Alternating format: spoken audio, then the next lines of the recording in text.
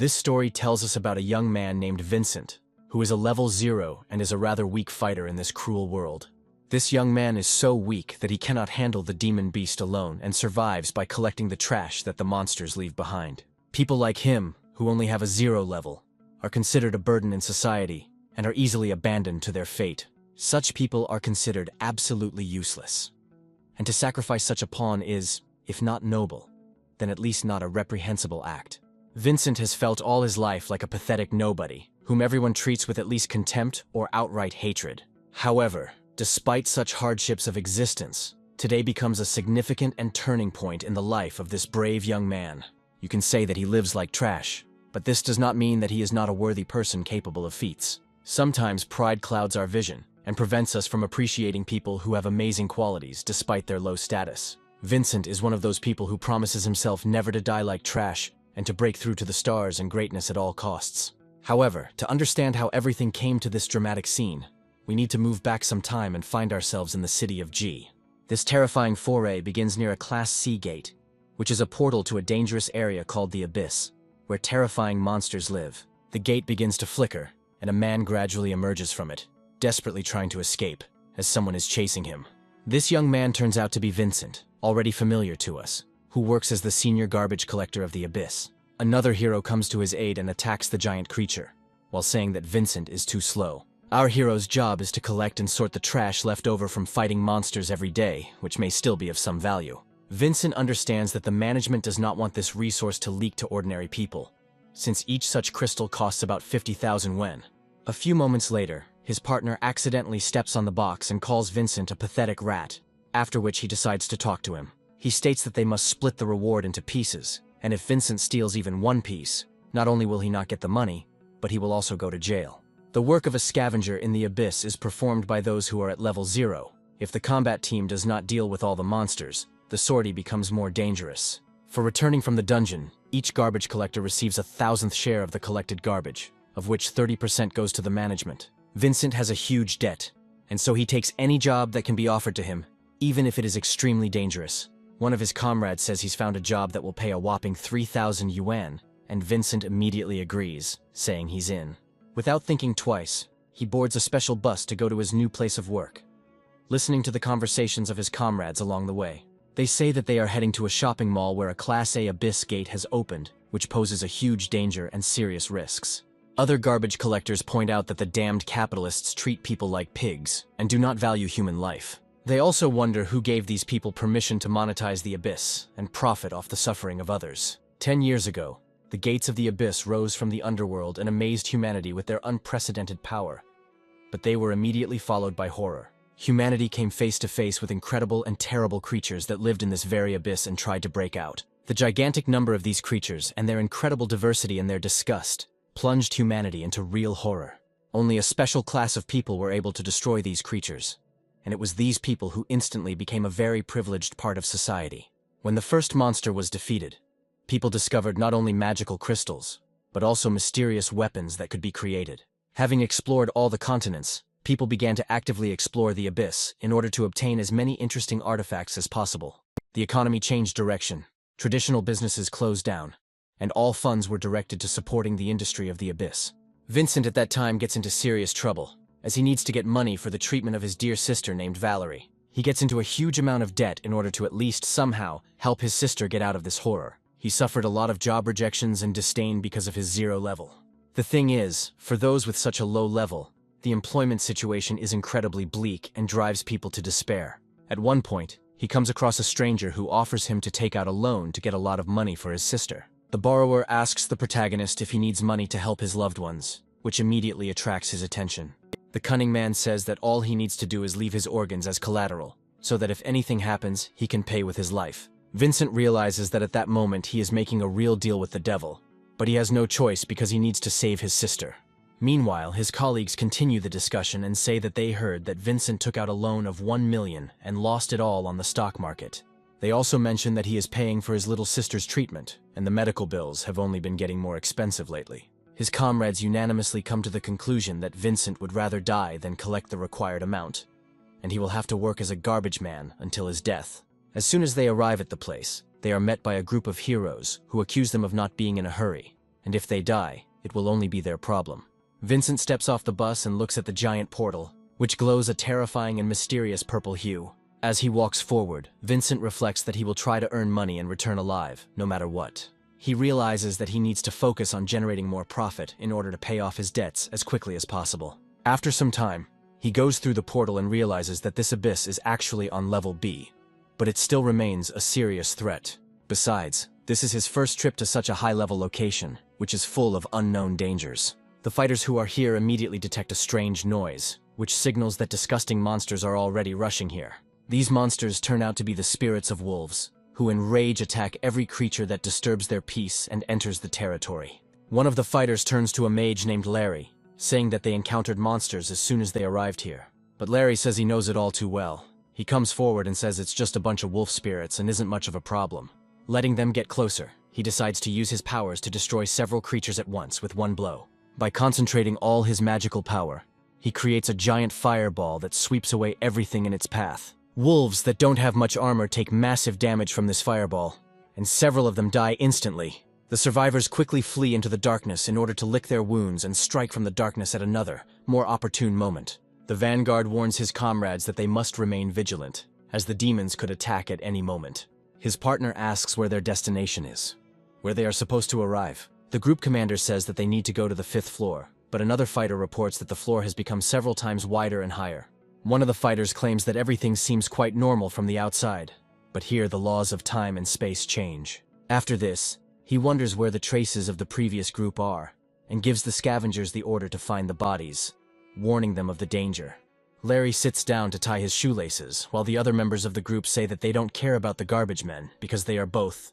Meanwhile, Vincent hears strange sounds and, out of fear, does not notice that he is walking straight towards a member of the hunting group. After a few steps, he hits his foot on Larry, who had been trying to tie his shoelaces the whole time. Unable to keep his balance, Vincent falls onto the cold stone floor, and Larry immediately falls too, losing his temper and telling him that he should watch where he's going. Vincent apologizes to his partner, but he decides to deal with the careless boy who allowed himself too much. He holds it up and says that it really irritates him when someone steps on the damn garbage. The group's leader asks Larry not to get distracted, as they have enough to do, and there are much more important tasks than trying to assert themselves at the expense of the garbage men. Larry gives the protagonist a dirty look, showing extreme disdain and irritation. After this, he throws him on the ground and says that if Vincent knows that he is trash, then he should not go near him. Vincent tries to tip his cap, thinking that Larry is just another arrogant jerk who is too stuck up. Larry, meanwhile, looks at the other garbage men and says that they are simply a dream team, after which he decides to turn towards his comrades. Vincent understands that people like him are called a burden or just trash by society just because they are at level 0. The class stratification of society becomes all too visible when it comes to power levels, and it is a very grim situation. However, all this time Vincent kept a secret that would soon make everyone change their minds about him, if not die of horror. The thing is that he only has one experience point left to move to the next level, and finally significantly strengthen himself. After a while, a wolf spirit suddenly appears behind them, and the other scavengers run away as they don't have any special skills to fight. Vincent looks at this wolf spirit in surprise, and realizes that no one from the battle group began to fight this creature. The system notifies him that this creature has extremely low health, and can die from just a few hits. Vincent quickly looks around to find some kind of weapon that will allow him to fight this creature. Luckily, he quickly finds some level 1 wooden items lying around, as well as a small wooden stick that might come in handy. Despite all the horror that this giant creature instills in him, he understands that it has a critical level of health, and decides to cast aside all doubts. Immediately after this, he rushes forward to take this equipment and hope for victory, since this is his only chance. He assumes a fighting stance in preparation for combat with the creature, hoping to find the right moment to strike. The monsters from the abyss do not have high intelligence, and therefore, for them, he is just another prey that is walking into their mouths. However, this wolf is a very dangerous opponent for a person who does not have serious combat experience and good equipment. Vincent rushes forward and manages to land a powerful attack on the monster's head. Overjoyed at his success, he jumps to the ground, but the system notifies him that he dealt 0 damage due to his weak equipment. The other scavengers looking at him wonder if he is really that stupid and doesn't understand that only a combat team can kill a monster. Vincent decides not to respond to this mockery, mentally realizing that he knew all this anyway, but he has no other choice. Unfortunately, his skills are at an extremely low level due to the fact that he has not been able to improve his stats until now. Vincent ponders that with such weak equipment, he won't be able to penetrate the defense of even the weakest monsters, and therefore, he needs to act smarter. Despite his weaknesses, he understands that he has some advantages that he must take advantage of to win. He is well aware of his situation, so he decides to rely on agility in order to gain the upper hand over this wolf. Vincent flies into the air, simultaneously dodging the wolf's deadly attack and forcing it to ease into the tree's hard roots. This time he gains a lot of altitude to inflict at least some damage on the monster, and hope that everything goes smoothly. Meanwhile, Larry laughs and notes that as soon as the Zeros see the monster, they immediately run, flashing their heels, because they can't do anything. The party leader says that if the monster is weak, you can earn some luck, but this does not work if the monster is a demon beast. He also states that they will keep the most expensive items for themselves, and everything else will go to the garbage collectors. One of the fighters informs the boss that apparently one monster survived, and points his finger in the direction of the shopping mall escalators. After listening closely, the combat team notes that loud screams are indeed coming from there. A demon beast is at work there. Larry lazily heads in that direction, saying that all the purple gear will be his and no one else should take it. Meanwhile, a brutal battle to the death continues in this place, as Vincent's plan does not work out the way he wanted. The huge wolf demon dodged the attack and immediately attacked him, biting into his shoulder to immobilize him. Vincent feels the incredible damage his body is receiving, but at the same time he experiences a sudden surge of determination. Grabbing a sharpened piece of stick, he shouts that he will never leave this world miserable and prepares to strike. The giant monster doesn't have time to react, and Vincent accurately thrusts a sharpened stick right into his eye. The system immediately notifies him that he was able to deal a fatal blow to the wolf spirit, thereby finishing off the creature. Vincent watches the giant wolf corpse fall at his feet and stands frozen for a moment, unable to believe that he has succeeded. However, after a little while, he decides to catch his breath to regain his strength, and joy gradually flows into his body. A wicked smile spreads across his face, mixing with the blood coming from his lip, which was split during the fight. Convinced that he was indeed able to win this fight, he begins to scream loudly, uttering a victorious cry. At this time, Larry, who was sent to search for the remaining scavenger who could collect supplies, begins to approach him. He arrogantly remarks that apparently a lone horse was able to defeat a low-level wolf after all. After this, he grabs him by the clothes and asks if he really considers himself a hero, accusing him of attempting suicide. He also adds that they didn't come here to drag out his body, but Vincent only smiles. He reminds that once a person reaches the first level, he can join a combat group and even get a specialty that will change his life. However, to do this, you need to think about how to gain experience points, since zero players cannot kill demon beasts. However, the hero finds a way to achieve this, risking his life for so many years to find someone wounded and finish them off. He waits day after day and gradually kills monsters, slowly but surely accumulating experience points to level up. Over the course of his time as a scavenger, he accumulates a solid amount of experience points, and this brings him to the current point. Once he kills the demon beast, he gains the final experience point needed to level up. Now he finally reaches 100% experience to level up and change his destiny. Vincent states with satisfaction that this was the only way to gain experience points, and he did not deviate from it one step. After this he smiles and says that finally his ideal conditions, which he had been waiting for so long, have been fulfilled. Larry looks at Vincent in shock, calls him a little shit, and asks if he was actually able to level up. Vincent feels an unprecedented surge of strength, and the system congratulates him on finally reaching level 1. However, this incredible triumph quickly disappears, as it turns out that he reaches the maximum level of the scavenger profession. Larry watches what is happening with undisguised surprise, as he did not expect such an unimpressive result. After a few moments, he finds it hard to hold back his laughter, and begins to choke right in front of Vincent. A moment later, he starts laughing openly, and says that he can't believe that even after reaching level 1, Vincent is still a garbage man. He apologizes, explaining that he simply can't help but laugh, noting that such a chance only comes once in a lifetime. But Vincent still remains a nobody. After this, he sternly states that his friends have long since left, so he will have to clean up everything here. Immediately after this, he turns to his comrades and says that his friends will not believe what he just saw.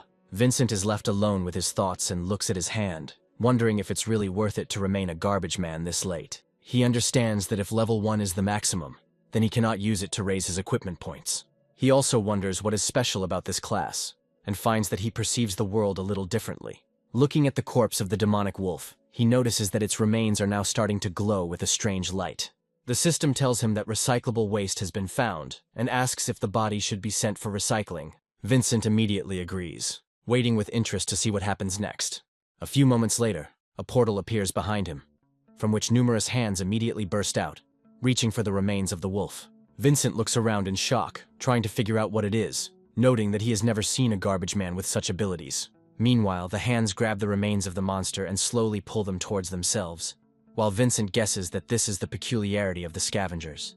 Just a few seconds later, these hands drag the prey into the abyss, and Vincent notices that it looks quite creepy. A few moments later, he receives a notification that increased production is being processed. Vincent patiently waits for the processing to finish, after which he receives new notifications about the obtained loot. Mysterious hands belonging to an unknown deity hand him the skill of the Phantom Dash, as well as 3 points of equipment. Vincent is surprised that you can level up with such things and opens the system summary of his characteristics. Upon closer inspection of this ability, he discovers that he needs to have 3 points of dexterity to use it. Making a quick decision, he decides to convert equipment points into dexterity points to learn this skill. The system informs him that all the conditions for using the Phantom Dash have been met, and then asks if he wishes to learn this skill.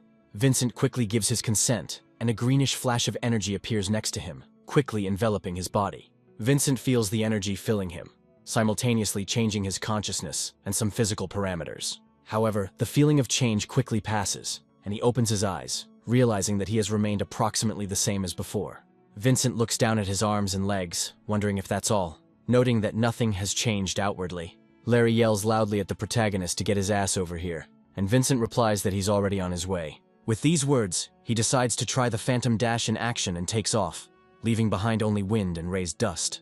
His speed increases significantly, causing him to even scream in fear, not understanding how to react to approaching objects. Of course, having accelerated to such speeds for the first time, he does not notice a snag in the way and immediately crashes into it, losing his balance. The dull sound of a human body hitting a stone floor echoes through the air, and Vincent begins to groan from the minor but annoying injuries he has received. He wonders if there has never been a person before who could have this skill, and could do it the first time. The system immediately tells him that the Ghost Rush skill is now charging, and Vincent says that this doesn't surprise him. After this, he finally gets to his feet and decides to dust himself off so that his clothes look at least remotely acceptable. He also decides to look around to understand what kind of work he has to do at the moment. However, upon closer inspection, he immediately freezes in surprise, because now he has discovered something that he could not see before. The main character is immediately attracted by the huge number of killed wolves, which can be processed to obtain a considerable amount of loot. Vincent calls his mysterious companions and tells them that the scavengers are an incredibly cool class. Vincent begins recycling his loot, earning an incredible amount of gear points that can be spent on enhancing his body. After a while, the amount of gear points received for recycling decreases.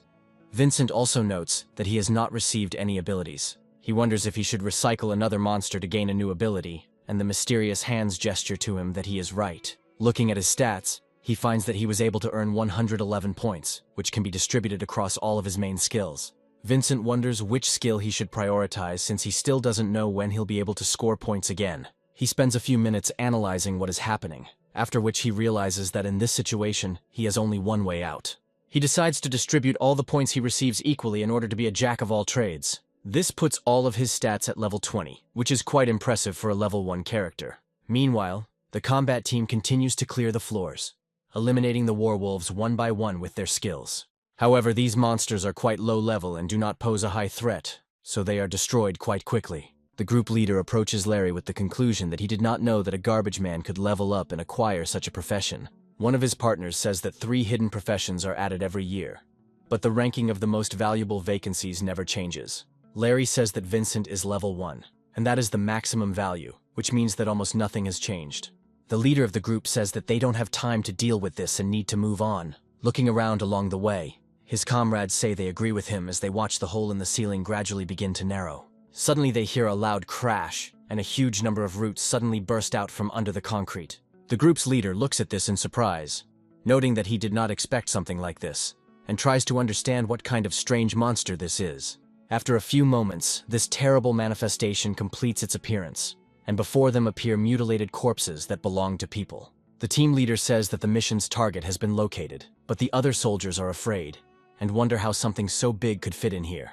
One of the fighters says that not even 2 days have passed since the transformation of the abyss, but everything looks as if they are already 10 years old. Another fighter says that they only encountered weak demon beasts, and this group was much stronger, but still failed. The group leader feels a strange touch, looks around, and everyone freezes, realizing that everything is not so simple here. Looking at the huge number of tree zombies arriving, he says that there are not only demon beasts living here, but also something more terrible. Meanwhile, the news reports that a void transformation has occurred in a shopping mall in one of the cities, and 27 people have gone missing. The group leader orders his comrades to get ready, as this fight will be much more difficult than the previous ones. The fighters begin to realize that they have been ambushed and are now surrounded, which means they will have to break through by force. Larry uses his fire powers to say that as soon as he wondered where the bodies were, they immediately came across them. He claims that the low-ranking demons lived here only to serve as bait for the real hell. A giant root located near them suddenly begins to move, causing a small earthquake. The group's leader turns around and says that they are now facing the final boss of this abyss, who is very dangerous. The system notifies them that they have encountered a poisonous abyssal plant, which is an A-class monster. Larry shouts to his comrades to keep their eyes peeled for any dangers that this monster may pose. He draws the attention of his comrades to the fact that the entire hunting party they just found has turned into very dangerous and active zombies. Vincent, meanwhile, goes about his usual work, working overtime and earning small bonuses for working overtime. The system informs him that he has earned an achievement for recycling 50 corpses, and he is very happy about it. A vortex from the abyss also appears next to him, preparing a reward for him. Vincent approaches it in anticipation.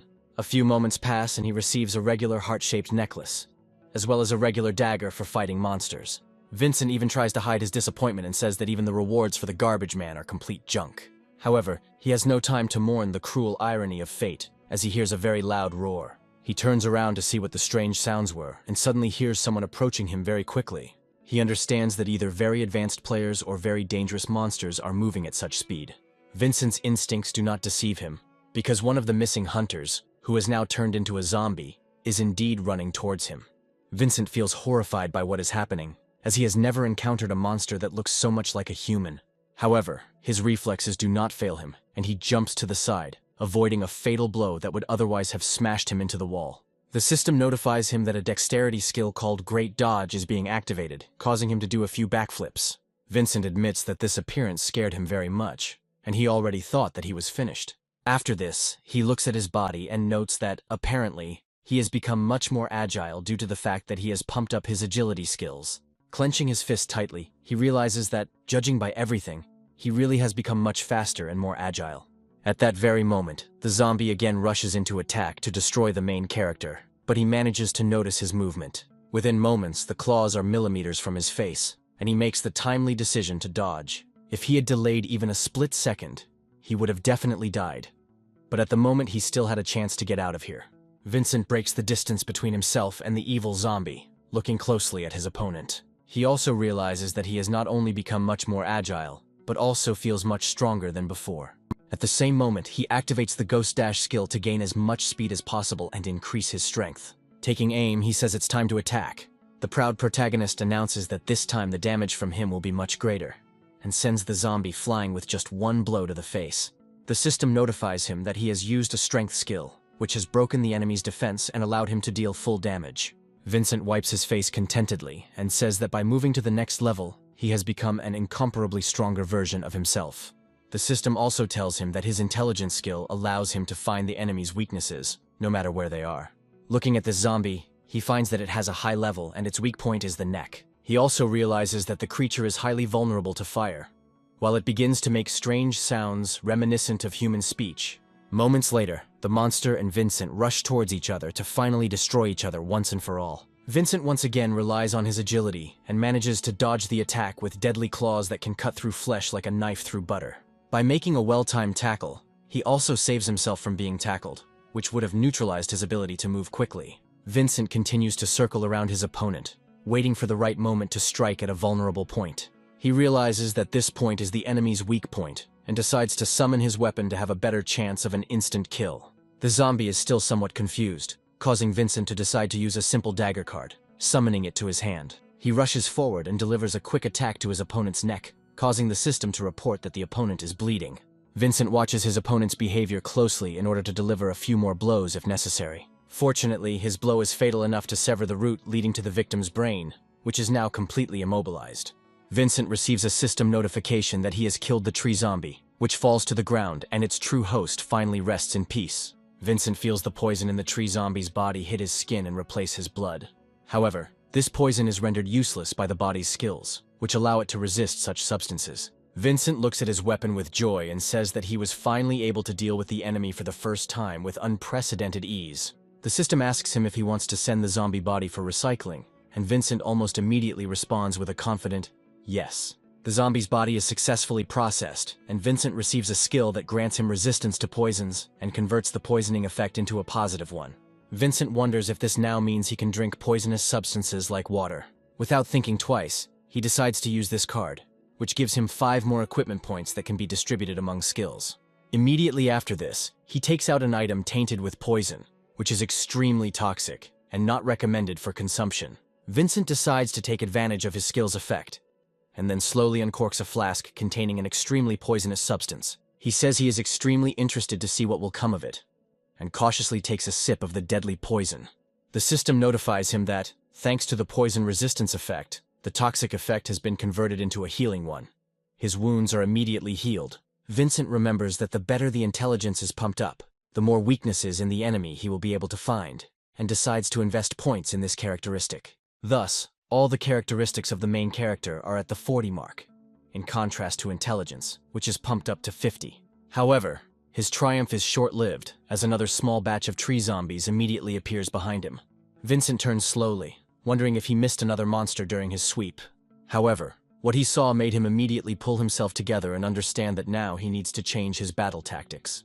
The reason is that he has now been discovered by a whole group of monsters that can destroy him in a matter of seconds. Vincent suggests that perhaps he should get away from here, but he is stopped by the words that hurt him earlier. He realizes that everyone treated him like he was a pathetic nobody and a completely useless piece of trash, but that's no longer the case. Vincent decides not to run away from these problems and grips his sword tighter, saying that he will show everyone who he really is. Calling upon his deity for help, he rushes forward, declaring that he will no longer allow anyone to look down on him. Meanwhile, the battle group continues to fight with other fighters who turned into zombies and fell in this battle. Zombies that were obtained from other fighters fight much more seriously than ordinary citizens who accidentally wandered here. The group's leader says that despite the fact that they are just corpses, they fight incredibly fiercely and strongly. He also understands that the carnivorous plant is still there and will have to be dealt with, but he still doesn't understand what to do with it. Realizing that they are outnumbered, he tells his team that they need to retreat immediately to regroup. Unfortunately, when retreating, they instantly lose one of their group members due to one of the fighters piercing him with his dagger. Another fighter also dies in battle with these monsters, and is immediately recycled into another brainless soldier. The group's leader tries to retreat with the surviving Larry, saying that these monsters are right on their heels. At a certain point, they reach the escalators, where the group captain pauses briefly to hold back the onslaught of these opponents. Larry continues to run away, thinking that he only came here for money and equipment, and it would be very stupid to die here. Looking at his captain, an eternal idea comes to his mind and he immediately casts a paralyzing spell in his direction. The captain turns to Larry and asks him what the hell he's doing, reminding him that they are on the same team. Larry claims that his actions are nothing personal and that his captain must sacrifice his life to stop these monsters. Immediately after this, he continues to run away, saying that he will pay for his funeral after he gets out of here. The captain tries to call out his offender who betrayed him, but he is immediately dealt several fatal blows. Larry reflects that he has nothing to lose by escaping, as he has collected a few items and will come up with an excuse for why the team died. However, after a while he bumps into Vincent and bounces to the side, losing his balance and quickly falling to the ground. Vincent looks at the man who spoke disparagingly of him, and realizes what he just did to save his pathetic life. Larry also looks up in surprise and doesn't believe what's happening, trying to understand how this man is still alive. Vincent asks him if he really just betrayed his captain just to escape without even trying to save him. Larry looks down slightly and discovers a huge number of monsters that are gradually being processed behind Vincent. He asks him if he really did all this, not believing his eyes and trying to understand how such a pathetic guy could kill so many zombies. However, a new plan is brewing in his cunning head, as he realizes that he cannot leave things as they are, because Vincent will give him away. After this, he takes a good swing and kicks Vincent, telling him that he should feed himself to these creatures to become stronger. However, due to the fact that Vincent has significantly upgraded his skills, this weak blow is blocked, and the move itself ends up in the direction of the attacker. Larry feels incredible pain and falls to the ground, after which he asks his opponent what he did, calling him a piece of trash on legs. Vincent calls Larry a scumbag and adds that being a traitor is even worse than being a pathetic piece of trash. Immediately after this, he makes a hand gesture for his deity to point his hands towards Larry. Larry tries to escape but is quickly grabbed by the legs and dragged into the abyss to be processed. The system informs him that the recycling process has been started, but Larry's body is still not sucked into the abyss. After a few moments, the deity's hands make a negative gesture, and the system notifies him that this garbage cannot be recycled. Vincent kneels down wearily and says that sometimes you just have to get rid of trash because you can't even recycle it properly. The system informs the protagonist about the improvement of the garbage processing skill and offers him a card of 3-minute experience of the Spellmaster. Vincent says that this gift came at a very opportune time for him and agrees to rework these skills and obtain them. Immediately after this, he uses the card and his body is filled with new energy as he gains the skills that Larry had. The system tells him that he has all the stats needed to cast spells while the monsters continue to arrive. Vincent watches the approaching armada of tree zombies, preparing to put his new skills to the test. Vincent tries to recreate the technique of using the fireball from memory, after which he folds his fingers in a special way. A few moments later, huge streams of energy burst from his hand, which are transformed into a powerful explosion. This explosion is so powerful that it shatters the glass on the entire floor and causes a small earthquake.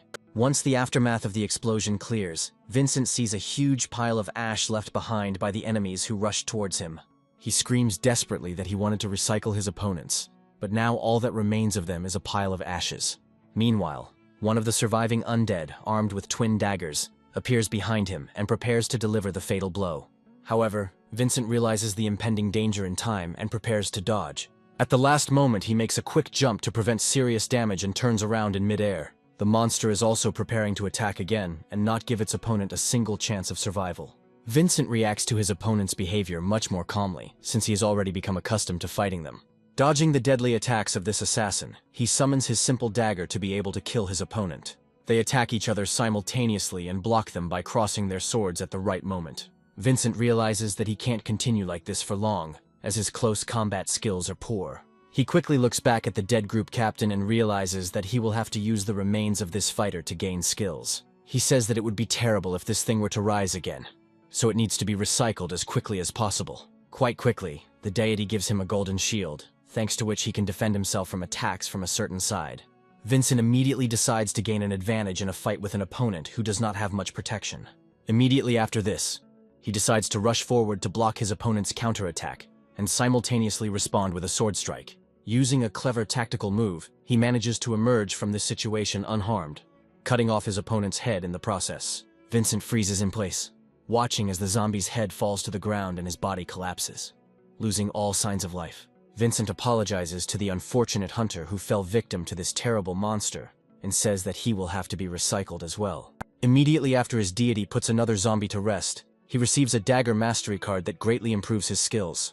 Vincent can now wield a dagger as if he were an assassin, and also gains immunity to piercing attacks. Out of nowhere, a huge number of tree zombies appear again, rushing forward in the hopes of tearing Vincent apart. However, our brave hero rushes forward, thinking that being a garbage man is not so bad, because you can constantly get unique skills.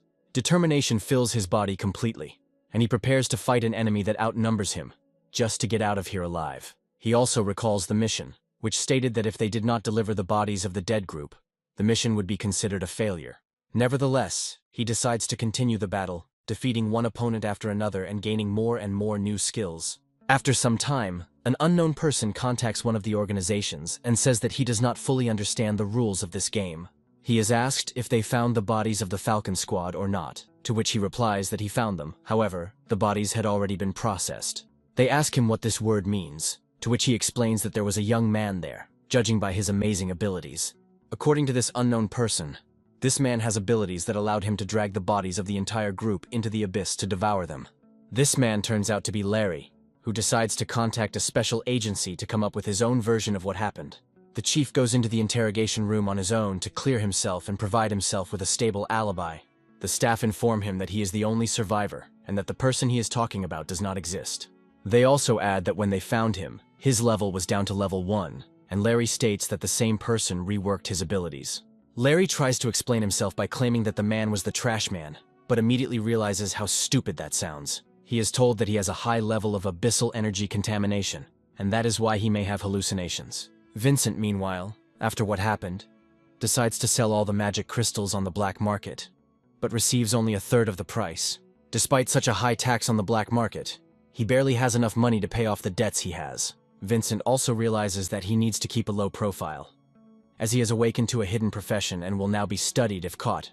Vincent decides to make as much money as he can while he is still free, no matter the cost. Thus, he finds himself in another battle group, which announces that they are going to go to a new abyssal portal that has just appeared.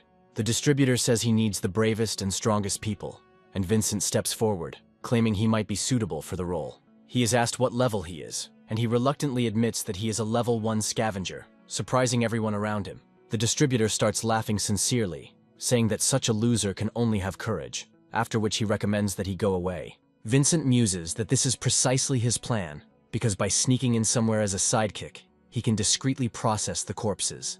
However, suddenly an unknown girl intervenes in the matter, who in a commanding voice demands that the distributor release Vincent.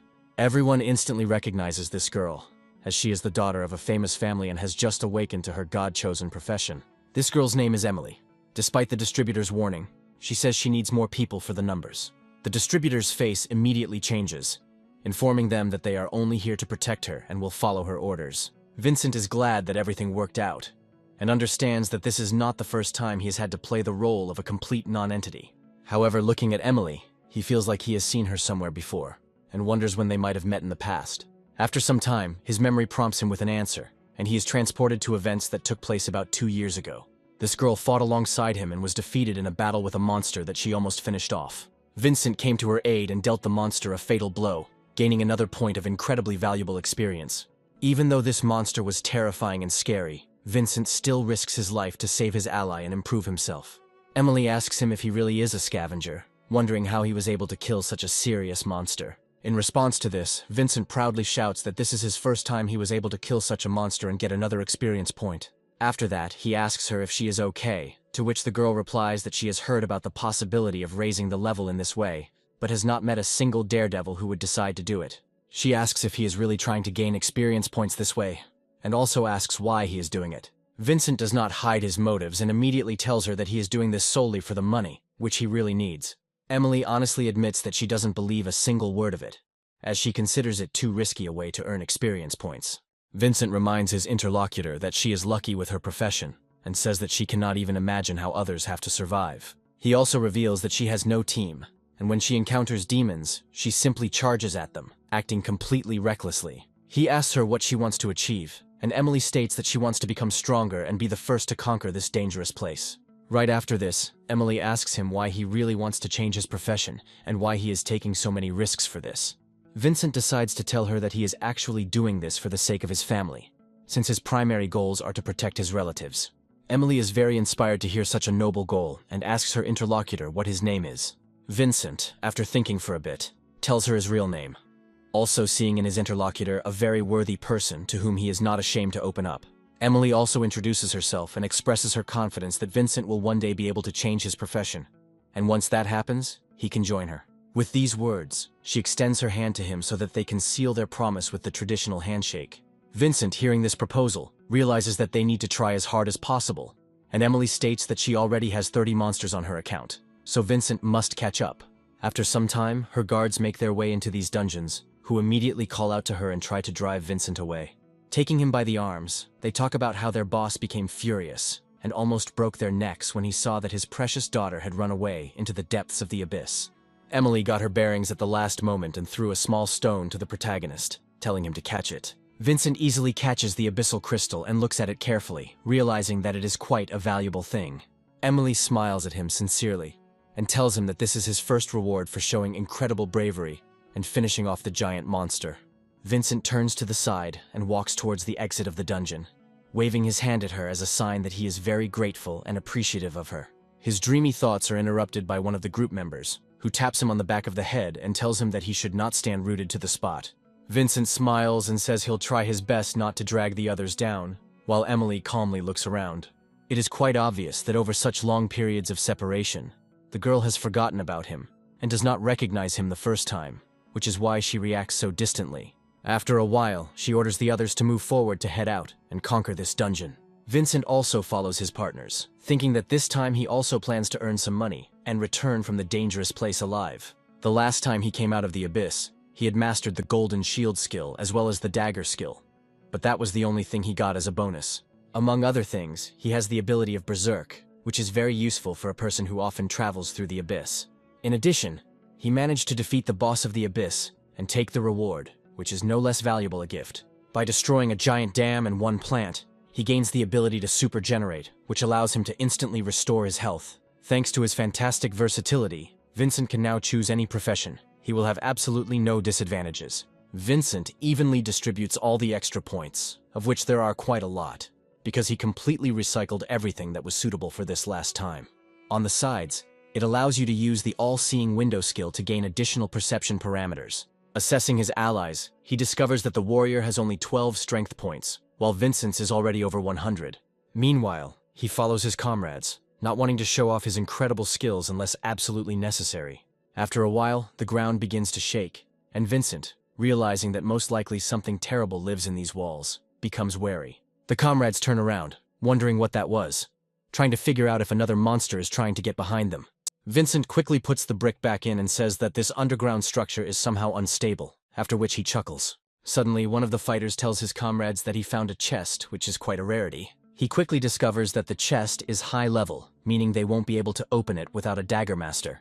Vincent takes a few steps forward and says that he can try to open this chest, since he has certain skills. His fellow housemates decide not to interfere with him and let him go ahead, after which he quickly begins to pick the lock. It only takes a few seconds and he successfully opens the chest, thinking about how incredibly easy it was to break into this structure. His comrade says that only a dagger master above level 4 can pick locks, to which he replies that scavengers are also capable of doing that. One of the fighters says that they will share the contents of this chest after the mission, after which the squad heads forward.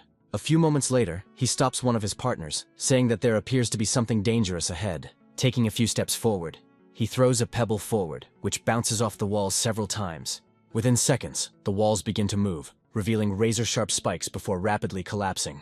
The partner asks the main character if he is really a newbie, to which he replies that he is an experienced garbage man and has often come across such traps. Emily continues to watch him but still doesn't say a word, and from the outside it may seem that she is deeply immersed in her thoughts. The rest of the group are very impressed by Vincent's skills, while he muses that he saw through the traps due to his heightened intelligence. One of the players hands him a reward, which is a broken head that can only be used in the first level. Vincent thinks about how his allies still think he's pretty useless, then continues on his journey, and they find themselves in a large room. The system tells them that they have entered a reward room, which contains no monsters, only great rewards for overcoming the traps. Emily says that it is too early to rejoice, since it could be a trap, while the warrior states that of all the rewards here, the only one he sees is a stone slab. Without thinking twice, he takes the slab out of the bowl in which it was steaming and says that they can turn around and go home. After a few moments, a fountain of blood begins to gush out from this cup, and the system notifies everyone that the blood test is about to begin. Emily calls her ally an idiot, saying that this is not a room number, but a regular trap designed for fools. Quite quickly, the bloody nightmare emerges from the dense fog, which is a terrible creature with incredible strength. Emily opens her inventory and takes out her weapon, advising the others to prepare for a withdrawal to destroy this monster. Within moments, they find themselves surrounded by various monsters that are the minions of the bloody nightmare. Vincent muses that he only needs to fight at 25% of his strength to avoid revealing his secret. To do this, he uses a ring he recently found, which allows the wearer to choose how much their stats will be reduced. Of course, the reduction in characteristics is only temporary, so there is no need to worry about our hero. As the monsters begin to approach the group, Vincent decides to use the scavenger spirit skill to raise his stats. The rest of the team joins the fight as best they can, and fight back against the creatures of the nightmare. Emily also easily deals with her opponents, after which she turns towards Vincent and is surprised by his incredible success. The thing is, he managed to destroy the nightmare spawn in just one hit, even with reduced stats. Emily watches Vincent closely as one of the monsters decides to attack her, taking advantage of her agility. However, the monster has no idea how serious the opponent is that has come here, as Emily's reaction is at its highest level. Without moving from her spot, she makes a swift and deadly swing with her sword to cut down her opponent. Berserker wonders what is happening to these monsters, noting that they are blown to pieces with just one hit. He says that all of this seems incredibly suspicious to him, while the other monsters continue their onslaught. After a few moments, the nightmare creatures begin to take on human form in order to mimic the abilities of their opponents. Each death of such a creature actually feeds it with experience, thanks to which they only become stronger. The girl with magical powers praises the berserker, saying that he fights very well. However, after a few moments, their joy turns to surprise and fear as another nightmare creature appears out of nowhere. The berserker wonders what the hell is going on when suddenly the nightmare spawn strikes quickly and cuts off his arm. A moment later, a shrill scream pierces the air from the berserker, who is trying to cope with the incredible pain that is piercing his body. Some of the heroes lose hope as even beheading it does no good, and the thing turns out to be indestructible. The monster is about to finish off the berserker with one clear blow that should cut in half anyone who stands in its way. The warrior is already preparing to meet his fate and accept his death, but suddenly the blow of this monster stops. Emily jumps on the beast and quickly freezes it, commenting on how some allies are incredibly helpless. She prepares to destroy the Blood Nightmare's creation, and says that this enemy does not pose a threat. She will scold her allies, saying that they are too pathetic, and it is a shame that she went into the dungeon next to such worthless people. Oh, having destroyed the spawn of Nightmare, she calls her allies pathetic trash. Yet, despite her self-importance, the Blood Nightmares continue to respawn as if nothing had happened to them. The sorceress says that these creatures are too fast, and she does not have time to cast a spell to destroy them all. Vincent states that if the sword is useless against them, then it is better to finish them off on the spot with another spell, and rushes forward.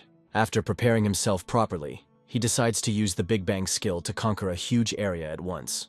The sorceress says that the Big Bang is a spell that is cast at a higher level, and is difficult to cast so quickly. She also asks herself how a first-level player is able to achieve such outstanding results. Meanwhile, the Bloody Nightmare still remains undefeated, and continues to rise again to destroy the trespassers. Several of the creature's minions rush forward to sink their razor-sharp teeth into Vincent's body. Vincent lets them get closer, then lets out a battle cry that instantly stops them, albeit for a very short time. The Blood Nightmare's creatures are shocked and remain frozen in place for a time, stunned.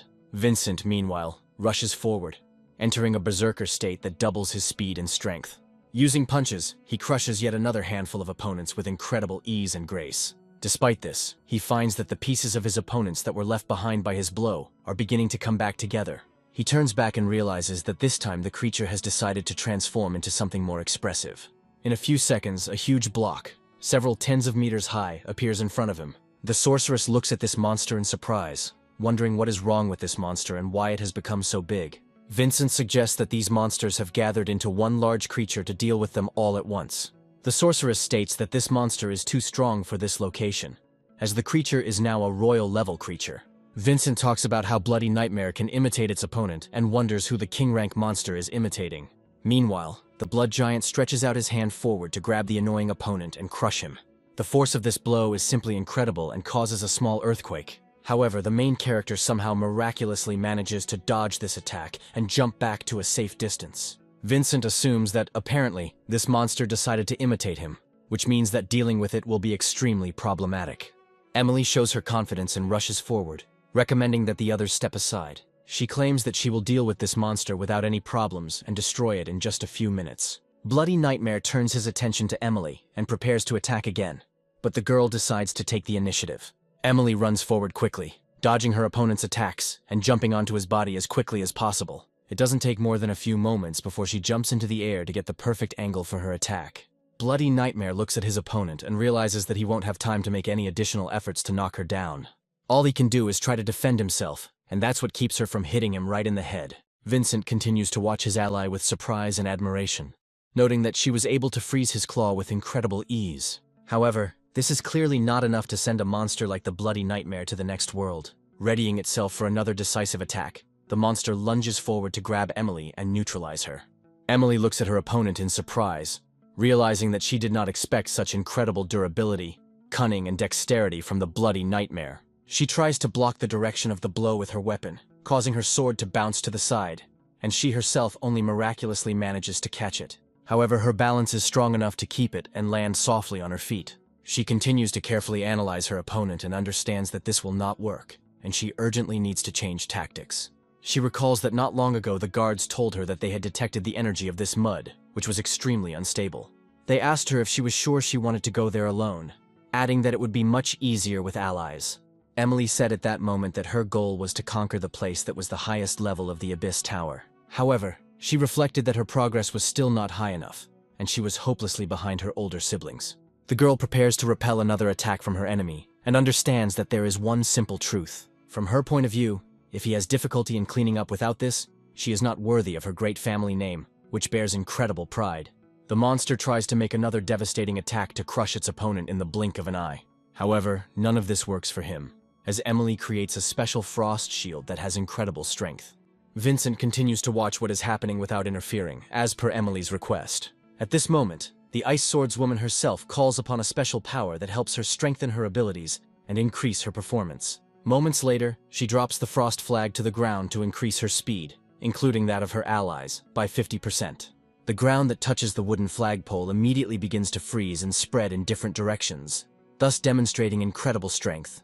A little later, a huge ice wave appears from Emily's side, which immediately absorbs the Bloody Nightmare, who did not have time to dodge it. The huge monster turns into an ice statue in the blink of an eye. But Emily realizes that the battle is not over yet, and now she needs to deliver the final blow. Rushing forward, she realizes that if the ice doesn't kill the monster, it will at least hold it off long enough for her to launch a series of attacks. Without a second thought, she rushes forward to perform a comet strike and deal a crushing defeat to this giant. Vincent continues to watch what is happening and says that he did not expect to see the power of God's chosen profession. He also wonders who will be stronger after all, while Emily realizes that her incredibly strong attack still has no effect. Emily's self-confidence and arrogance are indeed at a high level, which cannot be said about her fighting skills. Despite her best efforts, she was unable to cause any serious damage to the Blood Nightmare, leaving the monster still in full combat readiness. The giant monster attacks again, seeking revenge for the obvious insult it has just suffered. Emily continues to dodge the swift attacks and ponders how her strength still cannot compare to that of her siblings, and she begins to insult herself, realizing that she is the owner of a great family name, but still feels like an outcast and the weakest link. Words flash through the warrior's mind that she is a disgrace to the family, and should not leave the house because it is too dangerous without her. Emily realizes that to stop this from happening, she must become stronger, even if she has to start from an easier place. She confidently declares that she must deal with this monster herself, no matter what, to prove to herself that she is worthy. Thus, she manages to overcome her opponent's resistance and deliver a powerful blow to her enemy. However, her sword breaks. Vincent is surprised by such a sharp change in the balance of power and understands that now his ally will have a hard time. Emily herself understands that she has driven herself into a very uncomfortable position, because of which she can now not dodge the attack. Bloody Nightmare immediately decides to take advantage of this and delivers a powerful attack on the girl who came too close. Emily feels incredible pain that permeates her entire body, and hopes that someone will come to her aid in this difficult moment. The sorceress assumes that the Bloody Nightmare has just killed Emily, and suggests running to save her life. Meanwhile, Nightmare prepares to deal with her opponent and takes out her other hand to deliver a crushing blow. Vincent, realizing that he needs to prevent the irreparable and disrupt his rival's plans, acts decisively. He lunges forward, extending his arms to cast fire magic and interrupt the enemy's attack. The sorceresses and other members of the battle group look in surprise at the giant piece of the monster that falls towards them. It's only by a miracle that they manage to run to the side and discover that the Bloody Nightmare has lost his arm, as if it had been cut off. Emily quickly comes to her senses and gets to her feet to look around and figure out what she needs to do. However, her attention is immediately drawn to Vincent, as he was able to impress this queen with his powers. Meanwhile, the main character himself rushes forward to continue distracting the monsters and give his allies time to regroup. He also uses the skills from the Seeing Eye to find weak points in his opponent's body and take advantage of them. Vincent muses that if this monster reaches the royal level, it will be able to survive under any circumstances and lose all meaning. At this point, he lights a ring that lowers his stats, realizing that there is no point in holding back since their lives depend on it. With his full strength restored, he uses another fireball skill to deal massive damage to his enemy. The Bloody Nightmare rushes towards its opponent to seize them with its jaws. Vincent continues to maneuver, dodging one after another to delay his opponent and wear him down. The sorceress says that Vincent is incredibly fast and acts as if he is not a garbage man, but some kind of extra-class player. Vincent, meanwhile, continues to masterfully dodge every attack his opponent throws at him. With incredible grace, he lands on his feet, then takes an extra sideways jump to avoid area damage. He realizes that once he can find the Blood Nightmare's weak spot, they will all be saved. At this point, he sends several fire blasts into his opponent's body at once to find the weak spot. Vincent reflects with disappointment that no matter what part he blows up, it still grows back, and he still hasn't noticed any weak spots on his body. After a few moments, the idea occurs to him that perhaps this creature is being controlled remotely, and he turns to his comrades. He asks them to kick him a stone tablet that was in the blood bowl and contained some data. Taking proper aim, The warrior kicks the tablet towards him so that it reaches its target accurately. The system notifies Vincent that he has passed the intelligence test and says that by deciphering the ancient spell, he will be able to lift the curse. Vincent only has time to read this much before the bloody nightmare suddenly decides to intervene and reaches out with his hand to grab the stone slab. Without thinking twice, he immediately sends this slab into his mouth, and it immediately disappears into his jaws. An eerie glow begins to emanate from his body, and the system reports that the bloody nightmare has entered invincible mode. Emily wonders what happened and why the monster froze, to which Vincent replies that they are in big trouble. The protagonist states that now this monster has entered an invincible mode, which means that its skills have been significantly enhanced. Emily finally decides to approach him and says he looks familiar, asking if they could have met somewhere before. Vincent looks at her in surprise and says that they met 2 years ago in business, and back then he was a garbage man who earned experience points. He also states that Emily witnessed him gain his first experience point in his life, and Emily remembers everything. She says that she has now remembered everything and tries to guess the name of the main character, calling him William, after which he corrects her. She kindly says that she had no idea that he would already be able to replace the profession. Vincent smiles and says that he is now a level 1 scavenger thanks to being able to accumulate the required amount of experience. Emily looks closely at her comrade and realizes that he has risked his life and accumulated points time and time again. She also notes that this is why he became so strong, and if you think about it, he even surpasses her in strength. Emily smiles and then says that even after all that effort, his profession doesn't sound very scary or cool. Afterwards, she recovers her sword, saying that the tablet will circulate inside Bloody Nightmare's body and she can freeze him. She also suggests a plan where she freezes the body while Vincent tries to find the tablet to retrieve it. Vincent says that one head is good, then holds out his fist to her, saying that they can defeat this monster together. Emily looks at the lucid Vincent and realizes that he has a fighting spirit that she can respect. After this, she extends her fist to him with a smile, saying that everything will work out if he doesn't get in her way with his feet. Other members of the battle group say that they may not be as strong, but they are still ready to fight to the end. Vincent praises his allies for their enthusiasm and says that they should go together, and that way they will definitely get out alive. Meanwhile, Nightmare is almost done with his transformation procedure and is preparing for battle to destroy his enemies. Vincent analyzes his opponent and says they have 5 seconds before he goes into invincible mode, otherwise it will be a real massacre. After this, he states that these 30 seconds are their last hope, and they must return alive, no matter what. Berserker, watching what is happening, slowly repeats the last words he heard from the lips of the protagonist. Immediately after this, he raises the morale of himself and his allies, saying that they will definitely return alive. Emily also receives this major boost, feeling her weakness completely disappear and her regeneration rate increase by 15%. She turns away as Vincent continues to celebrate with his comrades, recharging himself with the incredible atmosphere of camaraderie. Emily smiles, realizing that even garbage men, who at first glance are just pathetic bugs, should not be underestimated. After this, she reunites with her squad and orders the soldier to monitor the monster's fury and keep it on him. The warrior immediately attracts the giant Bloody Nightmare's attention by giving it the middle finger to further insult it. This action is quite bold, especially considering the incredible size of the Bloody Nightmare that has been growing all this time. Compared to this monster, even a 2-meter berserker seems like just a bug, capable of nothing but being crushed. Emily, however, does not lose hope and asks the sorceress to target the enemy's regrown claws and cover Vincent. The girl decides to use a special spell to restore her mana and increase its potential.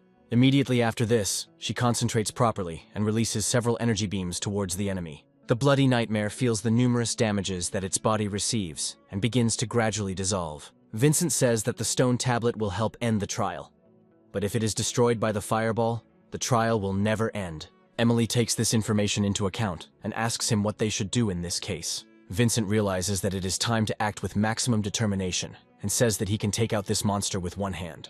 Emily guesses what he's getting at, realizing that this is pure madness, laced with incredible risk.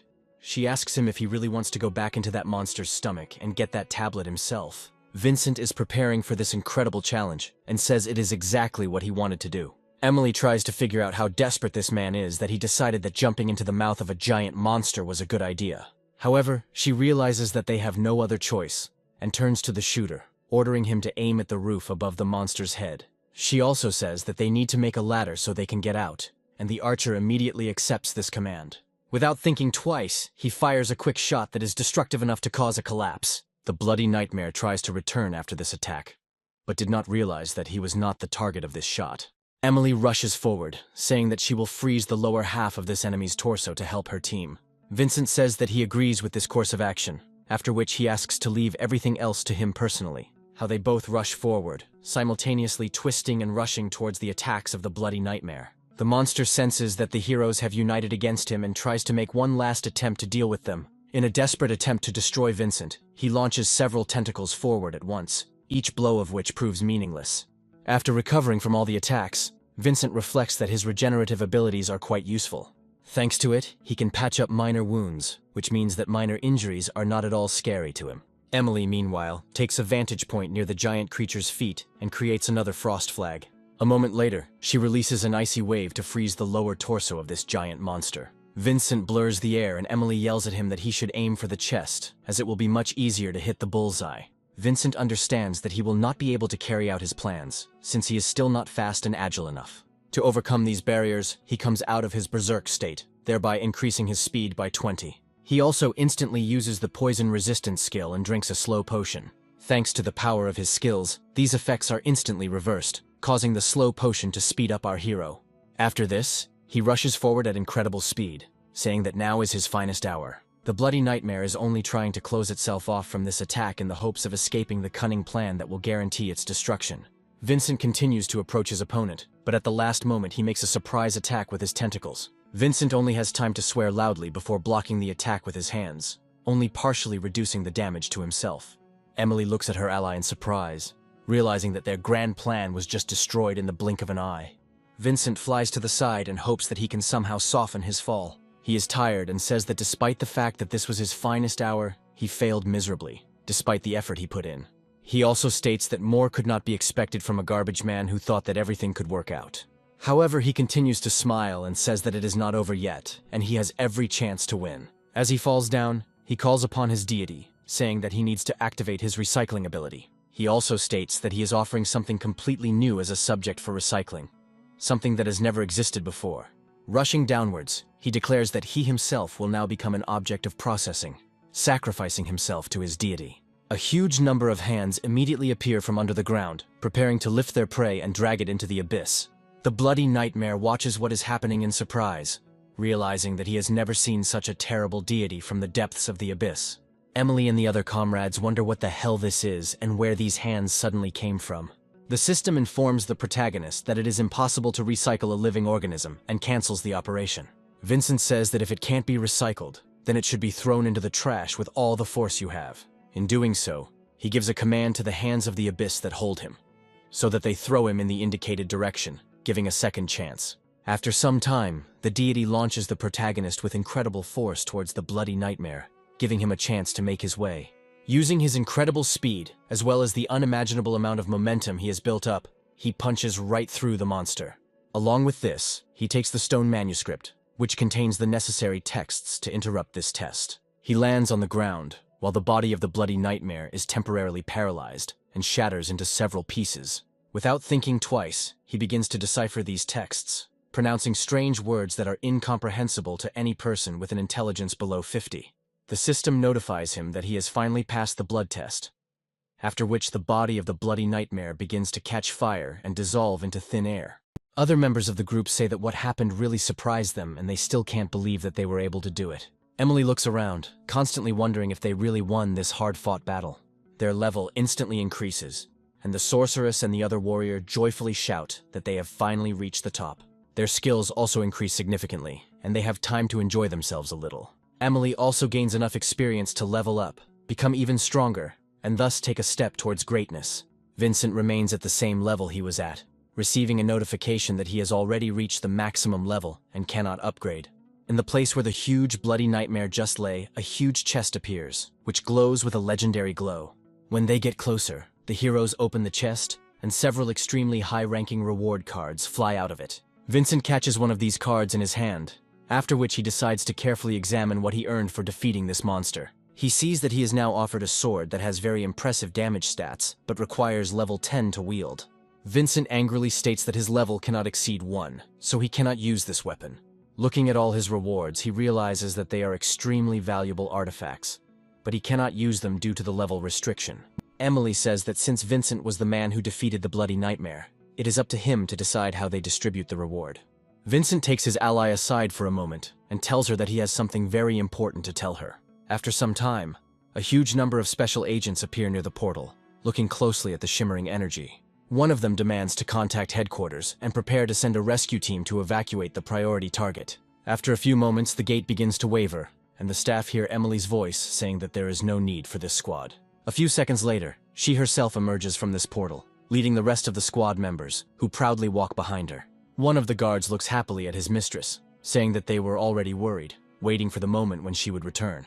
Correspondents say that nothing else was expected from Emily's family, since she was already able to clean up without difficulty, despite the serious rank of danger. Emily pushes her security guard away and begins posing for the cameras, saying that there is nothing she can't handle. After that, he smiles and says that in the end, she is a C-class hunter who is capable of defeating even greater monsters. For a few moments, we are transported back in time to the moment of that very conversation between Emily and Vincent. Vincent offered to sell her all these cards, saying that he would give her a discount out of friendship, and everything would come to 500 magic crystals. Emily agreed to this with surprise, to which he added that he also asked her to pretend that he had never been there and that she had done this cleanup herself. Emily was very surprised by such a demand from this man, but she quickly agreed, realizing that there was nothing wrong with it. Vincent also advised them to leave first, saying that he would catch up with them later since he still had things to do. Emily went about her business, thinking that Vincent seemed to want her to remain in his debt in some way. However, she decides that there is nothing wrong with repaying the person who helped her complete this test for his service. Vincent, meanwhile, is left alone with this strange stone slab and tries to figure out what can be done with it. Studying it carefully, he extends his hand towards it to summon the being that is inside this tablet. After a few moments, a small clot of energy appears from the cracks that are inside this stone slab. Vincent smiles, realizing that in front of him is none other than a surviving part of a bloody nightmare that miraculously managed to escape. He says that even such a pathetic creature as a nightmare would not want to be like trash, and allows others to step on him. With these words, he extends his hand and offers the bloody nightmare to become his strength. The creature agrees, and finds itself lifted into the air. The system tells him that the bloody nightmare has been successfully processed, after which the hands of the abyssal scavenger stretch forward. Moments later, Vincent is rewarded with an ability called Nightmare Body, which allows him to summon a clone of his host. Vincent understands that thanks to this ability, he will be able to create his own doubles at times when the situation requires it. He smiles and says that he can't wait to use this ability, and then rushes towards the exit of the dungeon. After a while, he finds himself in a fairly well-lit building, and can rest a little, and even order some food for himself. While the rest of the villagers are enjoying their sunny day, Vincent is busy with important calculations, thinking about how he should behave. He carefully checks his inventory to see which items might be of value to him, and which ones are best thrown away. He also reflects on the fact that he gave Emily all the equipment that required a high level, and now he will definitely not attract attention. After thinking for a while, he realizes that the scavengers are so inconspicuous that no one would notice if he started selling these items secretly. However, he comes to the comforting conclusion that no one would buy the garbage man's goods anyway. One way or another, he decides to process all the goods he has in his inventory to get something worthwhile. The system informs him that the equipment has been reworked, and he now has one standard point. Vincent tries to understand what just happened, and looks closely at the tutorial prompts that appeared in front of him. The system tells him that he has access to the recycling skill, and the standard point can be used to upgrade and create items. Vincent wonders if he should follow these hints, while the system recommends that he upgrade a regular dagger for 5 points. Vincent goes into painstaking calculations to figure out exactly what he needs to rework in order to get the required number of points. Once he has processed the required amount of junk, he puts 5 universal points into his dagger, thus fully repairing and upgrading it. Vincent smiles and realizes that this way he has gained access to the ability to infinitely upgrade his weak weapon. The system congratulates him on completing the training, and recommends choosing either a magic potion that restores mana or a stat boost. Vincent reflects on the fact that he doesn't need to level up his attributes right now, but he might have problems with mana. He understands that many unprepared guys often run out of mana and have to go back before they find the boss's lair. Vincent immediately selects the potion. The system congratulates him and informs him that he has learned to restore items. The system also says that to restore greenery he needs 6 points in any capacity. Vincent ponders the fact that glasses are needed to prepare greens, but he still can't figure out what the container is for. Without thinking twice, he turns to the cook and asks him for a few empty glasses for his own use. A few minutes later, he sits down at the table, holding 3 empty liquid containers in front of him. After quickly processing the trash, he realizes that the next step is now regeneration, and a strange icon appears above his head. Vincent looks closely at these icons, wondering if this is a mini-game that he must win. Some time passes, which Vincent spends trying to get the best possible results in this mini-game. As a result of the mini-game, he filled several containers at once with a large amount of mana potion. Vincent takes one of the containers and says that it looks strange, but is quite usable. Quite quickly, he decides to drink one of them to test its effect directly on his body. Unfortunately, the taste of this magical potion turns out to be quite disgusting, and Vincent realizes that it is similar to rotten eggs. However, the system immediately notifies him about the increase in strength and endurance indicators by a large number of %. Vincent happily leaves the establishment, thinking that today he will clear out another abyss for maximum effect. At the exit, he is immediately met by several thugs who ask if he is that Vincent. Vincent recovers and looks closely at those who decided to surround him, realizing that perhaps these are more debt collectors. One of the thugs says that only a few days have passed, but his behavior has already noticeably changed. One of them comes closer to him and puts his hand on his shoulder, saying that he was already thinking of reporting him missing, since he had been looking for him for a long time. Vincent steps aside and says that he has already paid off all his debts, so he has no dealings with the other bandits. The most brazen bandit says that paying the debt does not free him, since his contract is still in force. He also states that Vincent will be a garbage man for the rest of his life, before asking who he is trying to fool by acting tough. Without thinking twice, he punches Vincent in the arm, causing him to drop his glass of mana potion. Immediately after this, he starts laughing at him and asks what he feels so sorry that he can't even hold the glass. The other bandits begin to flex their fists and say that he was always disgusting to look at. Vincent remembers that according to the rules, using skills outside the abyss is prohibited unless you are a law enforcement officer. One of the bandits offers him a deal, saying that if he eats all the felt pearls one by one right off the floor, he will let him go. The criminal adds that he will even help him collect all the pearls, since in the end it is necessary to help the smaller brothers. Vincent turns around and says he'll agree as long as he kisses his ass first. The bandit immediately loses his temper and prepares to strike Vincent in the face and inevitably face consequences that he does not yet suspect. However, he suddenly stops, feeling his boss approaching, and asks him in surprise what he is doing here. Apparently, the boss is a man named Rodrigo Caesar, who belongs to the C-class hunting group. He approaches his subordinate and roughly grabs him by the tie, asking if they have gathered enough people. He replies that they need one more person. Caesar asks him where this last man is, who should already have been hired into the squad. Vincent tries to leave the place, but Rodrigo stops him immediately, turning to him. Before he can do anything, Caesar informs him that he has just hired him to join his hunting party. The bandit is surprised and says that this young man is just a garbage man, but Caesar remains adamant. He states that when entering the abyss under the red moon, all the monsters will be extremely ferocious, so he needs cannon fodder. Vincent understands that if we are talking about the red moon, then he will have to go through difficult times, because this is a very unusual and dangerous phenomenon.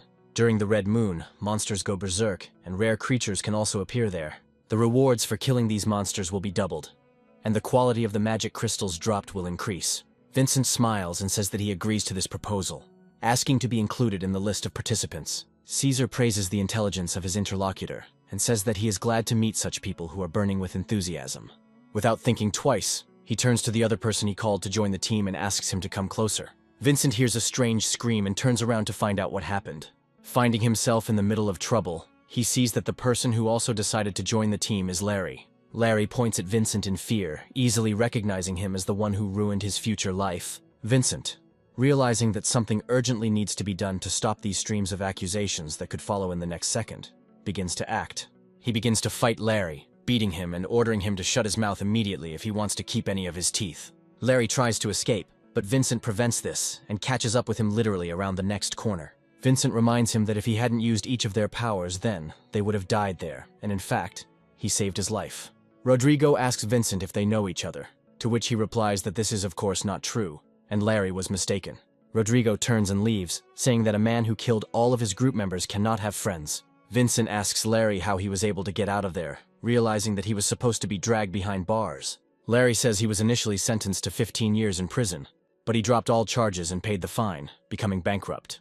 Larry immediately demands that he be compensated for all the damage he has suffered, but Vincent declares that one more word, and he will indeed recycle him as trash. Larry decides to shut up, and the group heads to the Sea City subway, where a new portal is currently being prepared to open. This portal looks incredibly threatening, But this does not stop our heroes from conquering this abyss. Vincent, Larry, and Rodrigo approach the portal so that they can each meet their new squad.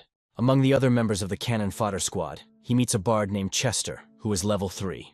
Vincent greets them and says that he is a level 1 garbage man, after which Larry does the same. Chester tries to cheer up the protagonist by saying that there is nothing surprising in exchanging your life for money, and they all understand him. After this, he says that their team needs a leader, and so, as a bard, he puts forward his candidacy to give commands. This team also includes a healer and a warrior, who do not make any expressions due to their lower level. Rodrigo approaches his team and says that in addition to the 6 main oath participants, this time they will be joined by 5 temporary ones. He also states that the temporary members are cannon fodder to reduce their losses and will be used as reconnaissance. Rodrigo also says that he doesn't have any hopes for them in combat missions, and if they encounter monsters, they should flee immediately. He also states that if they want to get the money, at least one of them must remain alive, in which case, all the money will go to the survivors. The cannon fodder squad's healer suddenly begins coughing grimly, and the warrior asks him if he is alright. The healer says that he cannot back out because he has 4 daughters, and he must feed them somehow. The warrior exhales tensely and says that he has a sick wife who is about to die, and he needs to risk everything to earn money for her treatment. Chester remains in the most optimistic mood, and joyfully chants victory cries to keep his men moving forward. The warrior says that there is a new face in their squad, to which Chester states that someone always dies in their squad. The warriors say they are more concerned that the face looks too relaxed for a man going to his death. After some time, their team goes into the mysterious catacombs and continues to explore them for some time. Chester turns to Larry and tells him that he is surprised that they haven't encountered any monsters yet, but Larry asks him not to croak. The healer says that it has become very cold here, to which the warrior replies that the temperature has indeed dropped significantly. Chester begins to complain that he knew he needed to dress warmer and decides to move on. After a while, he steps on a strange pressure panel, which instantly activates a mechanism created for only one deadly purpose. Vincent only has time to look up and discovers that a huge blade appears next to the bard, which is about to cut him into pieces.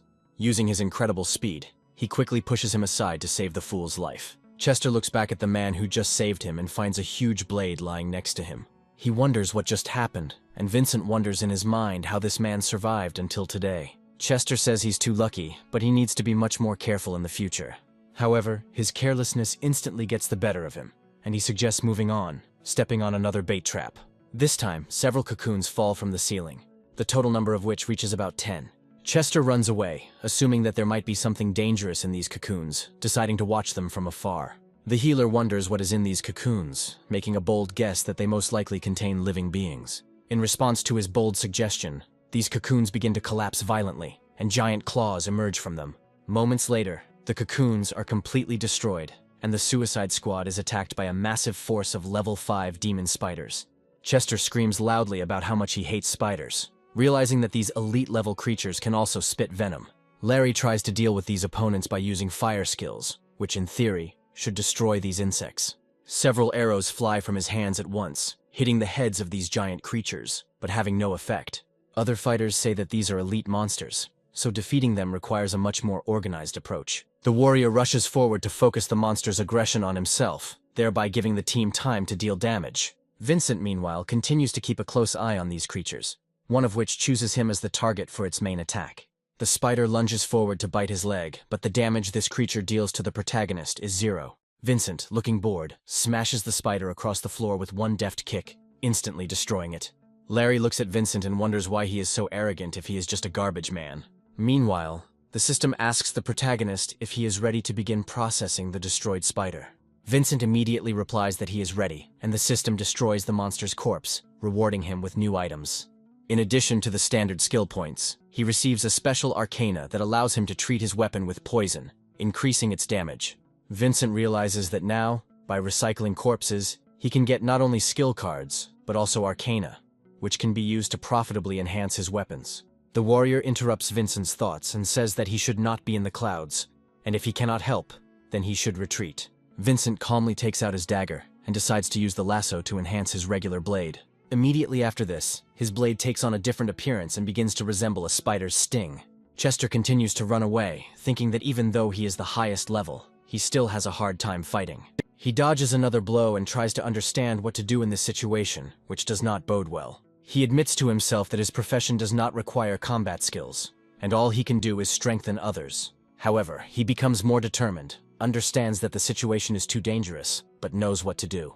Filled with incredible determination, he performs one of the popular songs to raise the morale of his comrades. Vincent is surprised by such a bad performance and wonders what is going on with this bard and why he is doing such nonsense. Hearing these amazing tunes, the spider becomes enthusiastic, and the system notifies everyone that these monsters have become stronger. Chester storms off, wondering what just happened, realizing that he must have played the wrong song. Without thinking twice, he turns around and finds one of the spiders rushing at him, ready to instantly tear him into small pieces. Luckily, an unfortunate fate befalls this monster, as Vincent comes to the rescue. Armed with his upgraded weapon, he cuts the huge insect into small pieces in a matter of moments. Meanwhile, the other members of the squad sense the additional strength of the monsters and realize that they need to retreat. The warrior understands that he urgently needs to come up with something that can save them from the clutches of these monsters. Otherwise, they will not be able to escape. Larry also doesn't have much success in fighting these monsters, as his skills are too weakened. Vincent rushes forward to save his careless comrades with his best weapon. Blow after blow, he destroys every monster that manages to stand in his way. Larry can't believe that he's suddenly been saved by the pathetic worm he's always hated. More and more monsters fall to the ground, cut into small pieces. Before his allies could even comprehend anything, he was already behind them, still holding his trusty blade. The healers and warrior turn to Chester, assuming that this guy did all this, and ask him to ignore the garbage man who did all the work. Vincent muses that the demon spiders are resistant to poison, which explains why his weapon wasn't as effective against them. Chester can't believe he's made any significant progress, saying he only wanted to strengthen other allies. Vincent muses that the monsters in this forest are not intelligent and will attack targets they cannot see. He also understands that in this case, the monsters will simply turn around and run away to regroup. The few spiders that are still alive begin to tremble, watching the main character. Immediately after this, they turn around and walk into the darkness, after which Vincent says that this is all too predictable. Larry watches what's happening and says that this is only the first location, and it's already so scary. Vincent reports that he has already processed a sufficient number of arcana and plans to leave only one, and exchange the rest for skill points. The exchange procedure is coming to an end, and because of this, he gains 54 attribute points that can be spent profitably on himself. Larry lights a torch and the group decides to move on now that they have some time to rest. He also says that their mission is to advance as far as possible, and now they must be much more careful. He also states that they don't need to fall into traps, and Vincent just chuckles, realizing that he's only talking about himself. Looking around, he suddenly discovers a strange mirror, which is somewhat similar to a portal. The system gives him information that it has discovered a secret berserker zone that contains wonderful treasures. He notes that such zones are caused by the red moon, and wonders if he should explore one. In order to avoid suspicion, he turns to a bloody nightmare to create his own double. After a few seconds, a silhouette that vaguely resembles Vincent forms from the bloody something. Vincent tells his double that he should hang around with them for a while, adding that he will then take him back to his place. Chester turns around after a while and finds Vincent running towards him, asking him where he has been. Vincent doesn't answer him, and Chester tells him that he shouldn't get up because otherwise he might die. Meanwhile, the real Vincent goes ahead to explore this secret area that engulfs him in its radiance. After some time, he finds himself in a strange place, which often resembles a large sandy cave. This cave turns out to be quite shallow, and Vincent quickly finds a way out of it, finding himself in a giant arena. This arena may initially appear empty, but Vincent begins to hear a strange chirping sound above him, indicating that someone is there. He manages to raise his head and discovers a giant spider, which is lurking in ambush and is already preparing to fall on him with its body. He manages to jump back at the last second and save his life from certain death, since this monster is too strong. Vincent understands that he now faces a serious battle against a rather formidable opponent. This enemy is none other than the Spider Queen, who sits in this place and devours everyone who enters here. Vincent shows off his agility as he continues to dodge these attacks and draws his dagger to destroy the boss. To begin with, he decides to weaken his limbs so that the rest of his attacks will be much less risky. However, once the smoke from these strikes clears, it becomes obvious that these strikes have not produced any visible results. Vincent wonders what the hell is going on here, and why there isn't a single scratch on the creature's paws. Meanwhile, the queen rushes into another attack to smear the main character against the wall. Vincent manages to block this attack, partially reducing the damage, but the inertia he received sends him flying several tens of meters.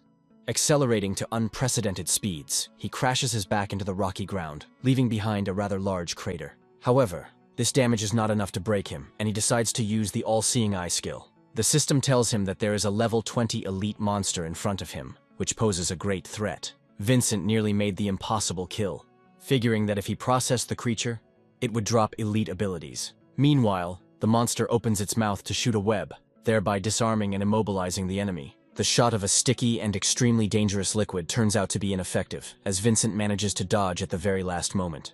At that very moment, he is about to rush into the air to take the most suitable position for an attack. He takes good aim and then decides to use the Big Bang skill to deal fire damage to the spider.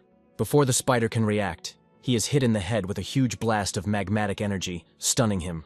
However, these injuries also turn out to be not significant enough to break the will of this creature. In response, he releases another web, but this attack also fails. The spider decides not to give up and continues to shoot a huge amount of web towards Vincent, who, using running bed, turns away from it. Vincent realizes that this spider is fireproof, meaning it is not afraid of flame, and he needs to come up with something more suitable. Without thinking twice, he decides to close the distance with his opponent, realizing that in this case he will have to rely on brute force. Vincent says he will kill the spider the classic way and prepares to strike with his blade. The giant spider realizes that he has made a mistake, but it is too late to get out of this situation. Vincent delivers a powerful blow, and the system notifies him that he has dealt critical damage to the enemy's weak point. By scratching the eyes of the giant spider, he makes it let out a loud scream that would be heard throughout the entire dungeon if the spider were not king here. Vincent says that the bites of level 5 demon spiders are poisonous, but larger spiders are not resistant to poisons. He also understands that this is most likely due to changes in their defenses and ability to reproduce, since they no longer have to hunt alone. The giant spider realizes that he must urgently respond to such an attack with something unexpected. Vincent is actually caught off guard by the main attack and webbing, and realizes that he won't be able to dodge it anymore. The spider creates a giant web and spins it around itself to knock down the opponent. Thus, the main character finds himself covered in webs and loses the ability to move at the same speed. Sensing the scent of easy prey, the giant spider moves closer and closer to the main character to deal with him. Vincent relishes the fact that his plan is going exactly as he wanted, and activates a berserker state to quickly get out of the web. Within moments, he breaks all the bonds that restrict his movements, preparing to break forward. Without giving the spider a chance to react, he rushes forward, preparing to deliver a monstrous attack. This blow is so powerful that several eyes fly out of the sockets of this giant creature. Among other things, this attack rips off the giant insect's head, sending it to the next world forever. The system offers him an upgrade to the RK version of the cards, which can either increase the duration of the rage or enhance the display. Vincent carefully analyzes these options, realizing that with one of them he will lose health until he dies. He also notes that choosing more reliable options would be logical, but this spider is an unusual monster. He understands that if he chooses the first boost, he will undoubtedly upgrade himself, but this drain of health is too much weather effects. However, he still decides to go with this option, since the strength of the regenerative ability of this side effect will be less noticeable. Vincent also understands that choosing this buff will allow him to deal damage to those with high resistance to physical damage. Meanwhile, the giant monster crosses several very interesting cards that can be recycled or sold. Carefully choosing each of them, Vincent stops his choice on one of the cards that he finds most attractive. He understands that he has chosen equipment that he can officially take from the abyss, and it will bring him a good income. Immediately after this, he summons his deity to recycle all the remaining monster remains and rewards that dropped from him. Vincent watches as a huge number of hands gradually pull the giant island of this spider into the abyss. He also wonders what kind of reward he will receive for refining such a gigantic, high-ranking creature. The system rewards him with the ability to summon up to 4 newborn spiders that will fight alongside him and evolve according to their combat experience. Vincent finds this reward extremely significant, since now he can not only summon them, but also upgrade them. Meanwhile, the cannon fodder group continues their exploration and discovers a very interesting place. Chester says he didn't think they would stumble upon a mine in the abyss that was particularly valuable. The healer says that he had no idea that there could be so many magical crystals here, suggesting that the Red Moon is to blame for everything. Immediately after this, the healer decides to use a special skill that marks all objects within a 60-meter radius for allies. Now, every member of this group, including Rodrigo's squad, can see the deposits of valuable materials that are located here. Larry asks the healer if he is mentally retarded, saying that they could take the treasure for themselves. The healer says that this is all a stupid idea, since they would not have survived if Rodrigo's squad had found this place without their instructions. Larry realizes that his life really is worth nothing to those above him, and they really could be killed and written off as an accident. He recalls moments when he betrayed his people, considering them trash that he wouldn't mind throwing away. Incredible arrogance takes over for a while. But it is immediately followed by the incredible horror that he recently experienced. The oppressive feeling of the abyss into which he was almost dragged by the deity that Vincent possesses continues to haunt him day after day. This feeling created such a serious trauma in his psyche that he will not be able to get rid of it for the rest of his miserable life. After recovering from post-traumatic stress, he realizes that the damned bastard who walks around him and collects crystals is to blame for everything. He reflects on the fact that his level is low again, but it doesn't matter because he needs to raise some money. He takes a few crystals and muses that if he can get some good gear, he might be able to join the main force of the scavenging group. So he decides to steal some crystals to keep them for himself and get rich. The system suddenly notifies other players that they are trapped while in that location. A blast of laser energy passes Larry and the warrior, which is incredibly deadly.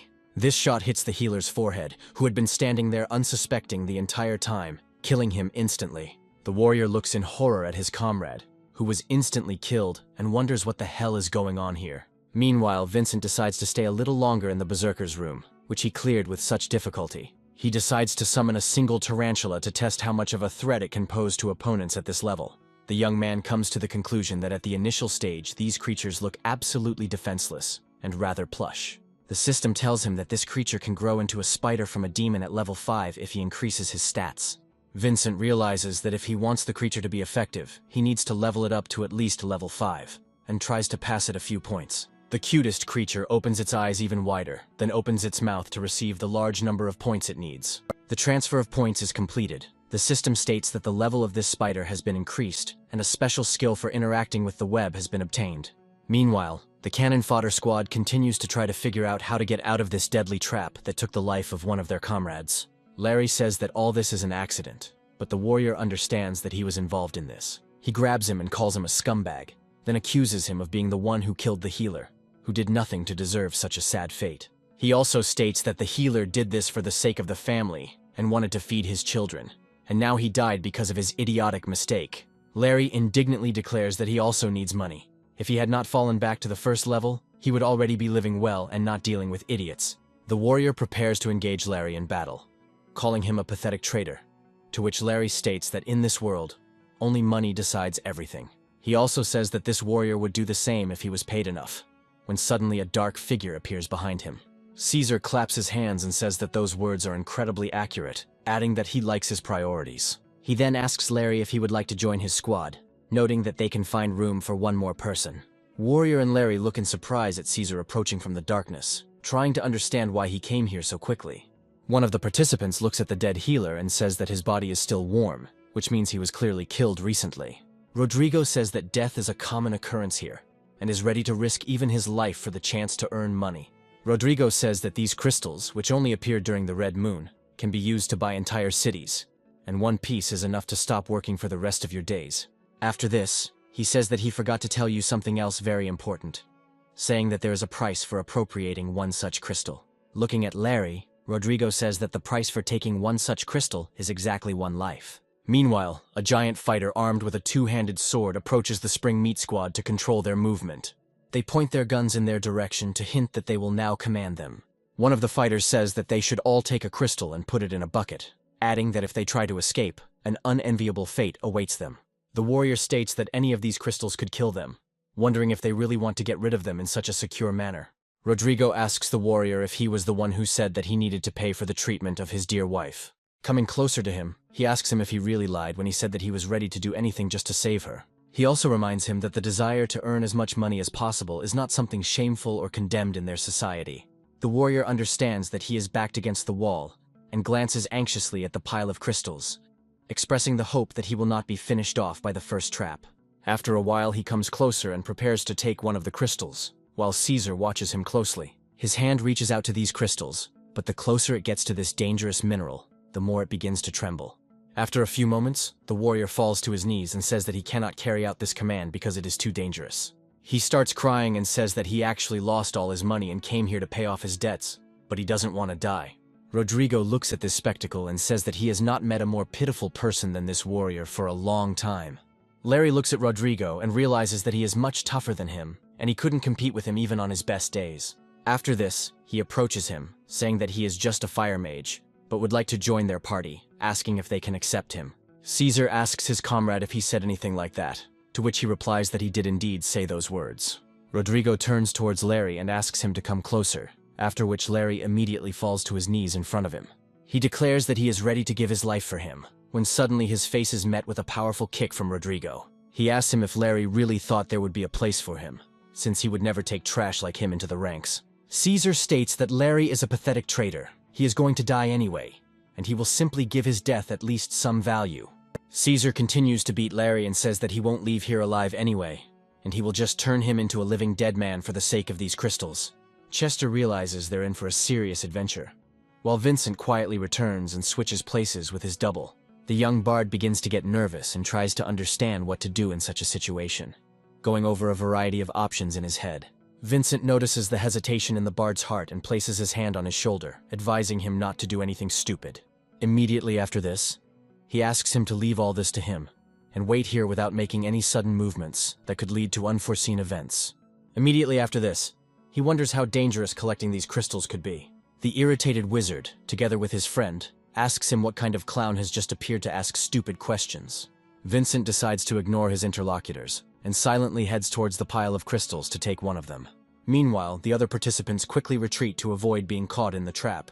Hiding away, they call him a bastard and say he should warn them before taking the crystals. Nothing happens, and the members of the battle group wonder if this young man was able to outwit even death itself, or if the trap simply broke. Vincent muses that even if this is a death trap, they will be lucky, and if he fulfills all the requirements, then it will only be earlier, or nothing will happen at all. He continues to collect a large amount of crystals, ignoring the fearful hunters from the battle group watching him. Rodrigo notes that the trap was not activated despite multiple attempts to take the crystals, and suggests that the man's luck is above 60. The wizard says he doesn't know of anyone who can have such a high luck score at level 1.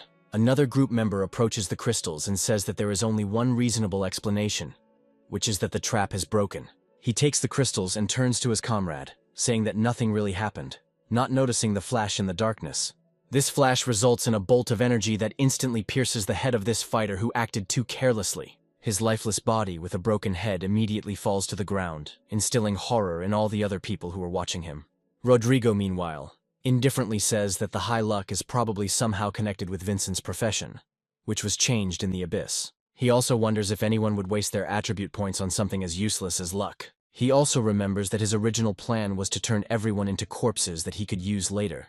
But now everything has changed. He states that he only needs Vincent, and the rest of the cannon fodder squad can simply be finished off. The warrior steps back and says that their chances are 0, since their opponents are the Blood Oath squad. Larry, who has already suffered a fair amount of damage, cowardly thinks that he has no choice. He grabs the crystal and runs away, hoping that he will be able to get out of this abyss and sell the crystal for a lot of money. Vincent turns to the side and wonders why Larry is running away, adding that they will take these opponents with their numbers. The warrior states that they are now outnumbered, but Vincent is not discouraged and says that they have enough people to defeat them. Suddenly, one of the fighters in the combat group hears a strange chirping sound and asks his comrade if he hears this strange noise. The warrior waves his sword and says that he doesn't understand anything, after which the wizard looks up. Quite quickly, he discovers strange humanoid spiders that are rapidly approaching the battlefield.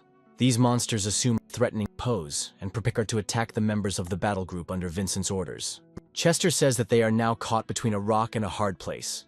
Vincent reassures him that he picked up the monsters along the way. Immediately after, he activates his enhanced perceptive vision skills to assess his opponents. One of the biggest threats is the enemy necromancer, who is level 20 and has serious skills. The next most powerful enemy is the enemy berserker, who is level 17 and wields a two-handed sword. Among other things, there are 2 enemy hunters here who are level 18 and can shoot a bow.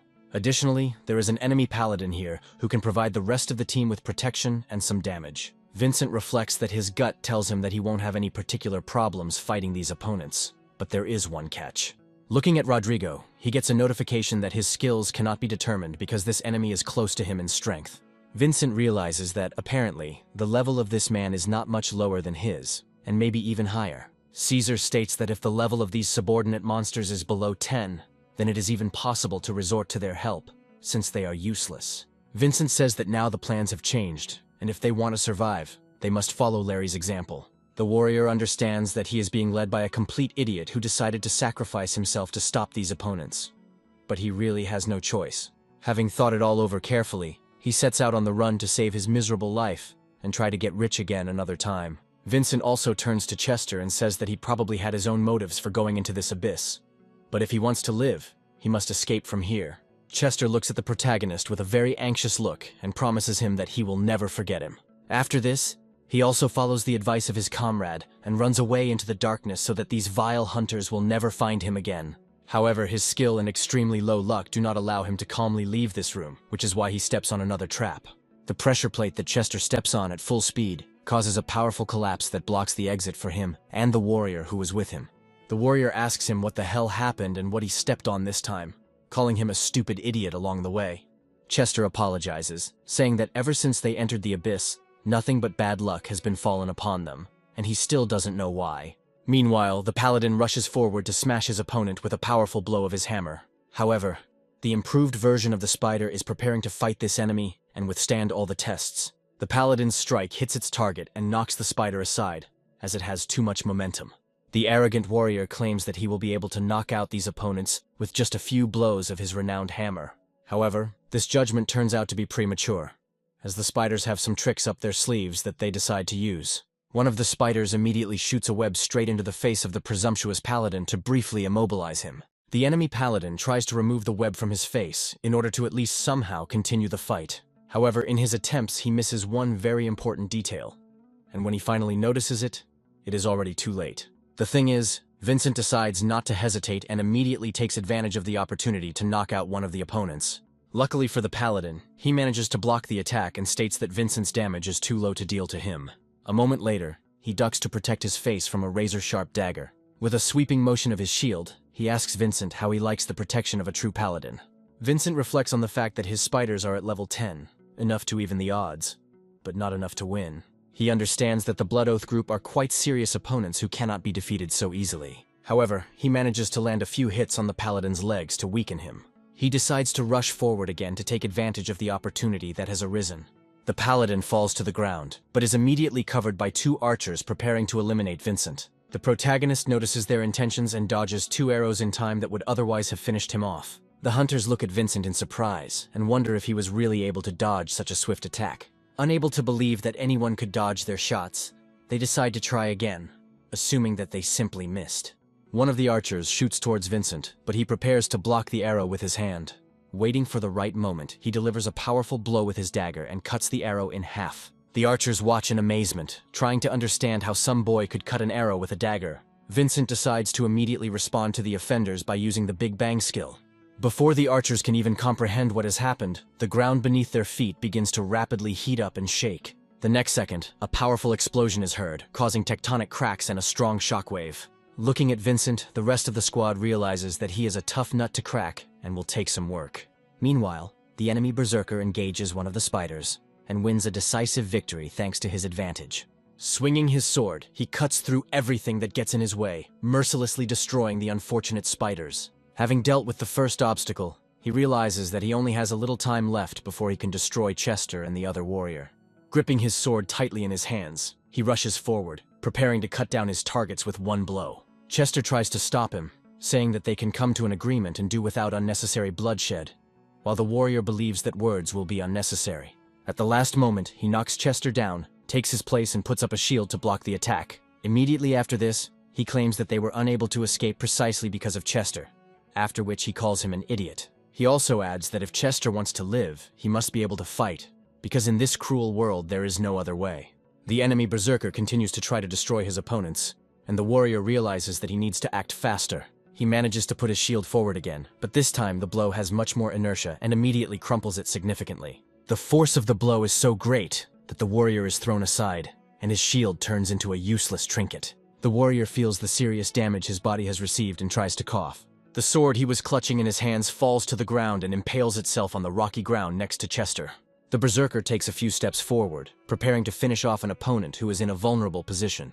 Nevertheless, the warrior rises to his feet, preparing to fight for his life to the last. He chuckles and states that he shouldn't have looked into the abyss, because his end was inevitable. Realizing that he won't succeed against such a strong opponent, he asks to finish him off quickly and painlessly.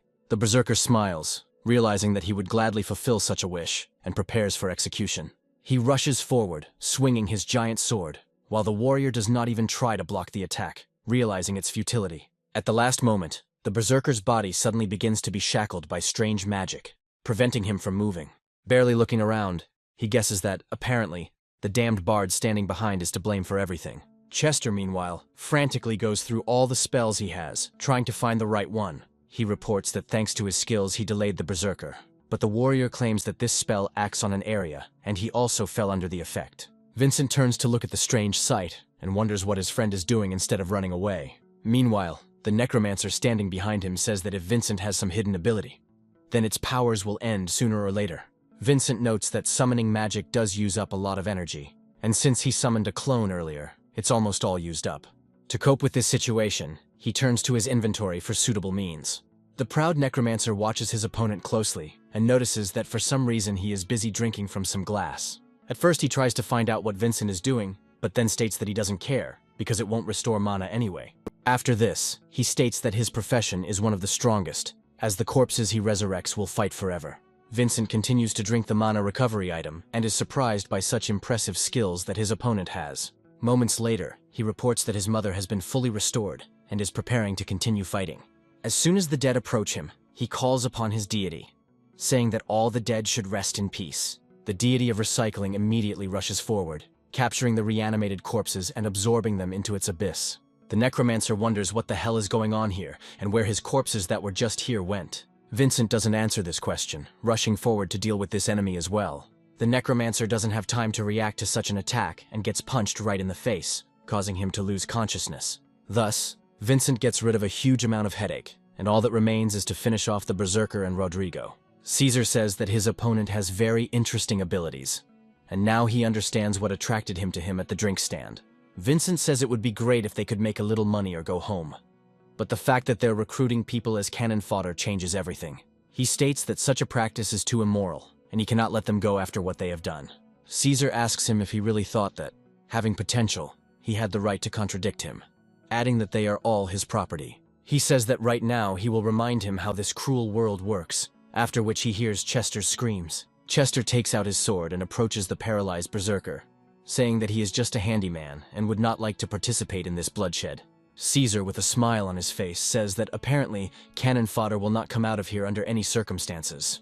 The warrior turns to his comrade and tells him that he should not listen to him, but simply raise his sword and finish off his opponent. Chester starts to get cowardly, saying that he can only strengthen others, but he himself is not capable of killing a monster, much less a person. Caesar uses this situation as an example and says that one side will always be destroyed by the other. Vincent chuckles and says that he doesn't understand a single word of this stupid bravado, adding that he has a different point of view. He states that everyone has the right to enter the abyss and come out alive, no matter what level of power they possess. Caesar laughs and calls such naivety too unforgivable to survive in this cruel world. Immediately after this, he rushes forward while Vincent blocks his attack. However, this is the wrong tactic. Caesar's strength is at an extremely high level, causing any blow he makes to have incredible momentum, capable of crushing mountains. Vincent nevertheless survives this attack calmly, but he understands that he is dealing with a person with incredible strength. Caesar continues to develop his offensive, and the protagonist is surprised by the incredible speed that his opponent has developed in a matter of seconds. Rodrigo rushes forward to deny his opponent the opportunity to recover from the damage he has received. Vincent, however, manages to dodge this attack thanks to his unrivaled agility, which he has developed. Caesar smugly declares that his fist is invincible, meaning he can deal with absolutely any opponent. At this time, the warrior asks Chester what he is waiting for, still hoping that his ally will find the courage to finish off the berserker. The control effect wears off and the berserker turns around, rewarding the cowardly bard with a powerful blow to the face for his indecision. Chester falls to the ground, unable to stay on his feet from such a serious blow. He tries to get up, feeling blood running down his face from the serious injuries. The berserker prepares to cut down his opponent with a powerful blow of his sword, and punish him for his slowness and indecision. The warrior once again comes to the rescue in this situation, grabbing the berserker by the body so that he stops his blow. He also shouts at his ally to do at least something to win this battle, realizing that he won't be able to hold off such a beast for long. The berserker throws the warrior away from himself with a sweeping sword strike that instantly reaches the target and deals devastating damage. In his death throes, he is surprised that Barto did nothing, despite the fact that he had many opportunities. Finally, he asks him why he volunteered to be the leader if he is so weak and unable to make any decision. Chester says in a plaintive voice that he volunteered to be the leader simply because he thought that if he did, he wouldn't have to fight. With these words, he falls to his knees and says that in fact he is not a strong opponent at all. After this, he tries to beg his teacher and says that he is a noob, so he asks for mercy. He recalls that other players told him that he was incapable of dealing damage, but that he could greatly buff others. Unfortunately, his absolute incompetence didn't help even with this, as he couldn't choose the right target to amplify it. It was because of this that he was driven away everywhere, called a pathetic nobody, and a newbie with whom there was no point in communicating. This situation drove him into the depths of despair, which is why he found himself in the position he is in now. Caesar found him, realizing that such people were ready to do anything, and asked if he had any work. Chester then admitted that he was a third-level bard, hoping that someone would not know about his past and take him with them. Caesar was the very man who invited him, offering him a job, hiding his true intentions. Vincent, meanwhile, continues to fight Caesar, who once again throws him onto the stone floor, causing him to leave a large furrow behind. Rodrigo wants to finish what he started, and rushes forward to finish off the protagonist with one powerful blow of his hand. He shouts that he is using a martial arts technique that causes continuous physical damage to the point of impact, and claims that if the opponent tries to use magic, they will die even faster. Caesar smugly states that this explosion is an indication of combat skills that would cripple even the most powerful mage. Vincent notes that his opponent is moving too fast, and realizes that he needs to make even faster decisions to survive. He attempts to evade, but Caesar mockingly asks if he really still has hope of getting out of here alive. Vincent wonders if the man loses any blood when he uses this skill and comes to the conclusion that he must have some kind of weakness. After a few moments, he freezes in place, realizing that this insight has given him one bright idea. Without thinking twice, he returns to the battle and turns to Chester, saying that he has one very important request. A moment later, he takes a serious blow from Rodrigo and is again thrown back several dozen meters. It turns out that he stops right next to a bewildered Chester, who still doesn't know what to do. Vincent tells him that it is useless to hope for mercy from others, just because he is a weakling. He also claims that he dreamed about this earlier because he was disappointed with his weakness, just like Chester. Remembering himself in the past, he states that he was very weak and capable of very little, but this did not break him. Vincent states that he does not give up because there is no need to be afraid of one's weakness, because there are things much more terrible. The protagonist tries to inspire the bard, inspiring him to a moral uplift after what he heard. To do this, he says that you need to be afraid of your own cowardice, and the biggest fear is the fear of losing heart and not coping. Vincent says that he will never be afraid to lose, because if he does, he will die anyway. However, he emphasizes that it was the mindset that giving up was not an option that helped him reach the heights he is at now. Time after time, he fought monsters that were an order of magnitude stronger than him. But thanks to his persistence and a little bit of luck, he was able to emerge victorious. Vincent says that when he gathered all his will into a fist and took the first step, he learned one very important thing. From his point of view, deep down he always knew that he should be on top of this world because he deserved it. He also adds that even when he was a weak garbage man, his ambition did not fade away, and he did everything possible to achieve results. Chester asks in surprise if he really wants to become the king of this world. He also realizes that if he doesn't get stronger, he will die, and understands that compared to ridicule, it was better to simply disguise himself and run away from fights. Determination begins to overwhelm him, and he says that he wants to become stronger and pump up his spirit so much that he will never give up again. He notes that his third level is no match for his opponent's stats, as he will not be able to defeat him under any circumstances. He also states that he is now very interested and will simply let the opponent make a few attacks. However, Chester suddenly throws away his sword. The berserker is surprised by such a strange maneuver, and continues to watch the weak bard, who still does not pose a threat. Chester, meanwhile, instead of grabbing his sword again, decides to resort to a more original way to deal with the enemy. Grabbing his microphone, he decides to use his poetic lyricism skill to further empower his allies. The berserker continues to watch what is happening, not realizing how serious a danger the bard can pose in such a situation. Rodrigo also underestimates his opponent, wondering what the hell is going on, and whether they seriously expect to win with the power of song. Chester confidently declares that he is the best amplifier in the world, after which Vincent feels a surge of energy. The system notifies him that while under the influence of inspiration, all damage he causes increases by 15%, and his defense and speed increase by the same amounts. At that moment, he decides to summon Blood Nightmare while the buff is still in effect, so that his plan is as effective as possible. A strange liquid pours out of his body, which immediately rushes to another place to carry out a surprise attack.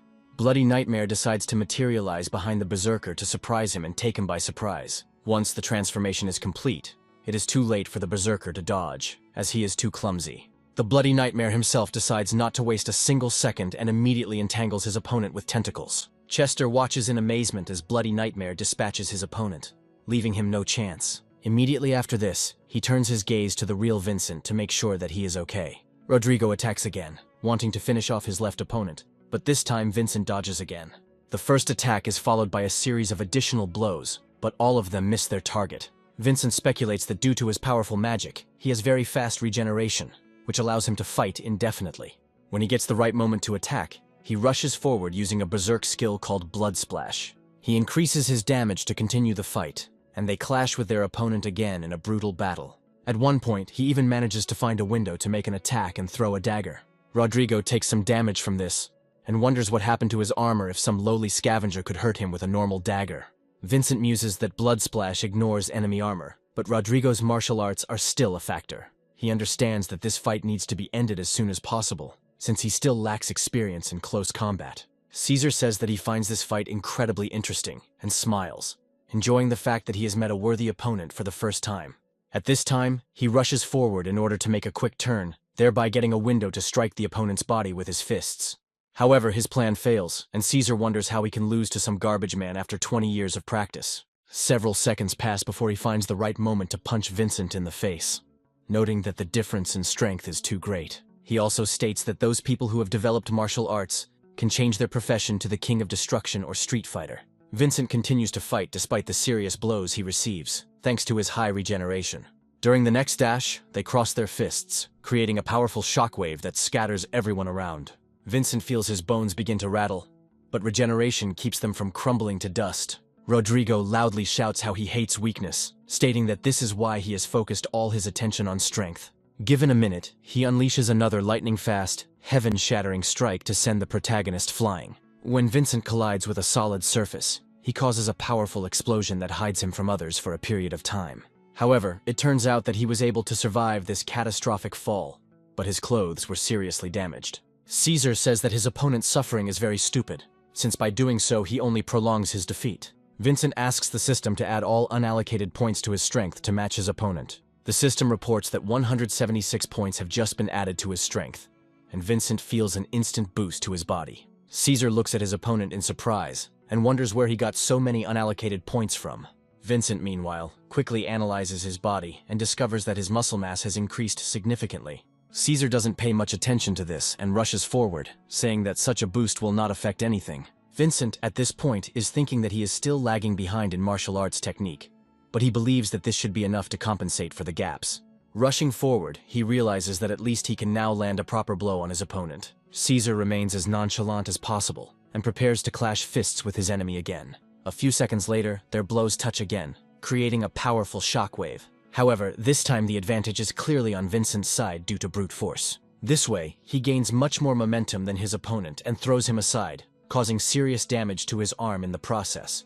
Rodrigo Caesar looks at his mangled arm and wonders how some young man could increase the damage of his blows so dramatically. Chester also watches his comrade, realizing that he has become incredibly strong in just a matter of seconds. Vincent decides not to give in to his opponent for a second and rushes forward again to finish him off. Caesar still hasn't had time to recover from what happened and receives another powerful blow right to the face. Vincent prepares to finish off his opponent and says he won't leave a single wet spot on him. This situation forces the antagonist to delve into the traumatic memories that made him the callous and secretive person he is now. He remembers the day he was designated as cannon fodder and was supposed to be expendable. During those times, he also had to clean the equipment of his superiors, who were members of the Lionheart Hunters Guild. The elders insisted that if someone wanted to join their ranks, he had to prove his ability. After some time, such an opportunity presented itself to Rodrigo, as a giant monster appeared in front of them. Caesar reasoned that if he could prove his worth, he could rise to a higher position in the hierarchy and gain access to benefits. His overconfidence played a cruel joke on him in some ways, but thanks to it, he was also able to inflict serious damage on the monster. However, after stunning the monster with his fists, he thought that it wasn't that difficult, which inevitably caused him to lose his guard.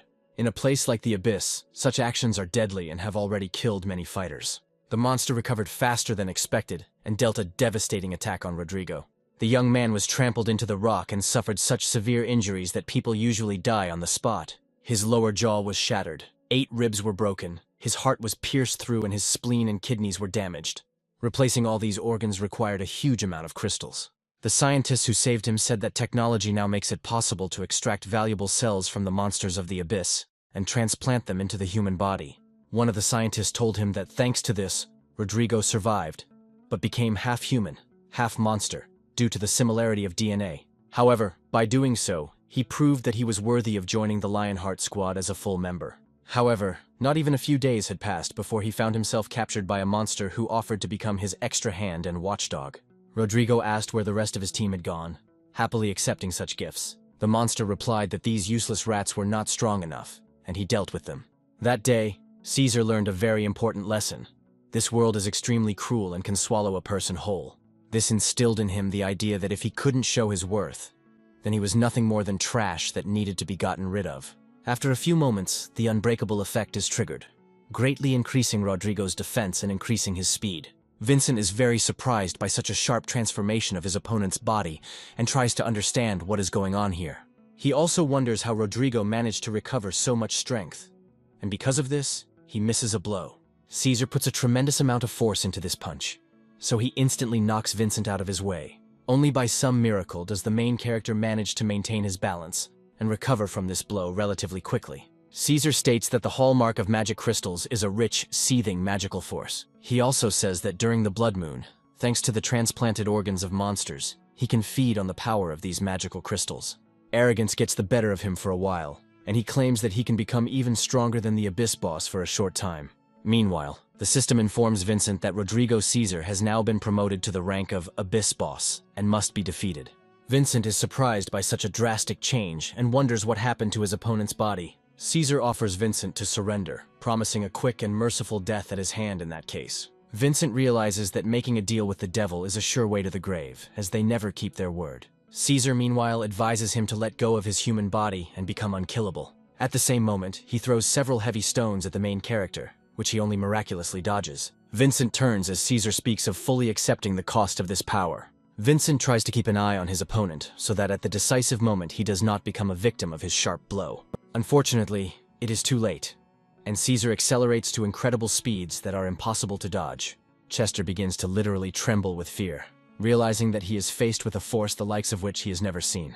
He reflects that they are undoubtedly no match for high-level players, and even Vincent, who turned out to be much stronger, cannot stand up to Rodrigo.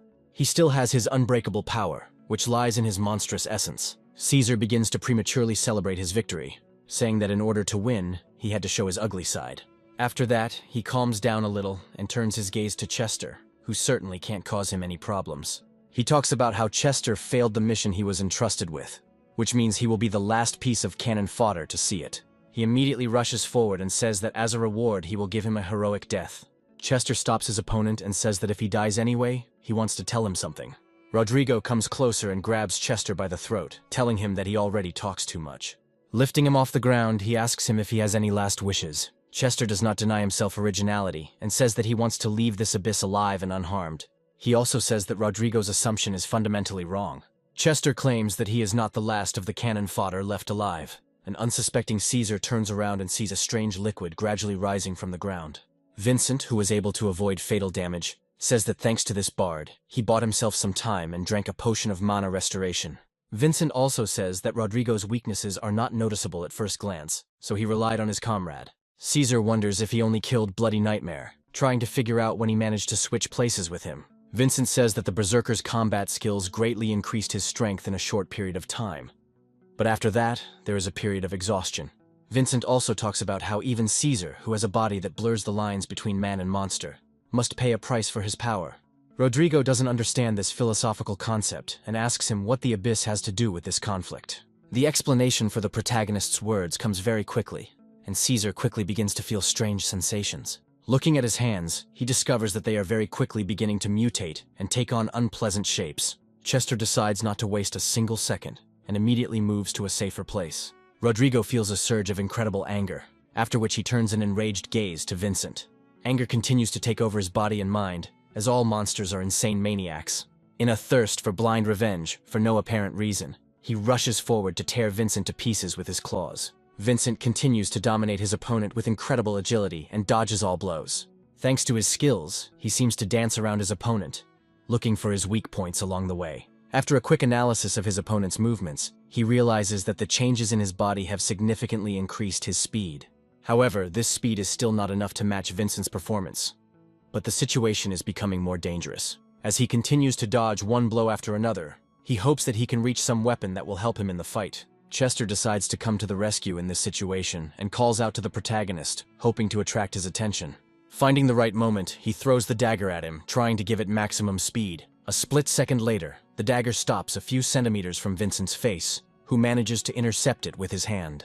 Vincent finally gets the advantage and the opportunity to break through his opponent's heavy defense. Rodrigo, meanwhile, continues to slowly mutate, turning into an increasingly ugly version of himself.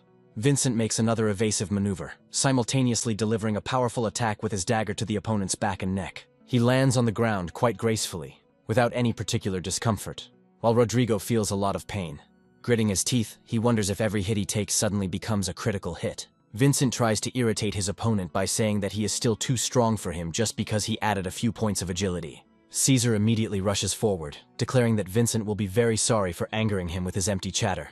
He also claims to be a superior being who looks down on the ants like him who try to oppose him. However, Vincent remains unimpressed by such statements and asks if Caesar really thinks he is someone special. Charging his fists with the power of fire, he says that in his eyes, Caesar is just another pathetic monster that needs to be destroyed. Rodrigo suffers serious injuries, which further fuels the rage raging in his mind. Following the endless rage, the mutation process accelerates and his face begins to transform again. A few more seconds pass, and he takes on a completely inhuman appearance, so that no one will be able to recognize the former Rodrigo in him. Vincent acknowledges this tragic fact, realizing that the monster has completely taken over his opponent, and now he cannot be saved. He asks Caesar if he can hear the call of the abyss, which is now calling him now that he has become a full-fledged monster. Rodrigo does not answer this question, and only shouts furiously that his opponent must die as quickly as possible. A moment later, he is overcome with madness and says that he has proven his worth and is not cannon fodder, and therefore does not have to die. Chester says that Caesar has simply gone crazy, which means this is their chance to win. Vincent looks closely at his opponent and realizes that he has a much more elegant solution. To understand why Vincent is reacting so strangely, you only need to go back a few minutes to when Rodrigo first changed his form. Vincent appeared behind Chester and warned him that his body was being absorbed by the blood nightmare in order to create a clone. At that moment, he received a special mission, according to which he must defeat Rodrigo without killing him, and receive a rare reward. Vincent thought that the madman would not leave here alive, and even his own team members would not let him go just like that.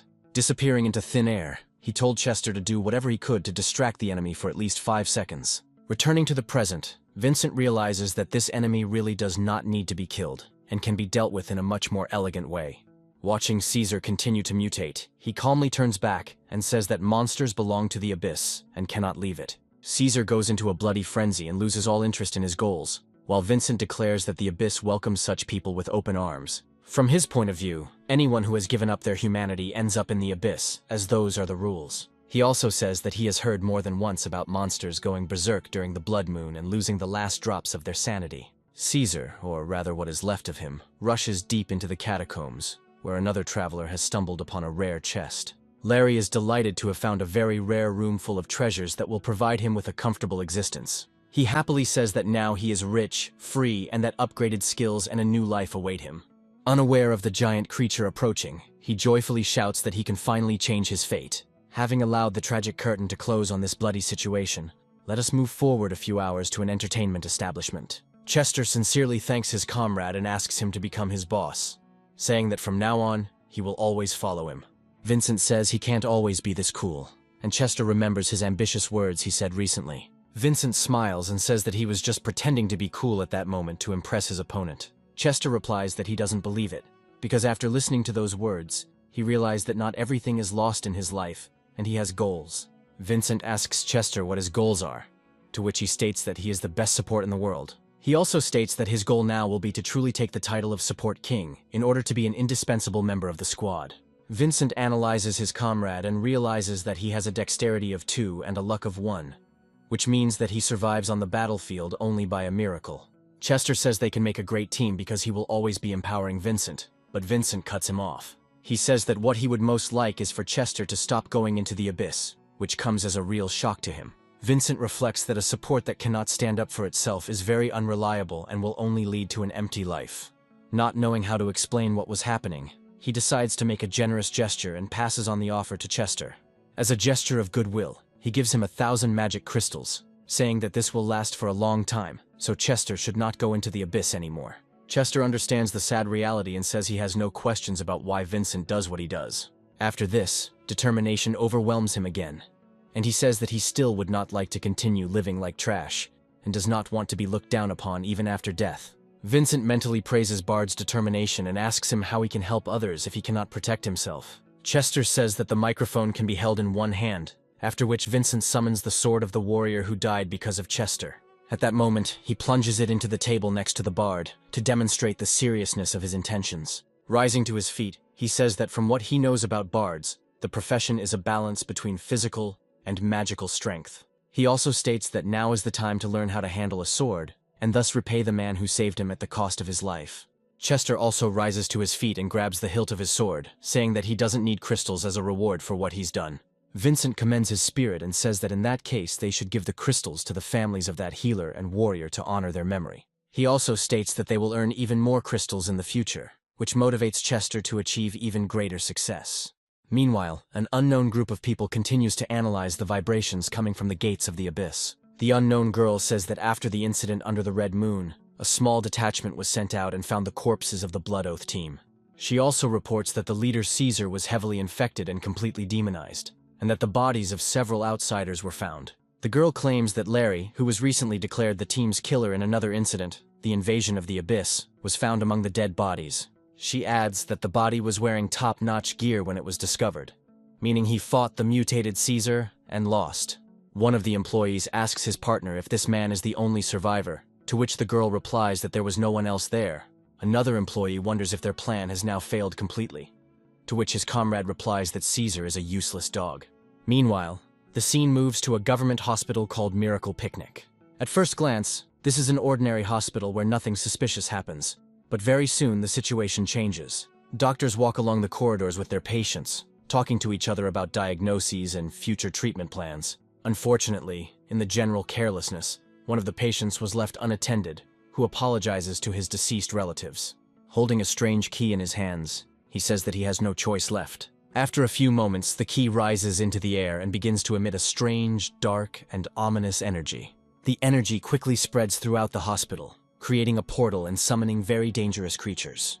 Creatures filled with dark energy begin to attack passersby near the hospital, who immediately run away, wondering what is happening. The most knowledgeable residents understand that the situation is becoming critical, as a portal to the abyss has been opened. In a moment, almost the entire hospital disappears, and in its place there remains a huge funnel, radiating a mysterious tension. Somewhere nearby, a monster from the abyss begins to destroy the houses of peaceful residents, and several children try to get out of there. These children run away from the giant creature, only narrowly avoiding becoming victims of its giant jaws. It quickly becomes clear that these children are Vincent and his little sister, whom he tried his best to protect. Little Vincent falls to the ground, unable to withstand the powerful shockwave caused by the monster's strike. The last thing he sees is his little sister's body falling in front of the giant monster, begging for help. Luckily, it turns out to be just a bad dream, and the protagonist jumps up in his bed in fury, trying to look around. Cold sweat breaks out on his body, but he quickly realizes that all of this was just a dream. Lying on the bed, he realizes that it was just a dream, but the anxiety in his heart does not subside for a second. After a while, he grabs his phone and realizes that today is a special date, since he had agreed with his sister that he would visit her. To give his dear little sister a pleasant surprise, he decides to first stop by the store and buy her favorite flowers. After greeting the flower seller, he asks her to pick a beautiful bouquet for him, and the girl guesses that he is going to see his sister. Vincent says that he was late because he had to meet someone, after which the saleswoman is happy for Vincent's sister. After all, she has such a good brother. She also compliments his new hairstyle. He replies that he was just passing by and met a friend who works in a hairdresser's. As soon as the girl collects a beautiful bouquet, he says that he will gladly help her carry it out so that she does not have to carry heavy things. Immediately after this, he goes outside and sees a huge number of police special forces vehicles heading in a direction familiar to him. The girl wonders where all the patrol cars rushing to the hospital come from. Vincent feels incredibly anxious and understands that he must get there as soon as possible, since his sister is in this hospital. Without another word, he takes off with his incredible agility and increased strength. Having upgraded himself to this level, he no longer needs to move like normal people. He can now jump from building to building.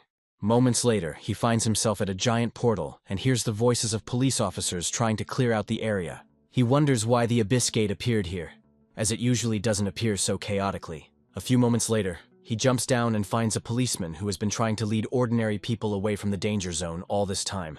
Looking at another civilian, the police officer says that civilians have been ordered to evacuate, and the passage is blocked. However, as soon as he meets the main character's eyes, it becomes clear that this man had better keep calm. He lets him pass. He only looks with some regret at Vincent, who continues to approach the dangerous portal. The policeman's partner asks him what the hell he's doing, because peaceful residents must not be allowed through under any circumstances. The police officer says that this guy could look like the other people who came in, with whom he does not match in any case. Vincent continues to say his sister's name, saying that this time he won't be late in helping. Once inside, he says that the gates created another space inside the hospital, much larger than the area of the entire building. Looking around, he realizes that it is quite empty here, which means that the squad of career changers was here even before his arrival. He also discovers an empty potion container and realizes that ordinary fighters cannot afford such expensive items. After a few moments, he decides to use the skill of creating a regeneration potion in order to place it in such a large, convenient bottle. He puts this potion into his inventory, realizing that this dungeon will not be easy, so any supplies will be very useful. After walking forward for several dozen meters, he finds himself at a fork in the road and tries to figure out which direction is best for him to move in. To ensure that his decision is not completely random, he decides to use his keen observation skills to track down some details. The system tells him that he will not be able to return once he has chosen a path, and he understands that he must approach this choice as carefully as possible. Vincent takes the torches, saying that without them he doesn't know how long it will take to get to the end. He also realizes that he doesn't have time to think about it, since ordinary people can't last long here, and he needs to act extremely quickly. Rushing forward, he comes across a red carpet on which there are no traces of other people, which means that Vincent got here first. Looking back, he realizes that the way back has been swallowed by darkness, and now he will not be able to return under any circumstances. After some time, he takes out a special object, saying that if he finds himself in a labyrinth, he will be able to mark places he has already been to, so as not to get lost. The system notifies him that he has used the Eye of Argos, and he commands the item to show him a map of the area. The system quickly disappoints the protagonist by telling him that it is impossible to display the map outside of this area. Vincent calmly says that it is now clear why people mark the road with sword scratches, because the device does not work in this area. A huge number of tentacles begin to appear behind him, and he realizes that he has entered a trapped room. However, after thinking a little, he realizes that he did not hear any sounds of extraneous mechanisms, which means that this room is something else. He also notes that it is eerily quiet here, while a strange spirit-like creature appears behind him. All this time, this spirit did not make a single sound, and only at the moment when he thought that he would be able to kill Vincent, he decided to swing his giant scythe. Luckily, Vincent manages to react to this treacherous blow in time, and jumps to the side, forcing the spirit to plunge its scythe into the stone floor. Jumping to the side, he realizes that he has a perfect window of opportunity to finish off his opponent, who must pull the weapon out of the ground. He makes a lightning-fast dash, simultaneously striking with his pumped-up dagger, cutting the spirit in half at once. Unfortunately, this blow has no effect, and the system notifies him that such blows will be ineffective. Vincent once again jumps away from his opponent to give himself room to maneuver, and realizes that the spirit has physical immunity. Meanwhile, Revenant lets out a loud cry to inflict damage on his opponent. The system notifies the protagonist that he has been given the deafness status, and he really does stop hearing any sounds. Vincent realizes that he acted recklessly and did not sufficiently assess the danger of this place. After quickly analyzing his opponent, he realizes that he is facing exactly the monster that appears in the Abyss of Rules. He briefly dives into his memories and rolls back in time 3 years to when he first found himself in such an abyss. The sortie seemed suspiciously quiet to him, but he had the constant feeling that someone was watching him. Suddenly he discovers strange statues that look quite creepy, as they have dark smiles frozen on their faces. Vincent turns away from them and realizes that these are not some kind of monsters, but just a bunch of creepy statues that pose no threat. As he continues to collect crystals, he reflects on the fact that none of them should go to waste, because his future career depends on it. Hearing a strange sound, he turns around again to see if he imagined that someone ran among these statues. One can only imagine the surprise and horror of the protagonist when he discovers that these statues have become much closer to him, and their position has changed. Vincent jumps back and wonders what is happening, because just a few seconds ago, these statues were just a pile of stones. At that time, a colleague comes to his aid, who advises not to turn around and says that these are demonic crying statues. He also states that one should not turn one's back to these creatures or blink when looking at them. He also claims that the demons of the abyss follow a certain logic in their actions, and the higher the level, the stricter it is. The scavenger states that these creatures are very dangerous opponents, but while they are being looked at, they are petrified. Vincent wonders what he should do, to which his comrade replies that he should slowly back away and not blink until they are out of the room. All this time, they look back and feel incredible tension, because they do not see what is behind them. Vincent also fails to notice a pebble lying right under his feet, causing him to slip, inevitably losing visual contact with his opponent. Not only does Vincent himself stop looking at these demonic creatures for a while, but his colleague also turns around to find out what happened. The demonic statues immediately take advantage of this and rush forward to devour their victims in the blink of an eye. Luckily, the scavenger doesn't get confused, and immediately rushes forward to pull the lever that will allow him to escape from these creatures. It's hard to imagine what would have happened if they had been trapped in this place without a way to escape quickly. The stone slab descends at great speed, thereby ensuring the safety of the protagonist and his comrade.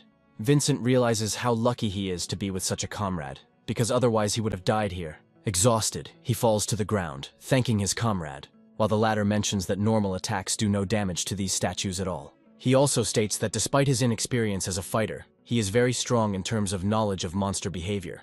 Vincent returns to reality and realizes that he is no worse than some career changers, and must find a way to deal with the enemy. He also states that if this monster is immune to physical attacks, then magical attacks should have some effect. Finding himself in a more advantageous position, he decides to use the Big Bang skill to paralyze the enemy. However, as soon as he attempts to fire a magic shot, his hand suddenly begins to act strangely. Before Vincent can react to this incident in time, the magical energy in his hand explodes. Vincent realizes that he can no longer even rely on fire powers, despite the fact that this is the only type of magical damage he can inflict. For a moment he wonders what he should do in such a case, if he cannot fight the enemy in the usual way. Quite quickly he comes up with one ability he has left and realizes that it might be his chance to win. Once again, he dodges his opponent's attack and tries to think through his next move. He notes that time is short and the monster is physically invulnerable, but its attacks are mostly focused on one type of damage.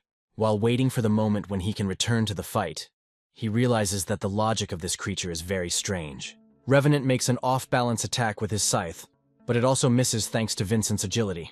Unfortunately, spirits do not know fatigue, so the opponent is preparing to attack him again with another barrage of attacks. Vincent takes out his dagger and blocks some of the scythe's attacks, still frantically trying to figure out what the creature's weak point is. To get a hint, he decides to use his Eye of Insight and find at least something. After a few more dodges, he realizes that the monster only materializes after it makes an attack. From his point of view, before the sickle swings, the creature loses its defense against physical attacks. Seizing the moment, he rushes forward, preparing to launch a series of quick and accurate attacks. His theory is indeed confirmed, and the ghost takes a fair amount of damage from Vincent's bloody attacks.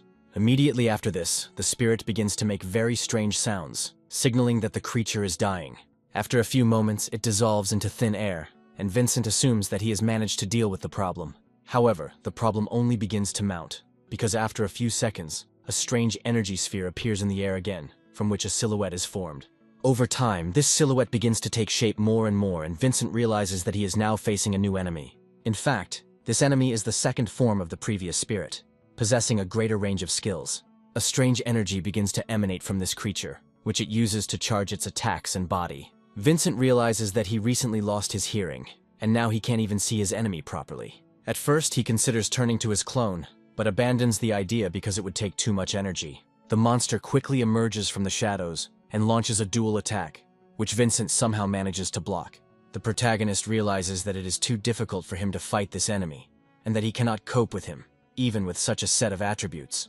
At the same time, he activates the super regeneration skill to recover and get additional chances. The system informs him that the deafness condition has been eliminated, and all lacerations have been instantly healed. A greenish glow begins to emanate from Vincent's body, and this stops the cruel ghost for a while. Vincent immediately notices this, and guesses that in the second phase, this creature is afraid of light, and even a weak light will not allow it to come closer.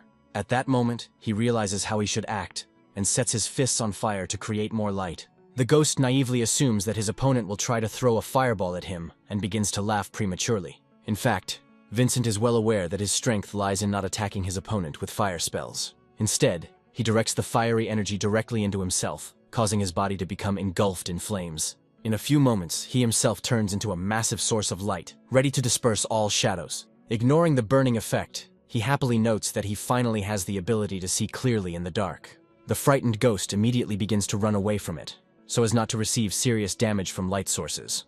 Vincent claims that his opponent is afraid of flames because his life force is contained in darkness. He also understands that for an ordinary magician who does not know how to cast spells on his body, it would be quite difficult here. But Vincent should now be able to handle it without any problems. He lunges forward with Ghost Rush and grabs the ghost, saying that he himself will become the fire that destroys it. Grabbing his opponent as tightly as possible, he decides to use his Big Bang skills by directing himself. The ghost does not have time to return from such a spell and becomes a victim of the main character's ingenuity. Vincent jumps to the side and his outer clothing is instantly wiped off, leaving him half naked. The system notifies him that the monster was defeated, but his health would have been critically reduced, and doctors would have been needed. The system also tells him that his hand was badly burned and he cannot hold a weapon, to which he replies that now he will have to wait for regeneration. The burning body of the ghost falls to the ground, and Vincent tries to put it out so that he will have materials to recycle. A moment later, he summons his deity, who pulls the island of ghosts into his vast abyss. As a reward, Vincent receives another pet, which is perfect for executing enemies and restoring health. The system also says that the artifact cannot be exchanged, since it is tied to the soul. Vincent, realizing that this is a very useful skill, especially if used in a battle with a large number of not very strong opponents. The distinctive feature of this skill is that if the target is not killed, the wearer will receive the same amount of damage. Vincent realizes that this skill must be used with extreme caution, and then uses the super regeneration skill. In addition to vitality, this skill restores the protagonist's outerwear, who is filled with determination and sets off to save his sister. Meanwhile, somewhere in the depths of the dungeon, one of the monsters begins to crush captured people who were brutally killed. By cutting up the unfortunate captives, he separates the necessary body parts to feast on later. Luckily, Valerie survived and managed to avoid this fate, but she is now in a rather dangerous situation. In order to distract the giant enemy, who is a deadly orc, she throws the bottle away. The crack of the glass bottle causes the creature to turn back and go to investigate to check what happened. Valerie gets some time to get her bearings and decide where she needs to go. The huge problem for this girl is that she is paralyzed in the lower part of her body, so her legs cannot walk. Having climbed out of the pile of giant bags, the girl looks around, then rubs her bruised head. She continues to look around and discovers a small teddy bear lying on the cold floor and decides to take it. She crawls up to him pretty quickly, saying that she must definitely find her brother and never let anyone hurt him. Unfortunately, she doesn't have time to notice how the giant monster returns to its lair, stepping on this bear. He also detects Valerie, instantly making it impossible for her to escape from such a gigantic creature. Before dealing with its victim, this creature lets out a loud and unpleasant roar that echoes throughout the dungeon. Valerie immediately tries to figure out what to do in this situation. But in reality, she has almost no options to save herself. Valerie understands this perfectly well and turns her last prayers to her brother to come to her and save her from this terrible monster. The giant figure swings his cleaver, completely oblivious to the mysterious silhouette that suddenly appears behind him. Moments later, a giant sword cuts into his skin, cutting through it as if it were soft plasticine. The mysterious warrior easily slices the giant monster in half with his equally impressive sword. Valerie watches this gigantic machine with surprise and horror, trying to understand how a person can even hold this sword in his hands. Valerie's savior is a warrior with a two-handed sword whose name has been lost in time. So from now on, we will simply refer to him as the Nameless Warrior. Valerie immediately realizes that she is facing a hunter who specializes in killing monsters. The Nameless Warrior, however, reacts rather indifferently to the unfortunate girl and turns his back to her. Valerie quickly crawls up to him and grabs his leg, begging him to get her out of here, saying that she will pay him for it. The Nameless Warrior says that the monster was destroyed, so if she wants, she can get out of here. But if she goes with him, she will definitely die. Valerie, concentrating, realizes that she must get out for the sake of her dear brother, because she promised him. To understand what this promise is, we need to go back 7 years to when the doctor told Vincent that Valerie's spinal nerves were damaged. Vincent asked the doctor in fear if this meant that she would never be able to even stand on her feet again. The doctor said that such severe damage to the spinal nerve is incurable, but in theory there is one way to fix it. Young Vincent was very impressed by the even theoretical possibility of extracting his sister, and asked the doctor what he should do to achieve this. The doctor said that theoretically science was no longer useful here, but he knew of cases where blind people regained their sight while in the abyss. Vincent said that if there was medicine in the abyss, then he could cure his dear sister, and asked the doctor if he understood him correctly. The doctor warned the young boy that only those who change their profession can go into the abyss, and he will only meet inevitable death there. He also advised him to think of a more realistic option that he could afford, after which Vincent said that he would definitely find the money. Finally, the doctor told the main character that he would try his best to save his daughter. He just needed to pay for the procedures on time. The nurses also see the main character off and talk among themselves about whether this is really the boy everyone is talking about. They share difficult details and say that Vincent and Valerie's parents died that day. The woman does not sincerely empathize with him, realizing that this boy has been given a very heavy burden.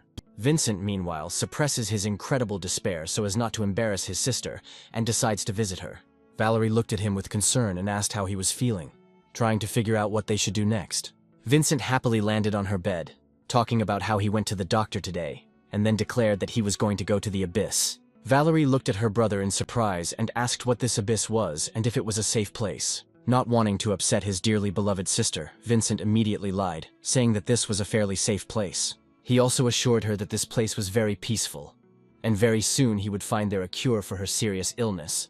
Immediately after that, he jumped out of his chair and said that there was one more thing he forgot to tell her, and he thought for a long time, turns towards her and gives her a special teddy bear, saying that he won't be able to come to her often, so this teddy bear will protect her. Valerie sadly told him that he was the only family member left alive, and she didn't want him to be in danger. She asked him not to go where the monsters lived, to which he replied that he had found a job and would soon earn a lot of money and cure her. Valerie said that if he had to sacrifice himself for money, she would rather sit in a wheelchair for the rest of her life. She also asked him to promise her that he would never risk his life. And Vincent, without hesitation, swore this, knowing that he would break the promise. Valerie tells the nameless warrior that if she stays here, her brother will definitely follow her into the abyss, and she doesn't want him to take risks. The brave girl says that she will never allow her brother to be in danger, so she has to get out. The nameless warrior says indifferently that he is a little impressed by her incredible zest for life, even in this situation. With these words, he lifts the girl light as a feather, saying that if monsters attack, he will not protect her. Valerie thanks fate that the wheels of her wheelchair remained intact, and she can move without much difficulty. The nameless warrior says that she is not his client, so he would not care whether she is alive or dead, to which she replies that she will not cause any trouble. The nameless warrior says that he has not had a name for a long time, but he is a warrior with a two-handed sword. Vincent, meanwhile, continues to explore the abyss, reflecting on how, when he explored it, he saw a lot of greenery that could restore physical injuries. However, these injuries were received from the abyssal creatures, and that is why they were restored, since it does not contradict the logic of the abyss. Thus, if the burn was received before entering the abyss, then it cannot be cured under absolutely any circumstances.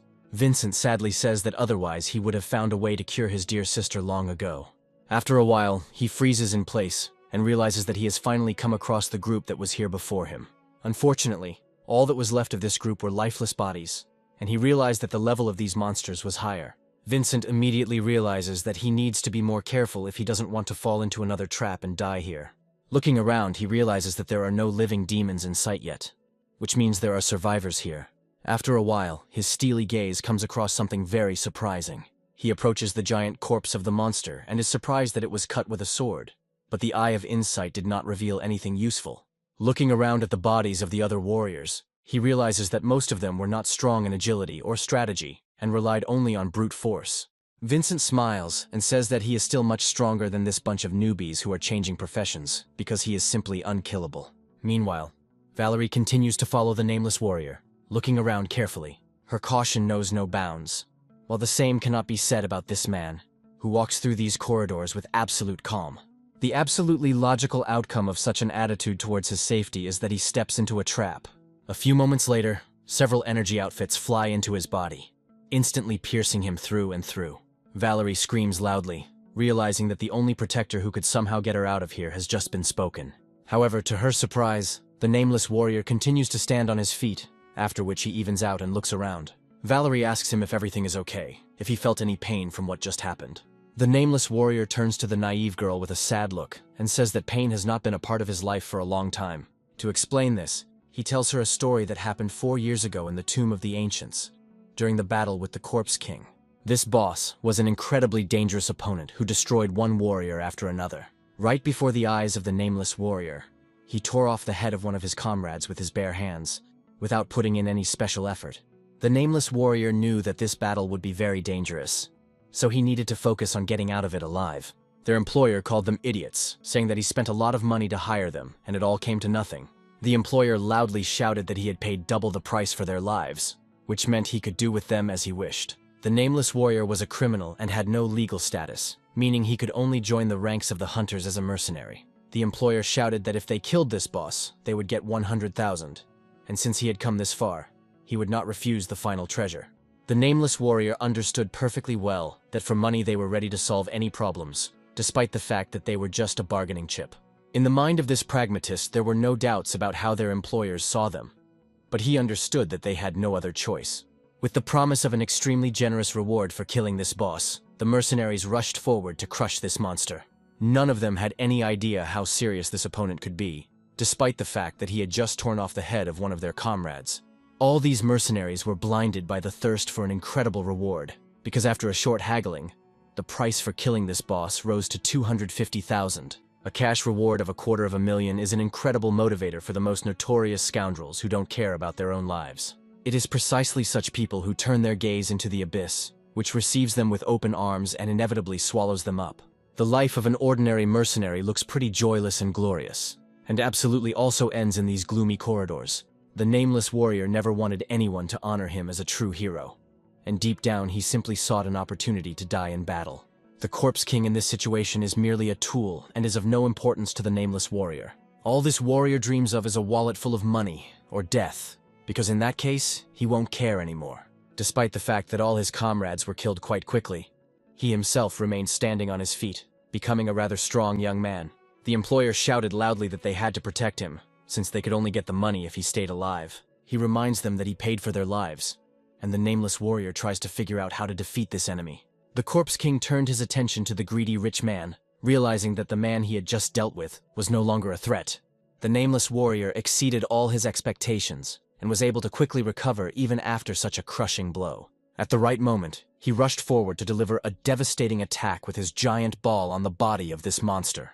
Even though this man's emotions had long since been dulled by a hard life, for a moment he felt the joy of victory. As a reward, he received a mysterious amulet, as well as a giant chest that materialized literally out of nowhere. Their employer immediately pushed the unsuspecting fighter away and loudly declared that he would open the chest himself. The nameless warrior tried to remind his employer that he had actually promised a generous reward for killing this boss. However, the rich man smirked slyly, saying that his subordinates were all dead, so he didn't need money, because he would die pretty quickly. Continuing to laugh, he opened the chest, saying that now he would become rich, and the information he had bought about this in the dungeon had paid for itself many times over.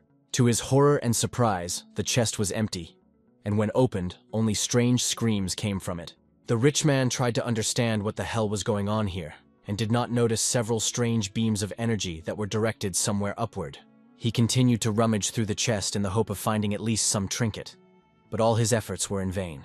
A moment later, he was overcome with rage and said that he had put so much effort into such a pathetic chest. His rage is instantly interrupted by screams of agony, and his body suddenly begins to inflate to a frightening size. The nameless warrior watches as he, the cancelled employer, begins to tear himself apart, all his internal organs and blood turning into sand. The warrior guesses that the reason for this is a special sand curse, which instantly kills everyone who dares to touch it. After a few moments, he feels that this curse has fallen on him as well, as sand begins to pour out of his eyes. Feeling a dull despair, he wonders if he should pick up the sphere that fell from the Corpse King. Without thinking twice, he grabs it and reads the description, according to which this artifact turns the owners into undead, making them susceptible to normal damage. The nameless warrior accepted this transformation of loss, forever losing the sense of pain and emotion, and also gaining a mortal weakness. He became a man who could not die, but any healing would cause him fatal damage. Valerie asked him if he was really cursed after crossing the blood that turned into sand. The nameless warrior looks sadly at the young state and understands that it is no longer worth dedicating additional details to her. Without another word, he rushes forward, and Valerie asks him why he is ignoring her. Meanwhile, Vincent continues to explore the dungeon, encountering a large number of opponents that must be destroyed. His enemies are a whole squad of orcs, which are fairly trained and well-armed fighters. Vincent remains cool as he soberly assesses his strengths and the incredible power he now possesses. He reflects that he was in a hurry before and was unable to distribute the points properly, so now they are evenly distributed across all stats. He remembers that now each of his parameters is at the level of 200, which is simply a fantastic number. Despite such significant indicators, he still cannot learn information about the monsters in the next room until he enters it. Vincent clearly understands that the monsters in the abyss are strengthened, but they are not able to withstand the physical stress of constant battles. Vincent continues to destroy one opponent after another with his lightning-fast attacks, emerging victorious from each fight. After a few minutes, only a few dozen people remain from the giant detachment of orcs, who are losing their combat capability. Rushing forward, he decides to use the skill of the fast-flashing daggers, and finds that his little one has dropped below 5%. He pauses for a moment, and wonders if he can no longer use skills before deciding to take advantage of one of the orcs. He rushes forward, armed with a shield, but Vincent, realizing that he does not need a weapon to kill the enemy, instead of attacking with a sharp dagger, he concentrates all his incredible power into his fists, which deal incredible damage. Rushing forward, he delivers a quick attack that instantly knocks out the opponent and slams them face first into the ground. Looking up, he realizes that the number of monsters is not decreasing, but rather is increasing, making the battle more and more grueling. He reflects on how after 4 battles he is completely exhausted, and now his mana is almost at 0. He understands perfectly well that only large bottles of mana potion remain, which are better saved for a critical moment. That's why he decides to switch to fighting with his fists for a while, destroying each opponent with just one blow. His physical strength is so extreme that any blow to the opponent's face knocks his eyes out of their sockets. Even though orcs are very dangerous opponents in battle, they don't stand a chance against such an incredible creature. No matter how well armed they are, every one of them ends up defeated. Jumping onto the body of another orc chieftain, Vincent easily rips off his head thanks to his enhanced stats. Landing on his feet, he finds himself once again surrounded by opponents who, however, are not all that strong. A very creative idea comes to his mind to restore his strength and mana, and he takes out a card with a Soul Reaper. Using this skill, he immediately materializes a giant ghost in the air, armed with a sharpened scythe. Vincent is well aware that this sickle is not the best weapon due to its side effects, but perhaps he will be able to recover. The mysterious creature immediately rushes forward, striking and decapitating all enemies in its path. The number of victims of this spirit instantly becomes close to 10, which significantly increases the skills of its owner. Vincent receives a notification that the artifact's special effect, the Soul Priest's Sickle, has been activated, restoring his health and mana. It only takes a few moments for him to fully recover his strength, which suggests that he saved a lot on potions this way. The system also informs him that the duration of such skills will increase as they accumulate. Vincent continues his journey when he suddenly steps on a pair of glass glasses, which make a characteristic cracking sound. Vincent looks around. Questions remain about where these glasses could have come from, when suddenly there is movement not far from him. A few moments later, the barrel turns over on its side, and a human hand appears from there, asking to save him. A scientist emerges from the barrel and asks if he has by any chance seen the glasses that he had saved here. Vincent hands the scientist his glasses, to which he says that he is a research doctor and his name is Henry. He confidently states that he has no idea what happened, but suddenly the monsters that Vincent had just killed appeared in his room. Henry also says that he was so scared that he hid in a completely unfamiliar room and hid in a barrel to stay alive. Vincent asks him if he saw any other survivors who might still be nearby. Henry says that it is a poor place, huge, and very few people can survive here, not to mention the disabled and crippled people from the hospital. Vincent asks him how he dares to talk about patients like that, without worrying, being a doctor, to which he replies that in times of danger you need to think about yourself. Henry says that if he was serious in the fight, then he wouldn't have hidden in the barrel, and then suggests that Vincent came here to save him. Henry's tone immediately becomes stern, and he says that if Vincent was sent to save him, then he should stop talking nonsense. He also adds that the Lionheart squad must have promised an amazing reward for his life, and Vincent immediately understands that he is talking about Caesar. For a moment he remembers that when he defeated him, he received 150 stat points, as well as a mysterious medal. Chester said that he had seen this emblem before and it belonged to the Lionheart squad. Vincent looks closely at this emblem and says that this emblem belongs to the clan of the strongest hunters. He laughs and says that the bar for these powerful hunting groups is becoming too high to meet. Returning to the present, he immediately turns around and walks away, causing confusion in Henry. Vincent asks him if he came here from the ward, to which Henry responds with a counter-question, and then why he needs to save other patients. He adds that all these patients are poor and will hardly be able to pay him well, to which Vincent replies that he must save his sister, Henry is very surprised to learn this information and guesses that his interlocutor did not come here to hunt monsters. Vincent states that he also recycles trash he finds along the way in order to become stronger. With these words, he turns to Henry and says that he does not need to accumulate ballast, so he gets rid of it at the first opportunity. Immediately after this, he discovers another portal that should take him to another place, and this is the Abyss, and rushes there. Henry warns him that the place is a labyrinth in which it is very easy to get lost. He offers to help him, saying that they will definitely find his sister and then get out of here. Without waiting for an answer, he says that silence is a sign of consent, after which he rushes into the portal first, saying that he came from there.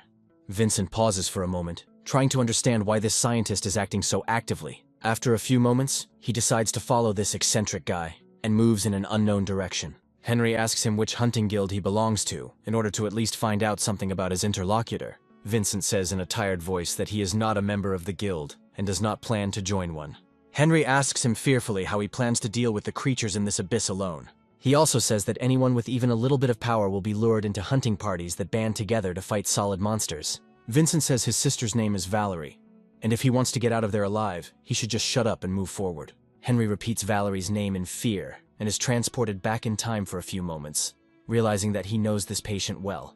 A few hours before the incident, one of the employees asks him how their experimental couple is doing. Henry claims that the pair are two underage girls, but his ally replies that their families don't care about them. This disgusting man says that one of them only has a brother who went into garbage collection, and the second girl's entire family went bankrupt. Henry asks his ally how he convinced these girls to agree to participate in this experimental program.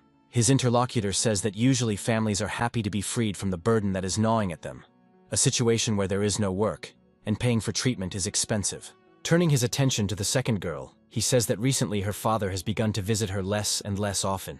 Immediately after this, he turns his gaze to Valerie's medical record, saying that everything was much simpler there. The man says her brother risks his life every day to pay for his daily treatments, and it would be great if she could ease his burden. Valerie listened attentively to this man, unaware of his true and evil intentions. The nasty man says they have a new treatment that will help them stop being apart from their families and start a new life. Both girls agreed to this, realizing that it would be great if their families felt relieved and they stopped being a problem. The man praised the girls for their enthusiasm, saying that they could sign the contract at the following locations. After a while, the experiment began, and Henry's partner said that it was easy to deceive these naive girls. Henry states that these girls would be no good without this experiment, praising his ally for a job well done. Henry claims that each cell can be sold for hundreds of millions of dollars, and this could be the fastest way to become rich. A few moments later, one of his assistants said that it was time to begin testing subject number 1 and stuck a syringe into a bag of blood. A few moments later, this deadly solution was already in the cell where Valerie, her roommate, was located. Quite quickly, the experiment began to get out of control, and the body of the unfortunate girl began to disintegrate. Henry wondered what was going on, realizing that something needed to be done immediately. His assistant said that the body was to blame. The cells, no energy fluctuations were detected. Moments later, he declared that the cells had given up without him, while the unfortunate girl had died a painful death. Henry urged his subordinates not to panic, as this was just an experimental body. They had another one. His assistant interrupted his thoughts again, saying that someone had decided to start a fight outside. Henry wondered who it was when he suddenly saw the girl's father, who had decided to visit her on that particular day. Henry realized that he needed to somehow explain himself to the father of the deceased test subject and ordered that this father be brought here. The man approached his partners and said that it was not allowed to beat patients in the hospital, adding that the gentleman had asked to take the man to him. A few moments later, the man was pulled to his feet and asked to follow him. Henry told the unfortunate father that he was a doctor at this hospital and that his daughter was right there. The father asked him where his dear daughter was, after which Henry pointed to the capsule with the mutilated corpse, saying that she was right there. He also said that they were acting under an agreement and something went wrong during the test, so they will compensate the costs according to the agreement. Henry also said that they still have to remove the body and study it thoroughly for interesting tests. In response to this, to everyone's surprise, the girl's father delivered a powerful blow right across Henry's face, saying that they were conducting their terrible experiments on ordinary people. Henry stated that instead of living his meaningless life, it is better to sacrifice his body and contribute to society. The girl's father says his daughter was still a minor, and he does not need any of the money that is due as compensation. Henry angrily asks the guards to take this rude man away, not understanding why this ungrateful scoundrel is yelling at him. The angry father calls all these people scum and promises to send every single one of them to hell. Henry decided not to focus on the negative aspects of his job and turned to his interlocutor, asking how Valerie was doing. The man answered him that there were no energy fluctuations. Apparently, he would have to wait a little longer. He also asked the doctor if he would make a similar scene with this girl when he saw her mutilated, molecule-split body. Henry naively said that there was nothing to worry about, since the man was probably a level 0 and was just a garbage collector. Vincent, meanwhile, asks the doctor why he reacted that way when he heard that name, assuming that he knew the girl. Henry immediately moves away from him, saying that this is the first time he has heard the name of such a patient, and assumes that she is from another department. Henry wonders in his mind why he got such wrong information about Valerie's brother. He realizes that if this guy is really that serious, he's done for, because he left this thing alone with a bunch of monsters and ran away. Even after this, he continues his wanderings from side to side, hoping not to run into another trap. Vincent continues to closely monitor Henry's behavior and asks why he reacted that way when he heard Valerie's name. Vincent says that he is hearing this name for the first time and is simply afraid that something might happen to this girl, since many monsters have appeared in the ward. Quite quickly, he comes up with a cunning plan in his head in case this girl ends up dead, because it is not his fault that he could not protect her from the monsters. Vincent continues his journey, after which he hears a strange rustling sound and realizes that they are trapped. In the blink of an eye, his reaction tells him that he needs to get out as quickly as possible. Vincent takes a quick step back and grabs Henry's clothes with force, trying to move him as quickly as possible. A split second later, a giant sword used by monster hunters flies past them. Vincent unmistakably determines that it was not a monster that attacked them, and Henry irritably asks him what it could have been. The nameless warrior emerges from the darkness, apologizes, and says that he mistook them for locals who... He looks closely at Henry and says that he received an order from the TV Heart to save him. Vincent remarks indifferently that now he understands why such a big brute is walking around the abyss. He also states that he should have known that the marks near the entrance to the dungeon were made by his sword, and then praises him for being able to break through alone. The nameless warrior says that the mercenary works here for double pay, and also admits that he killed his teammates for money. Vincent reflects on having seen mercenaries like this before and realizes that the rules are that they can get their full pay if they are the only ones left alive. After a few moments, Vincent stops Henry, saying that this warrior's sword has an extremely deadly aura. He immediately turns to the nameless warrior, stating that he has no intention of interfering with his orders, but there is one catch. He immediately adds that this man told him that he could show him the way to the sister he was so desperately looking for. The nameless warrior says that he saw a girl here who fits the description just given by Vincent. Vincent asks him where she was, and Henry understands that now he is definitely finished if this young man finds her. Instead of answering, the nameless warrior throws into the protagonist's hands a small teddy bear, which he gave her a long time ago. Vincent asks his interlocutor where he got this teddy bear. The nameless warrior says that this girl was very sweet, but he is very sorry that she could not get out of this dungeon. Vincent looks up in surprise and asks his interlocutor what he is talking about, not believing what he just heard. Henry is mentally glad that the test subject died, which means there will be no one to tell about what happened here. The nameless warrior says that he met this girl, but he didn't care whether she survived or not, but he promised to convey her last words. After this, he says that Valerie expressed the hope of meeting him here, at the entrance to the hospital, and that he would see that she was fine, and therefore there was no reason to take risks again. Vincent understands that his interlocutor allowed the innocent girl to die, only because he was too lazy to lift even a finger. He immediately rushes into the attack and asks if he just stood and watched. The nameless warrior calmly replies that a mercenary's duty is to strictly carry out orders for a reward, and the rest does not bother him. He also says that because of the curse that lies upon him, the people around him always die, so he walks alone. He adds that even after these words, she decided to go with him, which means that the girl is to some extent to blame for her fate. Vincent demands that his opponent immediately tell him where his dear sister is. The nameless warrior says that if Henry stays with him, he will immediately tell where the girl is. Vincent asks what will happen if he refuses, while Henry states that he agrees to this option. The nameless warrior says that he has no sympathy whatsoever for those who stand in his way, and is willing to kill even his own teammates. Vincent continues to dodge attacks from the giant greatsword and knocks the weapon out of his opponent's hands. Immediately after this, he rushes forward, saying that the nameless warrior is now unarmed, and therefore will not be able to resist his onslaught. The nameless warrior looks at his opponent with indifference and intercepts his blow with incredible ease. Vincent realizes he needs to act more decisively and prepares to stab him with a dagger. This blow also proves ineffective, as the nameless warrior's agility suddenly proves to be greater than expected. Immediately after this, he decides to use the disarm skill to deprive the enemy of his weapon for 8 seconds. Vincent doesn't have time to react to the enemy's next maneuver, which hits him with his rock-hard head. Vincent says that he thought that the sword was the Nameless Warrior's main weapon, but it turned out that he was also good at hand-to-hand combat. The Nameless Warrior notes that if a mercenary has little information, he must rely not only on his weapon, but also on his body. He also states that this is far from the only power he has, adding that he is now impossible to defeat. With these words, he decides to use the Rockbreaker skill, maintaining his previous sad expression. Vincent realizes that the sword is quite powerful, but its weight makes it difficult to swing, so he has the opportunity to strike earlier. He first tries to use a weak spell to defeat the enemy, but it turns out to be useless. Vincent notes that his opponent is too powerful, so he urgently needs to come up with a more effective option. Jumping into the air, he decides to use the summon card, Web of Familiar Heads. A few seconds later, 4 spiders break free and prepare to fight their next enemy.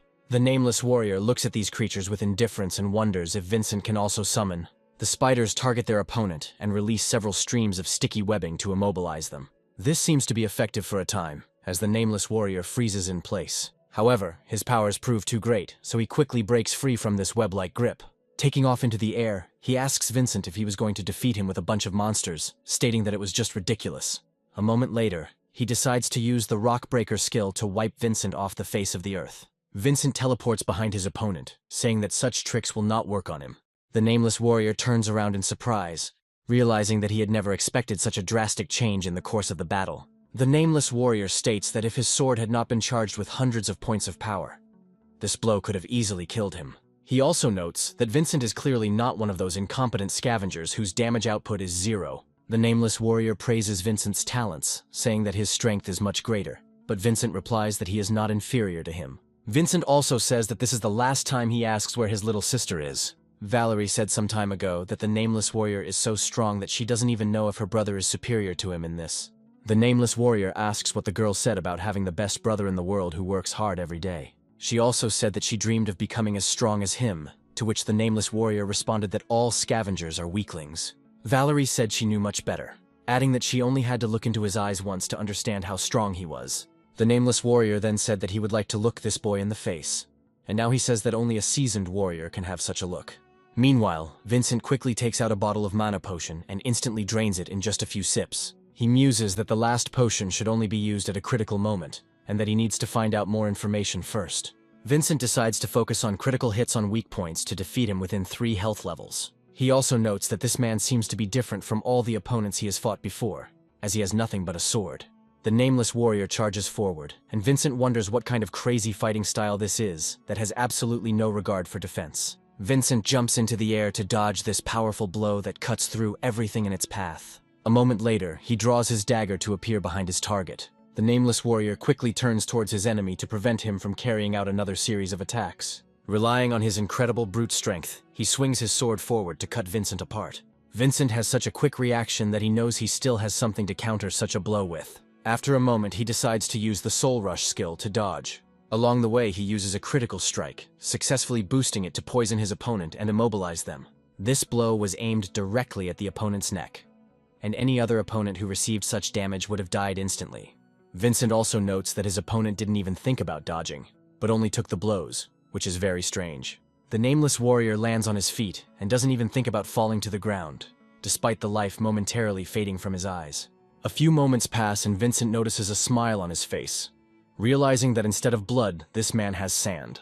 The Nameless Warrior lets out a loud cry as his powers begin to rapidly regenerate and charges forward. Vincent successfully dodges this attack again, but realizes that the situation is becoming increasingly dangerous. To make sure that the person in front of him is actually alive, he decides to turn to his deity. Moments later, countless hands belonging to the scavenger deity appear out of nowhere and grab the warrior. The Nameless Warrior falls into a stupor for a moment, after which he again lets out a loud war cry. He grabs the hands of the deity and throws them away with the help of his incredible strength, which he received in exchange for the curse. He then delivers a quick strike to cause a chain reaction between his sword and the void energy. There is a powerful explosion, and the Nameless Warrior ultimately emerges victorious from this difficult battle. Vincent lands on the ground and tries to analyze what just happened, because it defies any explanation. The Nameless Warrior sadly states that he cannot be killed with normal attacks, then looks at his hand, which is beginning to crack. Vincent asks his opponent if he is immortal, wanting to gain at least some knowledge.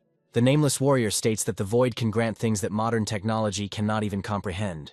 be it professions or equipment. He also claims that he has something more special, namely a curse, which is a divine punishment accepted for the sake of unprecedented power.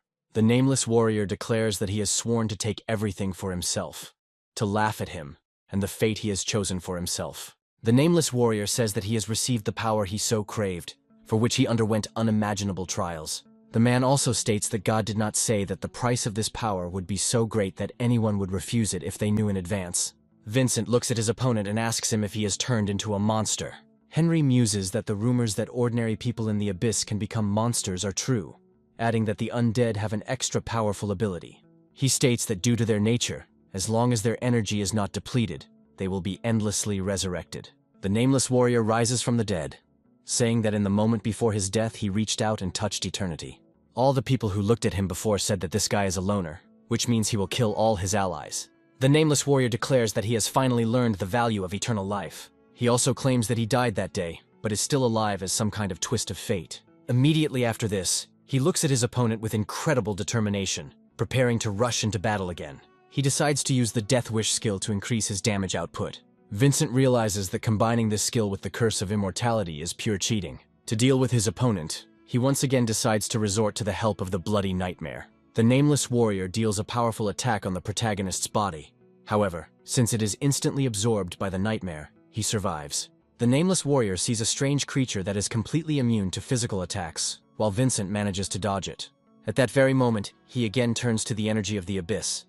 But the nameless warrior does not want to give him a single chance. Vincent takes out a powerful shield and wonders if immortality really means the nameless warrior is unkillable. The nameless warrior declares that he has absolutely no doubt that he will be the one to win this battle. Vincent continues to dodge his opponent's attacks and throws forward the Soul Priest artifact. A moment later, a spirit materializes in the air, armed with a sharpened scythe, personifying death itself. The nameless warrior looks closely at the creature that has appeared and wonders if Vincent really has such artifacts. A moment later, he lunges to attack the spirit, but does not realize that it is immune to physical damage. In response, the otherworldly creature delivers a powerful attack with its scythe, seriously wounding the immortal warrior. Vincent's opponent says it was not a physical weapon, but a purely technical effect. Vincent states that if someone dies from this skill, the recovery effect will be triggered, and their HP and MP will be restored.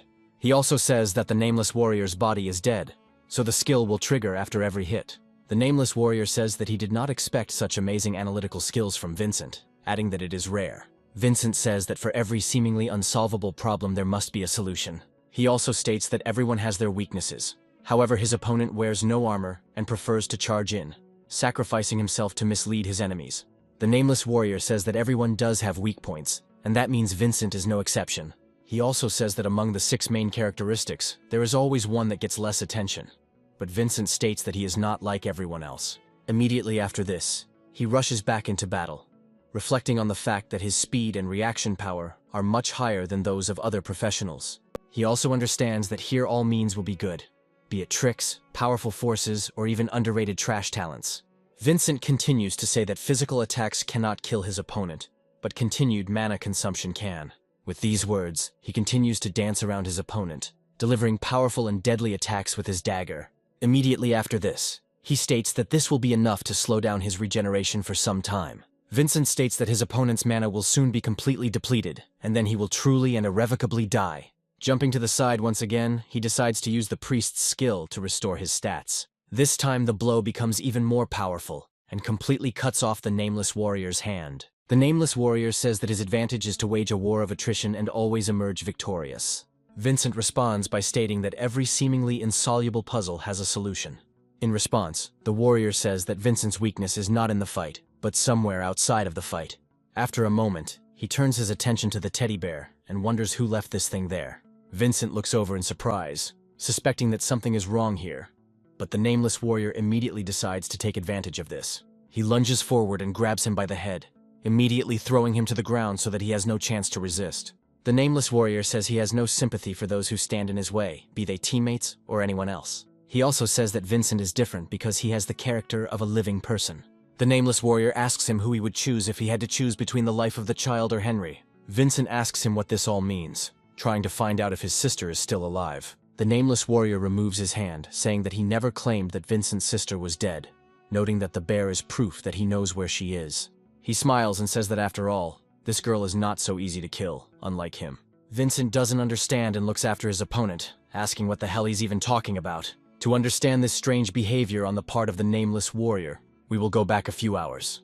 More monsters decided to attack the two heroes who were following without stopping in search of an exit. One of the orcs grabbed the unfortunate girl to finally finish her off. Valerie remembers the words of her comrade, who said that he would not protect her because he did not care whether she survived or not. She also remembers the words of her dear brother, who said that he had found a job and could now cure her legs. Valerie finds herself consumed with thoughts about not wanting to always be a hindrance and a burden to her brother. Turning to the abyss, she asks for a blessing to become stronger for a moment and escape from the captivity of these monsters.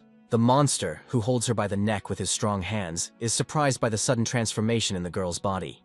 For a moment it seems to him as if the girl is quickly beginning to turn into something very cruel and vile. Valerie receives a system notification that she has awakened her transformer profession and is turning into a giant teddy bear. The strength of this bear is so incredible that a fairly high-level orc is gutted to pieces in an instant. Meanwhile, the nameless warrior continues to fight his opponents, killing them one by one. A moment later, he discovers an orc's head lying next to him, clad in a hard helmet. He turns back and notices a strange glow, looking up to see the creature Valerie has transformed into. He states that ordinary people who successfully undergo abyssal cell induction are more likely to awaken their professions. Looking at this girl, he wonders if she could be one of the victims that poor father was talking about. The nameless warrior prepares for battle, because he does not know how adequately the girl behaves. He states that rumors say that the changes caused by the abyss cells cause the host to lose consciousness and become like a mindless monster. Valerie immediately destroys this theory by starting to whine and wondering if she has really grown taller or if she is imagining it. The nameless warrior does not hide his surprise and asks her if she is still conscious, asking her to state her name. Valerie kneels down and states her name, after which the nameless warrior realizes that his fears were not confirmed.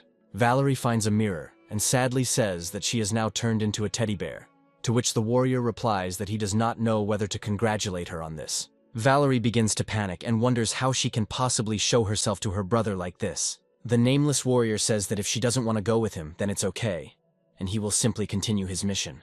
Valerie hands him a teddy bear, sincerely asking him to give it to his brother and retell her last words. The nameless warrior takes the bear and says that if he meets this man, he will definitely tell everything. He also states that he will personally hand over the bear and explain everything. The nameless warrior states that if they continue to fight, his position will be at a disadvantage, adding that they have no reason to fight. Henry asks the warrior if this girl really survived despite what she went through. The nameless warrior says that, in fact, the doctor who is behind Vincent is to blame for everything that happened here. He also claims that the appearance of this abyss is, to a greater or lesser extent, his merit. To understand what the nameless warrior means, we'll go back a few hours. The girl's grief-stricken father turns out to be the nameless warrior's employer and says he simply has no other choice. He states that if this key is used to open any door, the energy of the abyss will begin to permeate the entire area, turning it into an abyss. Father said that Henry is a very high-ranking person, so a rescue team will definitely come for him and they must be stopped. The nameless warrior asked the grief-stricken father if he knew what price he would have to pay for such a request, to which he replied that he did not care about the money. Henry says that if it is one of the statues, then he offered compensation to his father and has already sent it to Daddy. Vincent listens attentively to these excuses and asks the doctor what he can say about his sister. Henry states that this girl just happened to be here by accident, and he couldn't help her in any way. Even if she was an experiment subject, it was her personal desire. He also says that if any problems arise, he will be able to easily compensate for everything. Vincent realizes that words are unnecessary in this matter, and he slaps the scoundrel hard on the cheek to teach him a lesson. The blow is powerful enough to cause Henry to lose consciousness for a while, but he quickly comes to his senses. He also wonders who would need a disabled person who can't even walk properly. He adds that if he had used it, it would have brought much more benefit to society, since she made sacrifices for the sake of research. Vincent calls upon his deity to capture Henry, who states that his sister should feel grateful. Vincent claims that his sister has been through so much that some pathetic human being will never understand such suffering. Henry says that's not what he meant at all, and he didn't mean to offend his sister. A moment later, the garbage god's hands slam the obnoxious scientist into the ground to finally shut him up. This blow does not prove fatal, as Vincent has another plan in mind for the fate of this scoundrel. Grabbing him by the clothes, he says that even in hell such people are not needed, after which he calls him useless trash. Finally, he glances towards the nameless warrior and decides to give him this prey. Seeing a portal that should lead him in the right direction, He throws Henry towards it so that he can finally deal with him. The nameless warrior's hand, which had just been severed, flies into the air and grabs Henry by the head. The nameless warrior asks his opponent if this means they have reached an agreement between themselves. Vincent states that he just wants to make sure his sister is safe as soon as possible. He doesn't care about anything else. The nameless warrior states that a mercenary's duty is to carry out orders, and that the girl's father wished for Henry to die here. Henry tries to buy his way out of his fate by offering to pay twice what he was promised. But the nameless warrior remains adamant. Looking back at Vincent, he says that next time they will have a grand battle. Vincent no longer hears these words and rushes into the portal to the sounds of the breaking bones of the vile scientist who deserved his fate. As soon as Vincent passes through the portal and finds himself in a strange place, he almost immediately finds his beloved sister with his eyes. Valerie is still in bear form and asks him if it is Vincent. Vincent apologizes to her for coming so late, saying that she will definitely be safe now. Valerie begins to tremble a little and says that she should be the one apologizing, since he always risks his life for her. Vincent says that it's all nonsense and there are no more monsters here, so she is completely safe. Valerie apologizes to him and says that it's all a lie, since there's still one monster left here. Sitting on her hind legs, she begins to cry, and says that she has now become a monster and does not know how to turn back. She states that she relied on him for everything, and wanted to become like him and stop being a burden to him. At the same time, she apologizes to him for the fact that she is still an obstacle to normal life and has turned into an incomprehensible monster. Vincent exhales tensely, saying that many people don't look like monsters, but they look worse on the inside. But she turned into a monster, but she's still sweet on the inside. Valerie says that she is very flattered by such a compliment, but she still looks like an incomprehensible, ugly person.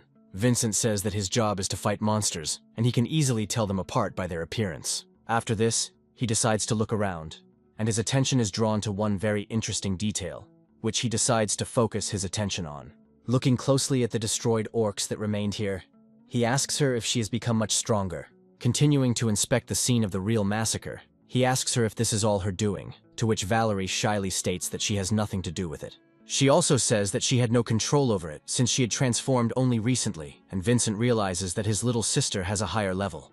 A few more moments pass, and Valerie's paws begin to glow mysteriously. After a few more moments, she completely loses her monster appearance and returns to her original human form. As she lands on the ground, she wonders what happened, and then begins to happily talk about being back. Vincent states that the transformation requires a constant consumption of magical power, and when the mana is depleted, the person transforms back. He also tells her that she can now transform into a bear and back, and congratulates her on gaining amazing powers. Valerie asks him if she has become as strong as he is, to which he states that he will not let her be in danger anymore. Valerie asks him if she has met a strange guy here who is always gloomy and a bit like him. Valerie also says that this man stated that he would like to meet her in person, and that they would have something to talk about. Vincent takes his dear sister into the portal, saying that he has not met this person, and there would hardly be anything to talk about. Returning home, Vincent first goes to bed to get a good night's sleep, and does not rise until the first rays of the sun. The hard day in the abyss, as well as the intense fighting, had left him very tired, so it took him longer to recover. He gets a phone call and one of his bosses asks him about the last time he was at work. The boss also says that he hasn't seen him since the mission at the People's Trade Center, after which he heard rumors that Vincent had become a hunter. Vincent says that there is not enough money at all, so he began to look for a more profitable job. The boss asks the protagonist if he is still collecting trash, but Vincent replies that this is exactly how it is. An understanding boss calls him a young, reckless fool, telling him to think about his own safety and the safety of his sister. Vincent thanks his friend, and then hangs up, discovering that he still has a few notifications left. One of the notifications immediately catches his attention, and he freezes for a moment, trying to figure out if he was imagining things. The thing is, the banking app told him that Emily had transferred 2,400,000 yuan to him. He opens an additional text message sent by this girl, which says that he should thank her when he sells the rest of the junk. Vincent smiles as he says he has never seen so many zeros in his life. He also claims that he has put up for sale some of the resources and equipment he obtained during his recent visit in her name since she is a celebrity. He decided to do this last night to ensure a comfortable existence for himself, since no one would question where these things came from. Emily's good name and her indisputable authority will provide our hero with almost unlimited, seemingly risk-free supply of this junk. Emily met him and asked him what he had done to pick so many good things. Vincent says that he was just collecting a huge amount of garbage in the song and found all this. He also states that it is true that he cannot use these rare items now, so he asks her to sell all this junk. Emily is very impressed by this dynamic and says that she didn't expect anything like this from a first-level garbage man. She also says that his body has gotten a lot stronger since they last saw each other, to which someone replies that he's been through a lot and gotten into shape. Emily says that all this time she thought that scavenger was just a profession that was not yet included in the list of main ones, because you can't level up with it. Vincent says it makes sense that even a garbage collector could become stronger. Emily asks him if he has thought about going to the World Guild to get a hunter's license, since treasures need to be identified. Vincent replies that in that case he will be able to move on, but only as a hunter. Emily states that he used to play without a license, but if anyone finds out about it, he will be imprisoned. She also says the test will involve convincing the examiner of your competence to be a hunter. Emily says that a recommendation is needed for the annual hunter evaluation, and she immediately takes responsibility for it to make sure everything goes smoothly. Emily also turns to her subordinate and asks him to report that she received all these items from him. She also tells her interlocutor that he helped her, so she pays for this service. Vincent gets out of bed and admits to himself that he now feels incredibly indebted to this girl. Looking down, he sees a strange package lying right at his feet and wonders who delivered it. Valerie says his apartment doesn't even have a kitchen, so she had to order food to stay hydrated. Vincent says that his little sister got up unusually early today, to which the girl replies that this is her first day not in the hospital. Vincent sits down at the table and asks her how she feels, to which the girl replies that she can now walk a little. A moment later she makes an effort and rises to her feet, demonstrating that she can hold on like this for some time. Vincent realizes that this is no easy task and asks her how she was able to achieve this in just one night. Valerie sits down in a chair and says that she was afraid that if she turned into a bear again, she would cause destruction, so she concentrated her magic in her legs. Vincent advises to be careful with something like this, to which Valerie replies that she will gradually practice and will soon be able to walk fully. Vincent says that he will only be glad if his sister can regain her motor skills and heads for the exit. Valerie asks him if he is leaving already, to which the protagonist replies that it is time for him to go. Valerie asks him how he spends his weekends, to which he replies that he doesn't have weekends, he always works. With these words, he loudly slams the door behind him to make sure it is closed. Valerie begins to suspect that something is wrong, wondering if her own brother is cheating on her and if he has a girlfriend. In reality, Vincent goes to a place where all the other players take an exam to get the required license. Looking around, he sees a huge number of other players who came here for the same thing as him. Vincent wonders why they all look so strange and extraordinary. A few moments later, he hears a familiar voice behind him asking him which hunting guild he has his eye on. Turning around, he sees Chester, who greets him politely, saying that he didn't expect to see him here. He asks him what he forgot at the testing site, suggesting that he didn't have his ID with him the whole time. Vincent states that the hunter exam costs a lot of money, and he recently made a good profit and now decided to qualify. He also asks him how he feels, to which Chester states that he took his advice and began practicing a lot of close combat. Chester also says that for now he only has a license for the support position, but from his point of view, Vincent should only aim for the main position. Suddenly, a rather expensive car pulls up to the exam venue, and several security guards get out of it and push aside the rest of the people. After some time, a guy gets out of the car and wonders whether he really needs to stand in line any longer.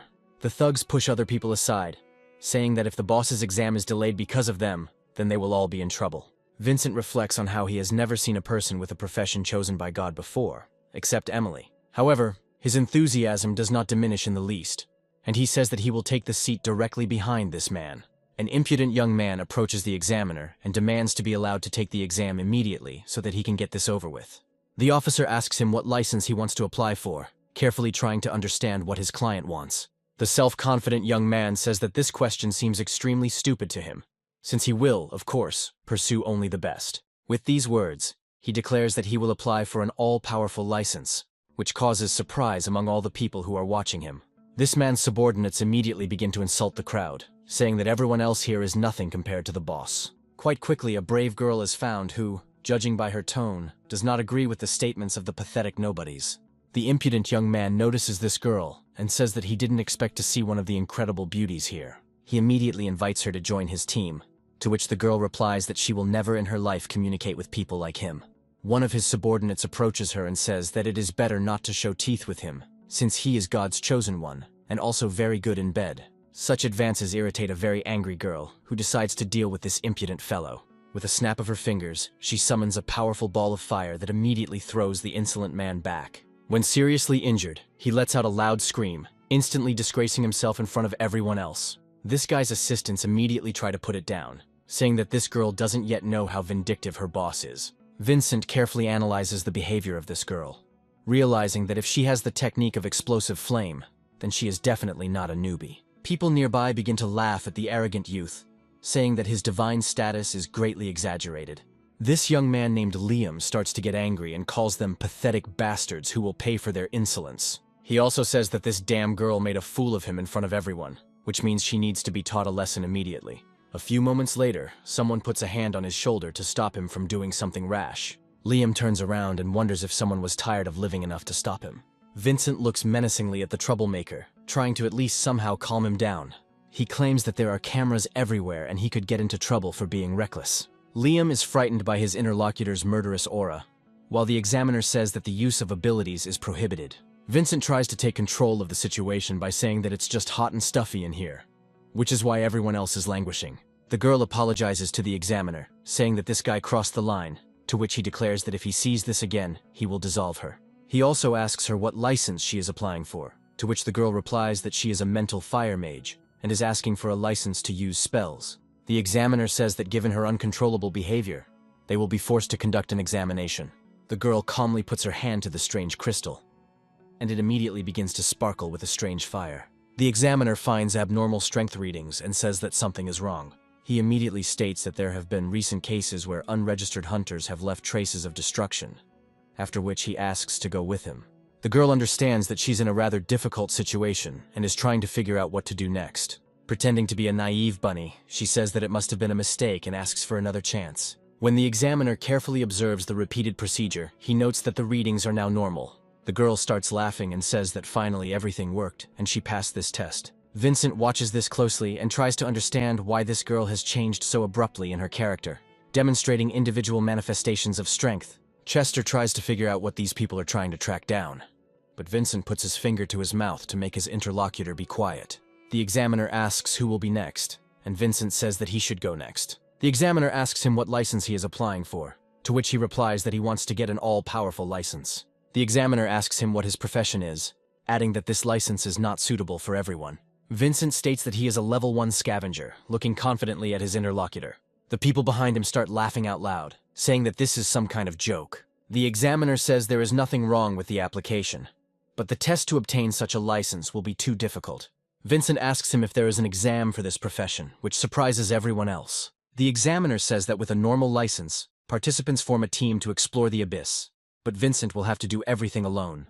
The examiner also says that even on easy difficulty, the only thing that awaits loners is death, nothing else. Vincent wonders if he can get his license if he clears the entire location by himself, to which the examiner replies that it is technically possible. He also throws him a crystal, saying that if he is so confident, then he must not be a weak player. Vincent holds the crystal for a long time, and the examiner notes that there is no reaction.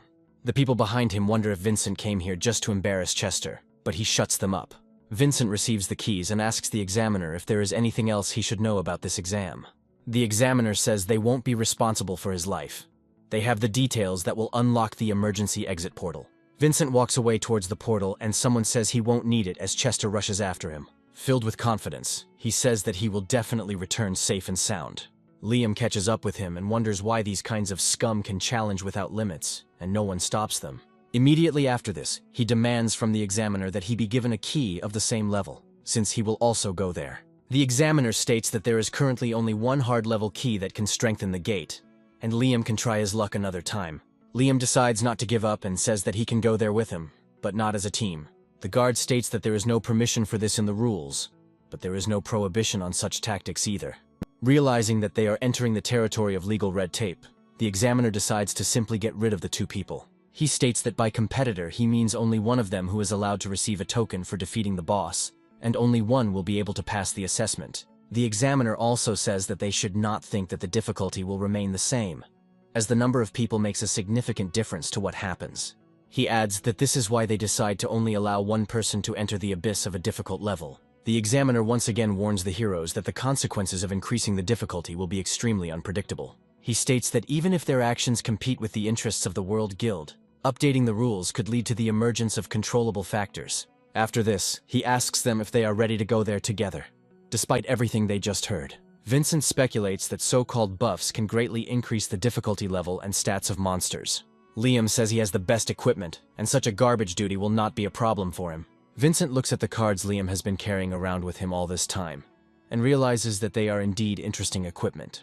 After that, he says that none of this matters to him. He just needs a hunting license. He also believes that if the level increase leads to the appearance of rare monsters, then he will be able to get more interesting rewards.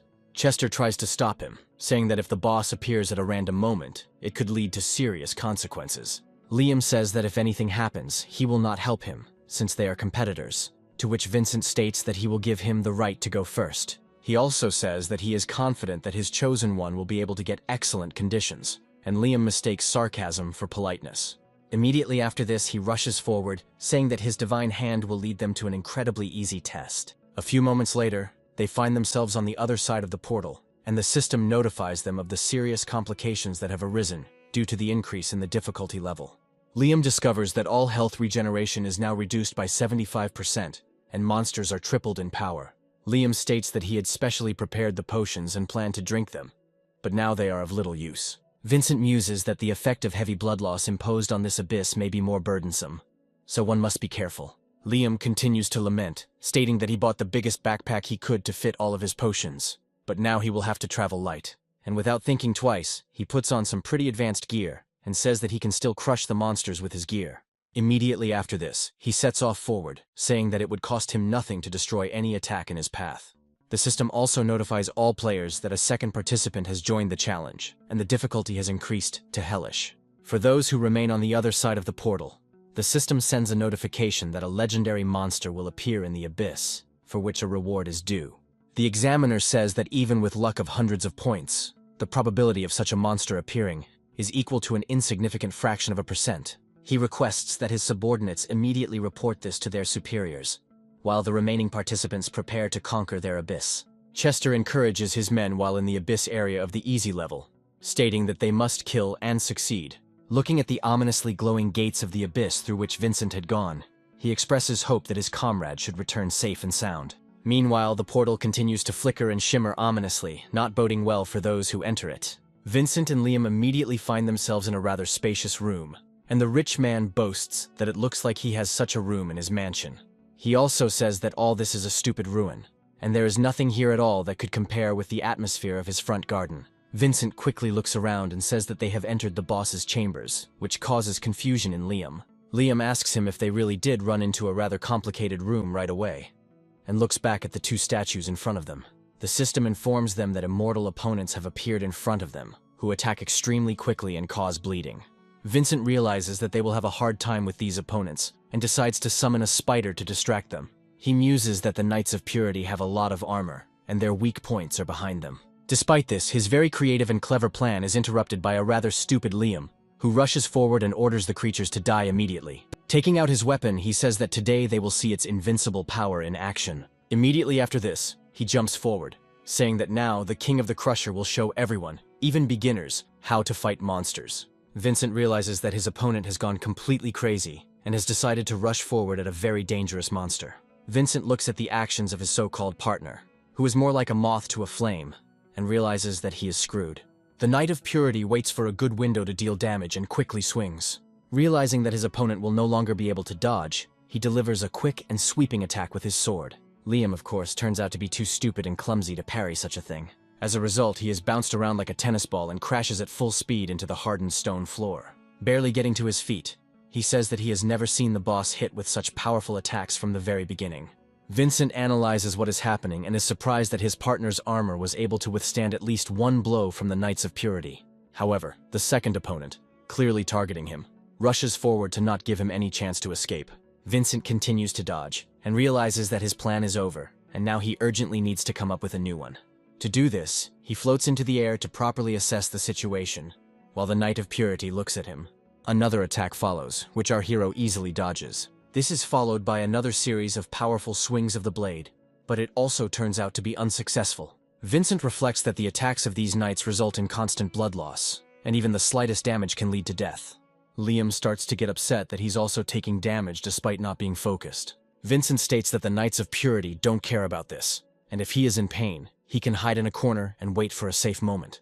Liam asks Vincent how he dares to imply that he is dead weight when he only slipped. The system informs Vincent that his opponent has gone into a defensive stance to cover himself with armor. Vincent realizes he needs to be more creative with this enemy and turns to his inventory. Quite quickly, he decides to use the Spirit Rush skill to dodge the subsequent attacks. Liam returns to the fight, saying that Vincent is too useless to do any damage. Vincent muses that this kid takes the edge off the battle, meaning he's not complete trash. However, the knights do not see him as a serious threat and quickly push him back with the slightest blows. Vincent muses that the broken defense will be useless and notes that the monster has now become stronger. Looking at his wayward partner, he realizes that this man was truly born to be beaten. Meanwhile, the giant statue begins to cast a strange spell, creating a greenish vortex of energy. The system notifies Vincent that now only he can damage this knight. Vincent says that now they can't shoot based on just one monster and must try to defeat another knight who is even bigger. At this time, the Knight of Revelation, who uses the taunt skill, rushes forward to crush his target. Along the way, this creature decides to use a skill that reduces all damage received by 95%. Vincent realizes that such daggers are completely insufficient against these targets due to their defense. Liam, meanwhile, wonders why these creatures are different from those he fought before, since the monsters without special features die in 2 hits. Meanwhile, the Knight of Revelation once again turns to his American ball to cut his opponent. Vincent realizes that the second Knight of Revelation could make this fight much more difficult if he were to enter the fray. Vincent turns around again and asks Liam if he spent all his points on defense, since he doesn't do any damage. Liam replies that this is not the case, and claims that he has improved his speaking skills through exceptional strength. Vincent calls him an idiot, and recommends not to get distracted in the middle of a fight to avoid taking unnecessary damage. Liam decides to follow this advice and immediately begins to retreat to regroup in an advantageous position. Moments later, the shockwave prevents him from completing his evasive maneuver, and he falls to the ground. Vincent states that his agile fighting style is at odds with the heavy armor, causing his movement to be limited. A moment later, one of the guards decides to use another technique that destroys everything in its path, and our heroes barely have time to dodge. Vincent also begins to scold his partner, saying that this is no place for fun and that money must be earned through sweat and blood. He also states that since his usual methods are not working, he will have to resort to the most primitive method. At this moment, he breaks away from his place in order to reach the enemy and hit him with brute force. He states that even one increase in the strength stat is enough to deal real damage. Vincent shouts that fistfighting is a favorite tactic of poor people who don't have the money to buy weapons. Liam wonders how this pathetic boy was able to throw back a heavily armored monster with just his bare hands. The Stone Knight continues his fight, but Vincent still dodges all attacks without much difficulty. He jumps from one enemy to another to take advantage of his mobility. The system notifies him that he has dealt a critical hit and stunned the enemy with a powerful attack. Vincent muses that it only took one hit to stun his opponent, and perhaps luck played a role in that. Meanwhile, another enemy rushes into battle to prevent Vincent from catching his breath and regaining his potential. A moment later, the monster's most powerful blow hits the main character and cuts him in half. Liam is very surprised by this state of affairs and says that he has never seen a person torn apart so quickly. Luckily, this turns out to be another trick from the protagonist, who pretends to be a bloody nightmare. Liam stares in surprise as Vincent reverts to his true form. He muses that his partner's damage output is too low to keep the monster aggressive. With these words, he asks his comrade to step aside and not interfere with his fight so that he can concentrate. After waiting for a certain moment, he rises into the air to deliver 2 powerful attacks at once. He carefully assesses the situation and prepares several skills to hit his opponents. To do this, he decides to use a multiple attack, dealing 3 critical hits at once to the enemy's weak point. One of the monsters completely loses its combat readiness, which plays into the hands of the main character. Vincent continues to float in the air to dodge the giant stone axe's attacks. The remaining stone knights do not think of weakening the onslaught, but this does not bother Vincent. The youth lunges forward, striking at the knight's weakened legs to throw him off balance. Liam is amazed at how accurate his ally's technique is, surpassing even the experts he hired.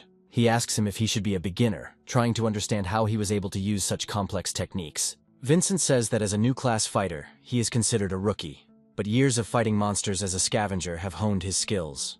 Liam comments that he finds this a little odd, pointing out that people usually get stronger based on items. Vincent talks about gear being just something that changes as you level up. Looking at the approaching enemies, he decides to use the Berserker skill to increase his attack speed. Vincent concludes his thought by saying that his main equipment is his body, which continues to get stronger.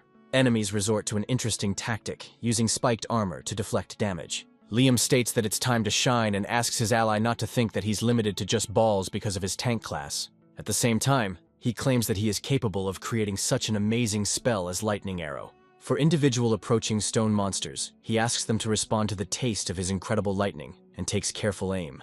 Vincent gets ahead of his talkative comrade and rushes forward, using the fire explosion skill. Liam watches what is happening in surprise, trying to understand when this boy managed to learn how to do magic. Vincent muses that when the spikes are activated, enemies' resistance to all elements is reduced, making it easy to land critical hits. He also decides to use the Great Flame Burst skill to hit the next enemy. Thus, he easily manages to cut off the head of one of the knights to finally destroy him. Liam wonders how Vincent was able to use the instant Great Flame Explosion skill even without casting time. He also states that melee fighters usually cannot learn elemental magic, no matter how much they want to. Vincent leaves these agitated comments unanswered and decides to destroy the next enemy. Rushing forward, he dodges an attack from a giant axe and prepares to finish what he started. This attack hits the lead rock monster, which has a damage-reflecting spike skill. The spikes immediately work. The stone knights inflict damage on themselves thanks to the tricks used by Vincent. Liam says he never expected these monsters to be so easily fooled. Vincent lands on his feet, realizing that his opponent is still standing and needs to be finished off. He realizes with irritation that Spiritual Dash is still on cooldown, so he needs to defend himself somehow. As a desperate measure of defense, he decides to summon a fairly good shield and simply take the blow. This attack is incredibly powerful and instantly deals damage that would be incompatible with the normal existence of this shield. The shockwave throws the protagonist back, and he crashes into the floor, creating a large cloud of dust. Vincent muses that the knight's attacks are unpredictable, even taking into account the player's weaknesses. Their strength surpasses any elite monster. He also understands that the attack speed of these creatures will continue to increase, and will only slow down after a successful hit. Vincent guesses that it is useless to dodge this knight's attacks for long, since he will infinitely accelerate until he strikes. Understanding the reason for the high difficulty of these monsters, Vincent decides to go all in and summons his weapon. Liam calls him an idiot and wonders if he really wanted to take a direct hit from the creature. Vincent continues to follow his hastily concocted plan and puts his hand forward to cast the England spell. At the last moment, he shoots a fireball to disrupt the enemy's attack. This fireball hits the enraged monster right in the face as he tries to figure out why his opponent is still alive. In a fit of rage, it slams a giant axe down on the spot where Vincent had just stood, but he manages to jump away. Vincent states that he did not plan to take direct damage from such creatures, as it would kill him instantly. From his point of view, the tactics for winning here are to gain superiority in speed at any cost. At that very moment, he points his finger at his target to address his deity and call upon his hands. Liam is amazed by the huge amount of skills his ally has and wonders when they will run out. The hands of the scavenger god grab the stone statue, but it is still considered alive and cannot be recycled. The stone knight is enraged by this insult and prepares to free himself from captivity. He lets out a menacing roar, and powerful energy discharges begin to emanate from his body. However, it is too late as Vincent is already rushing forward to put his plan into action. To do this, he activates Berserker mode to become even more unstoppable and increase physical damage. Grabbing his knife, he shouts at his opponent to take the blow with full force. Having reached the weak spot of the stone guard, he plunges the dagger straight into its eye, inflicting powerful critical damage. The system notifies him that he has delivered an armor-destroying blow aimed at a weak point. A red liquid, vaguely reminiscent of blood, immediately begins to pour out of the stone statue's eye. Vincent realizes that his plan was not perfect, as he will not have time to destroy the creature before it bleeds out completely. The stone knight begins to frantically wave away the main character, knocking him down with his stone hands. At that very moment, he decides to use the instant regeneration skill to fully heal himself. Vincent realizes that this boss's buffs continue to stack, meaning that his attacks weren't doing enough damage. He quickly gets to his feet, knowing full well that if he continues to fight, he will die, and if he surrenders, the same fate awaits him. So he decides to use the reactivation of the Berserker skill to put all his health on the line. The system informs him that the double Berserker activation effect has reduced his lifespan to 7 seconds. Vincent charges forward, declaring that he will end this in one blow, and easily dodges the stone enemy's final attack. Despite his powerful clap, he manages to avoid any damage thanks to his sharp dagger, which crushes his fingers. The stone creature tries to understand how this is possible, because no other contender has ever been able to hold out for so long. Vincent continues his onslaught, rushes forward and instantly crushes the boss's head. Liam can't believe what's happening and wonders how this boy was able to surpass the boss in strength. We understand that he is making a big mistake when he thinks about competing with this person, because he doesn't have a single chance. The system notifies Vincent that he has defeated the Guardian Knight and passed the gate trial, after which the Abyss difficulty debuffs are removed. Vincent decides not to waste a single second and immediately drinks several potions that increase his health and mana. After draining several glasses at once, he realizes that it was a very risky battle and he almost died during it. Sometimes looking around, he thinks that it has been quite a long time since he got any good prey. However, a smile appears on his face, and he says that the time has come for the long-awaited recycling of garbage. The giant hands of the abyss grab the remains of defeated bosses and drag them away to an unknown location for recycling. Liam looks at this in surprise and cannot believe that a giant knight could be pulled into some hands and simply destroyed. He continues to watch it and says that it is some strange class skill that he has never seen before. As he watches what is happening, he mentally admits to himself that this kid will be much scarier than any boss he has ever seen. The system notifies him that the processing of the defeated creatures has been successfully completed and offers him several rewards. Both of these cards represent the Stone Knight's core skills, allowing them to deal multiple sword strikes at once, or focus enemies on themselves. The second skill requires a score ratio, and Vincent says it's still a strong skill so it can be kept. Liam still can't believe what's happening as the two big guys were swallowed up in the blink of an eye, leaving no trace of their existence. After a few moments, he looks up and sees a strange funnel appearing above them. Realizing that it is better not to stand in this place, he quickly jumps to the side, only miraculously remaining alive after the chest falls. Vincent guesses that this is a low-drop legendary reward that has a chance to drop a random rare piece of equipment. Vincent comes closer and says that he remembers the foreman mentioning this legendary altar of the forger's master. Liam notes that it is one of the rarest rewards one can receive, and wonders how lucky they were to stumble upon it. Vincent says that the increase in difficulty modifiers, as well as his increased luck stats, may have something to do with it. Vincent also states that the more you take on everything, the more surprises you get beyond your expectations. Vincent decides to place his dagger in the altar, but Liam recommends placing only the best equipment there. Vincent states that his maximum level is 1, so he can't use other items, which shocks Liam even more. Without thinking twice, Vincent says that he has no other choice and will have to use only this item that he has. The system states that the upgrade process can fail, but with the current level of luck, this is almost impossible. Vincent goes into detail and learns that the success rate is 200%, which seems rather suspicious to him. The system tells him that when upgraded, this dagger will turn into a longsword, and Vincent says he agrees to this. A few moments pass. The system says that the upgrade was successfully completed, and the suggested weapon has become an upgraded legendary. Vincent takes a close look at what he received and says that this weapon really looks legendary. The description of the first item says that it is a flashy but rather impractical sword, which is somewhat disappointing but unique. The second weapon has a similar description, stating that it is merely a replica and has no particular value. Vincent grips the hilts of his swords tightly and says that he actually likes them a lot. Liam chuckles and says that the characteristics of these swords seem extremely tragic, suggesting that luck has taken a day off today. Vincent claims that this weapon only seems like trash to other people, but to him, it is the perfect tool. Liam says that there are divine-level weapons that are of much greater value. Vincent decides to test out a few of the skills he now possesses and throws his dagger aside.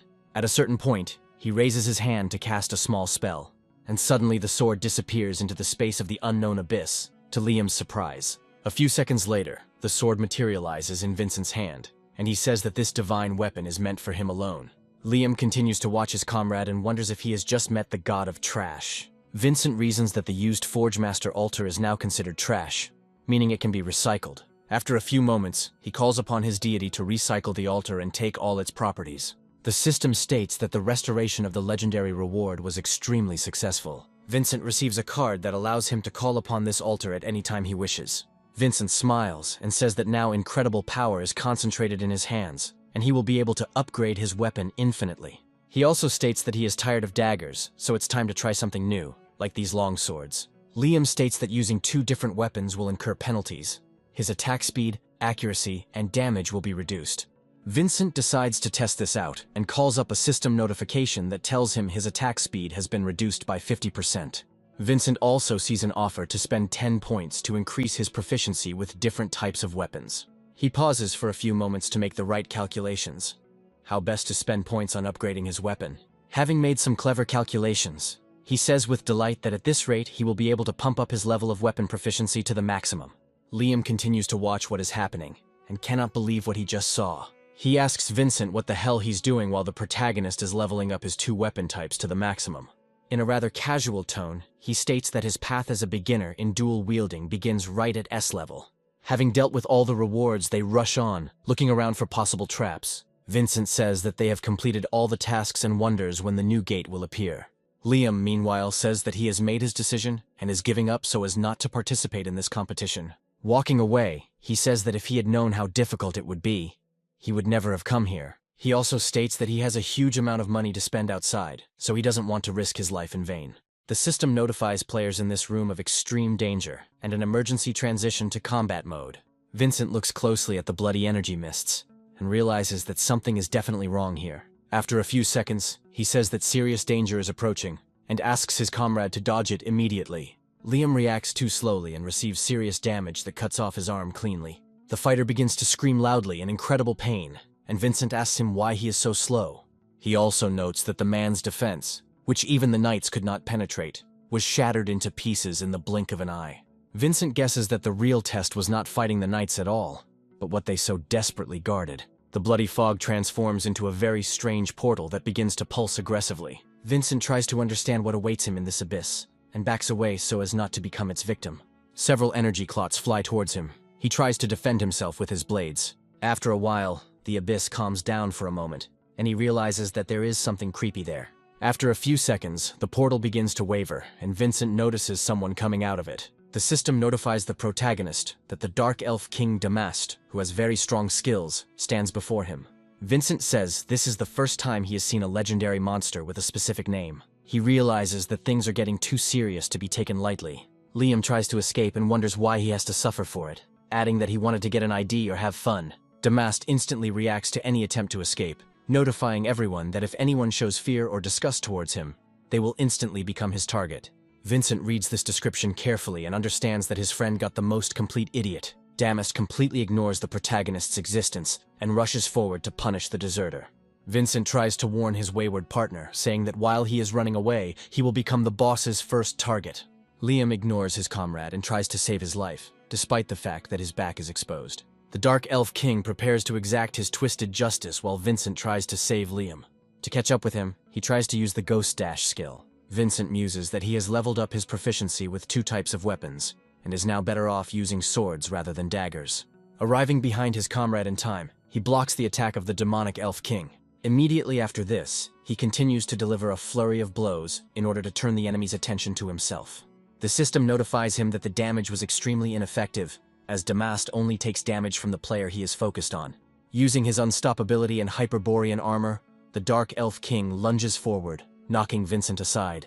Vincent tries to figure out what he should do to at least somehow break through the effect of this absolute protection. Finally, he makes a very difficult decision, fully realizing that he has no other choice. Liam continues to try to save his miserable life by running, while the Dark Elf King quickly catches up with him. The very next second, his life is tragically cut short, since his defenses are too weak to survive. The energy draining from the demonic gate immediately begins to change, and the staff on duty at the entrance notice the changes. One of them states that it appears that one of the participants has died, as they are only tracking one signal. His colleague suggests that the deceased is most likely the scavenger, since this abyss is only accessible to players of level 30 and above. They claim that once the cleanup team gets here, they can demand money from the rich guy who survived. They also say that once the boss drops a relic, the real carnage will begin, because these relics are too valuable. The system notifies Vincent that Damast has committed a murder, and has now become even stronger. Immediately after this, the demonic Dark Elf turns his gaze to the next victim and prepares to rush forward. Vincent receives a notification that attention has once again shifted to him, and he is a priority target. Vincent says that now he doesn't know whether this is good or bad, because flying towards this enemy will be much more difficult. Vincent steps forward and says that he desperately needs to obtain the corpse of the legendary creature, so he has no choice. At that very moment, he takes Liam's corpse for recycling in order to gain some useful skills. The system bombards him with notifications that he has now learned to use several new techniques, as well as wield a longsword. Vincent also states that he is forced to skip training because his sword skills are already at a good level. Looking at his opponent, he orders him to attack, and Damastus pauses for a moment, assessing his opponent. Not even a split second passes before he is next to the main character, and is preparing to hit him. Vincent realizes that everything that happened lasted no more than a split second, which means his opponent is too fast. Luckily, his speed doesn't let him down, and he manages to block the attack with his 2 swords. The swords pierce Vincent's defenses, forcing him to rely solely on the Blood Nightmare's protection to survive. Using his secret transformation, he suddenly appears above his opponent. Once he's at some distance, he thrusts his swords forward to use the meteor strike skill. Vincent is immediately notified that Damastus is immune to sneak attacks and cannot take damage from them. Vincent decides not to give up and immediately delivers a double-curved punch to finish off his opponent. Damastus charges forward, easily taking a small amount of damage without stopping him from continuing to fight. Vincent turns once again, countering, and tries to figure out what to do with an opponent who is not falling for his tricks.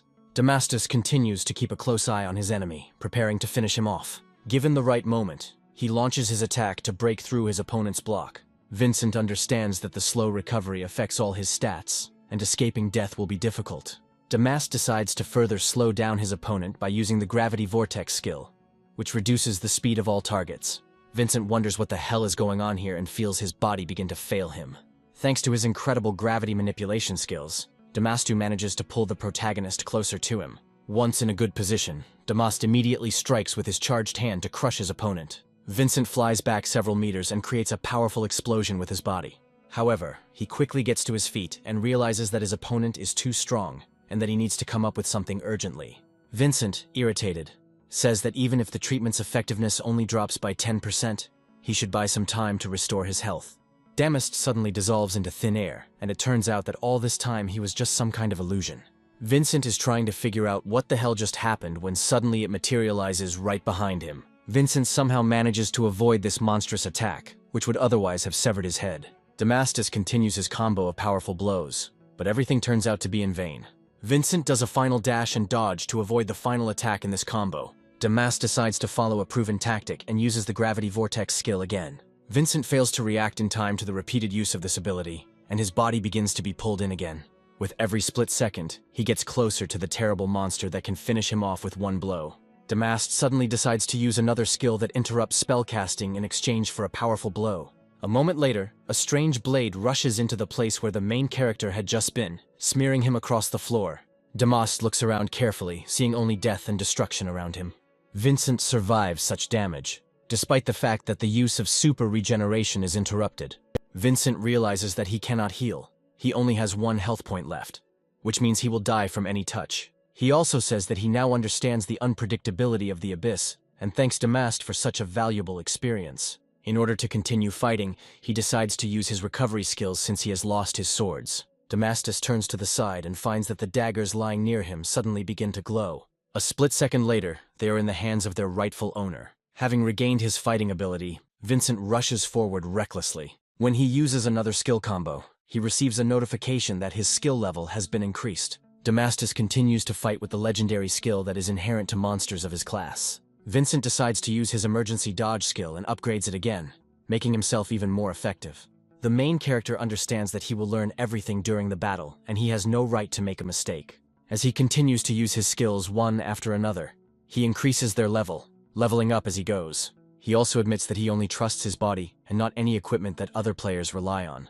With every move he makes, he becomes stronger, and his chances of winning this fight are rapidly increasing. At a certain point, he reaches such a level of skill that he even manages to inflict minor damage on this monster.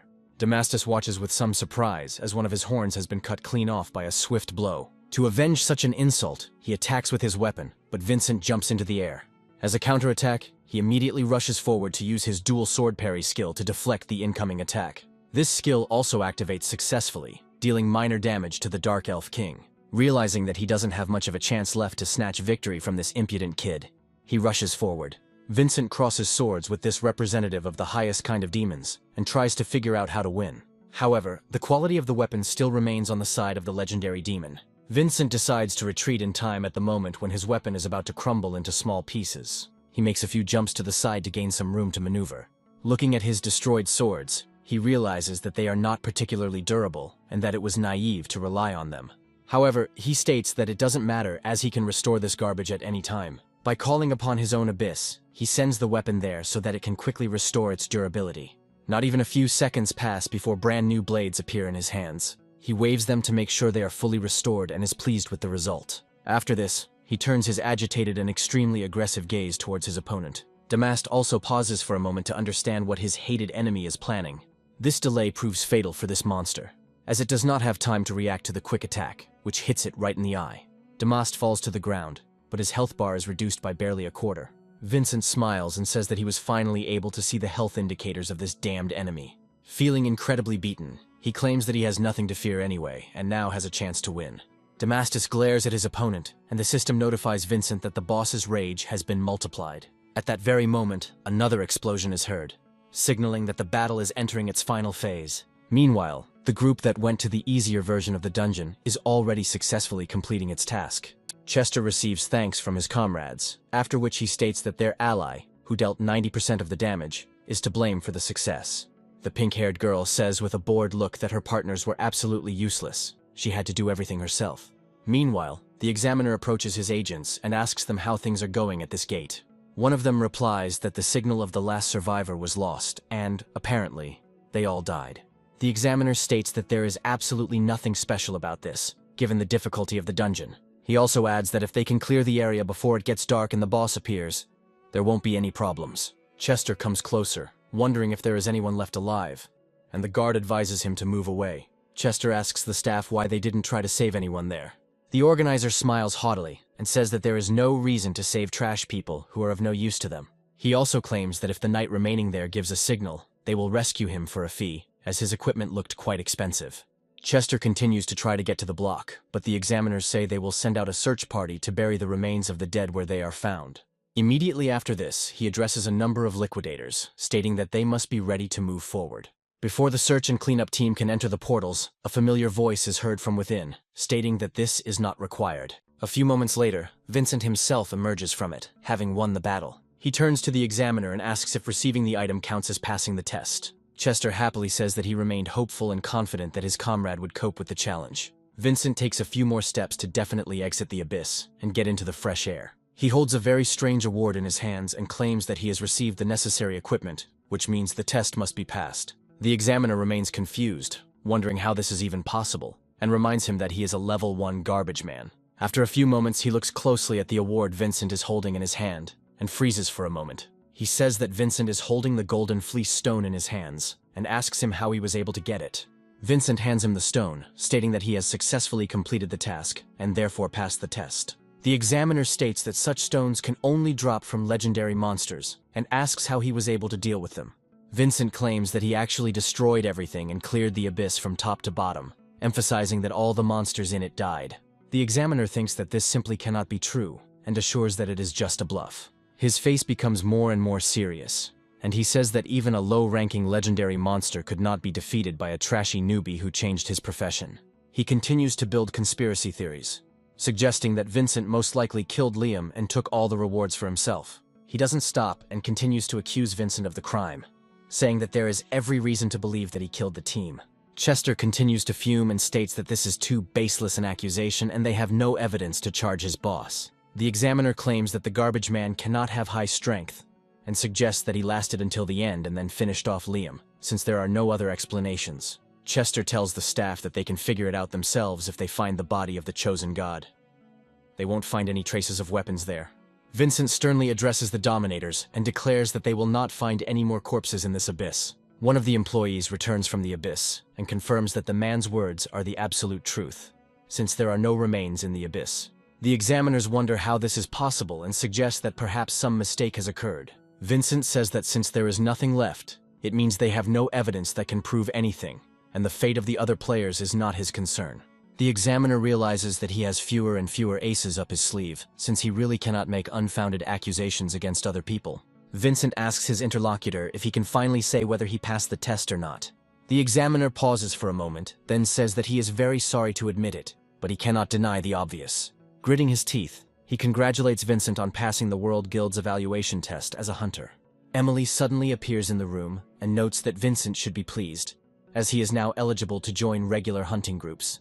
The girl also adds that this is not all, and looks closely at the examiners, trying to understand why they are behaving so badly. The representatives of the official organization present here immediately become more polite upon seeing a representative of the richest family. The examiner immediately runs up to her like a submissive puppy and asks what she is doing here, adding that such an important person should not be here. Emily states that with the rune received, the player can apply to create a separate group, and now he does not need to join anywhere. Emily also asks if he said that he came here on her recommendation, to which he honestly admits that he didn't mention anything like that. Emily asks why he ignored such an opportunity, to which Vincent replies that he simply forgot about it. Emily glares at the examiner and says that in essence, the registration of a hunting party is a matter where the owner of the golden rune can apply to create a team. She also suggests that the examiner kept silent about this on purpose, but he claims that he had no such intentions. Chester realizes that the examiner wanted to give the golden fleece to someone else, and tries to protest in order to defend the honor of his friend. Other players point out that if the examiners created the rules and now want to cheat, then that is a rather sad and brutal attitude towards people. The examiner tries to shut everyone up by saying that even if he gives away the gold award, people will think he stole it, since Vincent is a level 1. The examiner also reminds everyone that this man's power, when in contact with the crystal, fluctuated within barely noticeable values. His colleague says that energy crystals are now recording huge jumps in attributes. They point the measurement sensor closer to Vincent, and he literally explodes from excess energy. The examiner tries to understand what the hell happened, and turns his naive gaze to the main character standing next to him. Vincent takes a few steps towards him, and the examiner timidly asks him not to come so close. Other employees note that they do not understand what is happening, since the device did not initially record such gigantic jumps. Vincent becomes angry and states that he is tired of them wondering whether he is trash or not, adding that he does not want to cause any more trouble. The organizer tries to bluff, saying that no one dares to attack official employees without consequences. Vincent declares that he wants to take back what is rightfully his and uses his attraction ability. After a few moments, a small gravitational singularity appears in his hand, which interacts with the golden rune. The organizer, in fear, throws out a mysterious object, which immediately hangs in the air and heads towards Vincent. A moment later, it is in his hand, and Vincent proudly looks at his ill-wishers. The organizers, in turn, claim that the device was probably malfunctioning when it showed these results, and propose using a new energy crystal. Pointing it at the protagonist, they say that the crystal for the measurement is unstable, as if it is about to explode. Vincent says that if they still have doubts about his worthiness, he can show them a few tricks. With these words, he begins to emit a strange energy, and the energy-reading crystal quickly explodes, after first showing the mastery level of S. Vincent turns around in annoyance and says that they should find a better way to measure, so as not to end up in an even bigger mess. The organizer admits that he finds it hard to believe that this man hid his strength all this time, because there was no reason for this. Emily immediately begins to encourage him, saying that she knew perfectly well that such tests would be a piece of cake for him. She also says that he should dress up, as if he had better gear. The organizers would have treated him with more respect. Vincent says he couldn't use her name because convincing them that they knew each other would be even more difficult than solving the problem by brute force. Emily agrees that there is some truth to his words, just as Chester approaches her and greets her politely. Emily asks if she has seen him before, to which he states that he attended her birthday party. Emily asks if he's referring to the disaster banquet that turned into a complete fiasco due to a terrible rap performance, destroying the singer's pride. Immediately after this, she turns to Vincent, stating that they need to celebrate their success in passing the hunter's test, and suggests throwing a party at his place. Vincent reacts extremely emotionally and asks if she really wants to go to his house. Immediately after this, he sits down next to a broken Chester and reflects on the fact that he rents an apartment on the first floor, and everyone will laugh at him if they see it. Emily tries to understand what's going on, and says that they can reschedule the party, to which he replies that everything will be fine. However, he immediately becomes determined that this girl should under no circumstances find out where he lives. Quickly getting to his feet, he says that they are sure to have a great performance, then asks Chester if he wants to join in. Emily tries to understand why they are so tense, and then says that they can see each other tomorrow evening. Vincent agrees to such plans, after which the trio of heroes say goodbye to each other and head out. After a while, Emily gets into an expensive car and drives away, and Vincent and Chester watch her go. A sincere smile appears on the protagonist's face, out of pride in himself, and in the fact that he was able to pass a serious test. Immediately after this, he realizes that he needs to find an incredibly fast way to change his appearance and habitat. Quickly accelerating, he heads home to wash himself properly and at least freshen up a little. Valerie meets her dear brother and asks him if he went on a date with a girl. Vincent smiles and says that in some world his adventures could be called a date, and Valerie guesses that he was in the abyss. Valerie begins to grumble, saying that her brother deceived her again, to which he replies that he is safe and sound and has all his limbs in place. Valerie says that her brother is injured and needs to go to the hospital urgently, but he claims that he only has a couple of scratches. He runs to the shower as quickly as possible so that his sister doesn't have time to notice his health indicators. Once in the shower, he immediately opens the tap to let soothing hot water wash over his body. This water, in addition to worries and doubts, also washes away the blood that has accumulated in large quantities on his body. Today was a pretty tough day, and our hero's body was left with quite a few wounds and abrasions. Vincent reflects on the fact that it was only by pure luck that his sister did not notice that there was not a single healthy spot on him. His entire body was covered in scars. He reflects on how the old and new injuries he received in the abyss have gradually become his health, which can no longer be healed. After some time, he notices a new button that allows him to reincarnate. He realizes that he got this opportunity the moment he defeated Damastus in a private one-on-one fight. The system notified Vincent of the victory over the King of the Dark Elves, and this brought a sincere smile to the protagonist's face. Vincent realized that not only were the rewards for killing the boss amazing, but it was also an opportunity to rework the legendary creature. As a reward for refining such a great demon, he received the Gravity Vortex skill. Vincent smiles sincerely and says that this is Damast's signature ability, and he hit the jackpot. Having also received a gigantic amount of attribute points, he decides to distribute everything equally. Immediately after this, he opens his stats and discovers that each of them has stopped growing after the 512 mark. The system immediately notifies him that the attributes have reached the limit, and he cannot add more points. The system simultaneously informs him that all the conditions for reincarnation have been achieved, which will reset his level to 0, but will allow him to level up to the 5th.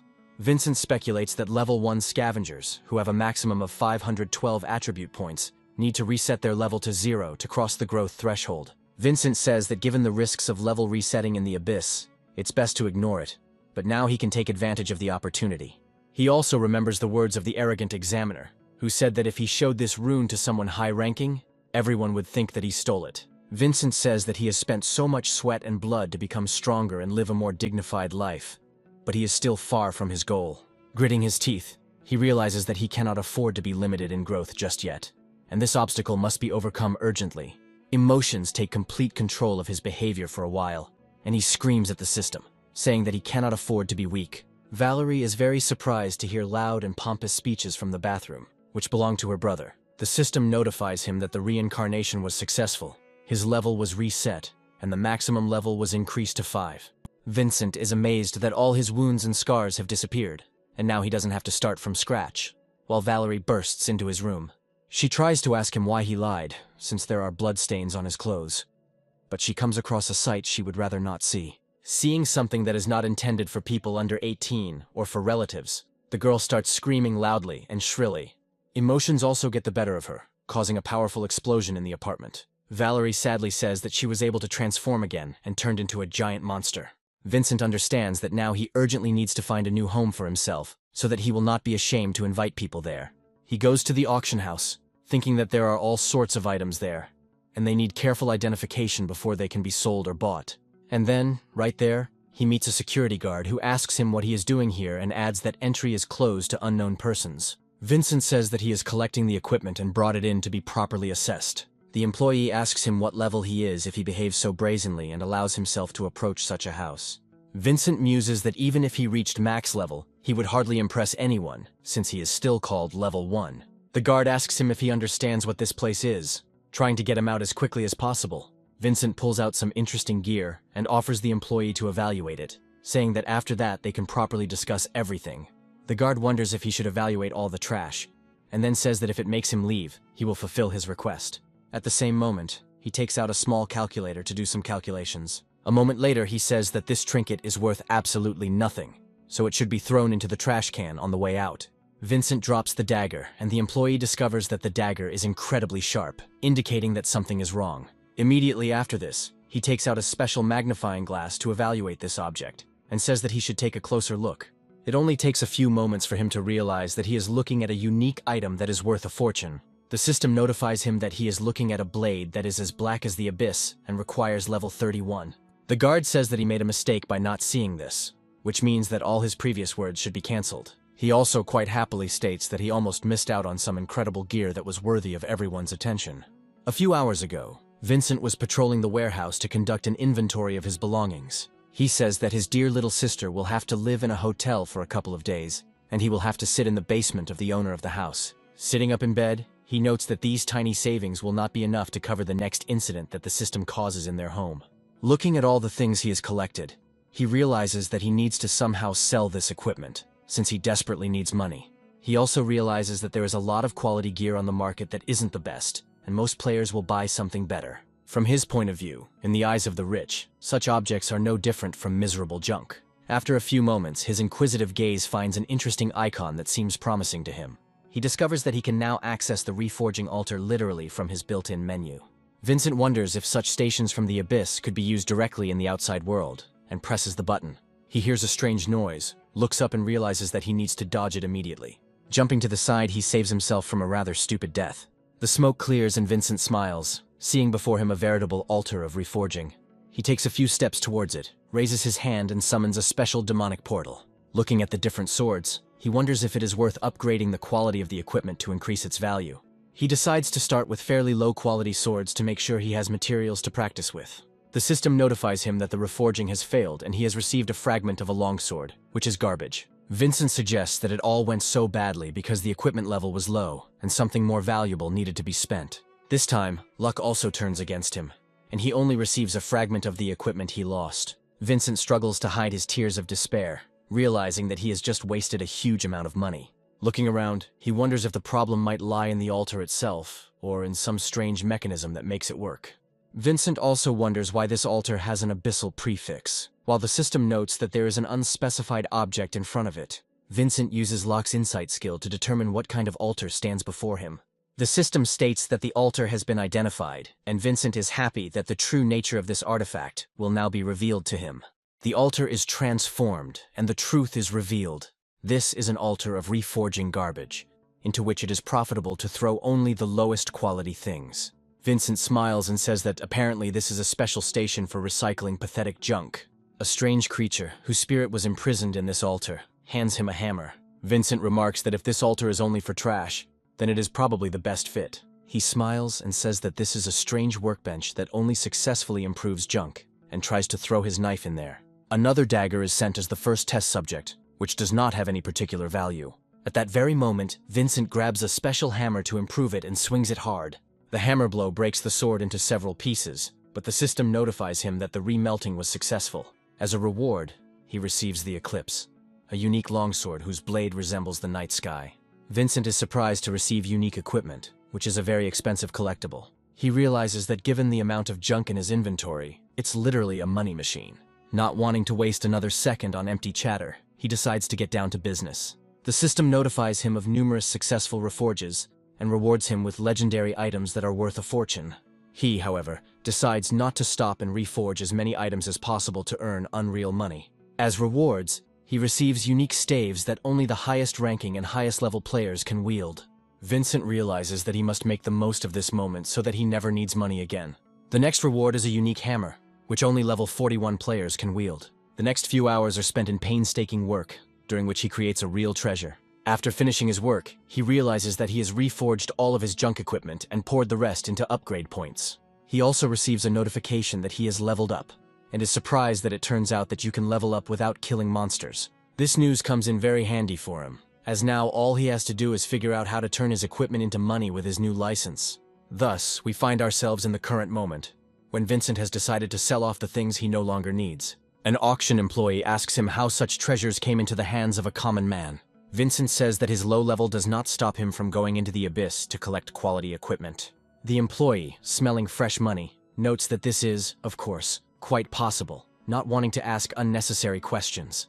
Vincent opens his inventory and says that he has a lot of things, so if they are happy with the price, he can sell anything.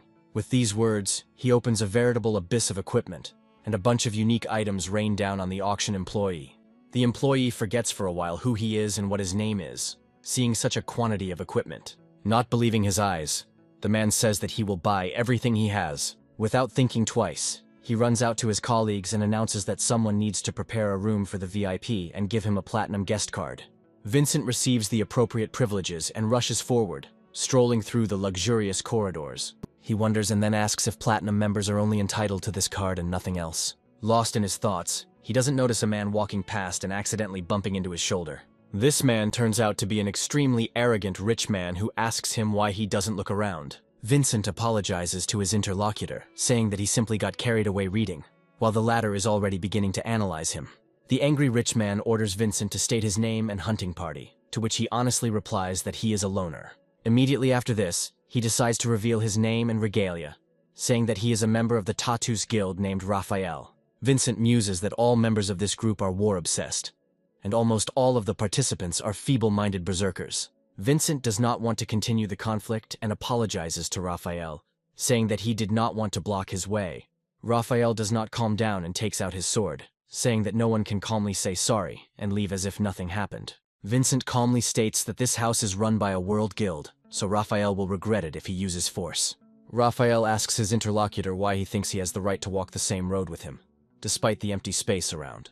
Immediately after this, he calls the guards and says that as a future member of the Tattoos Guild, he demands that Vincent be kicked out and find out who he is. The guards, unaware of the protagonist's situation, approach him to find out what is going on.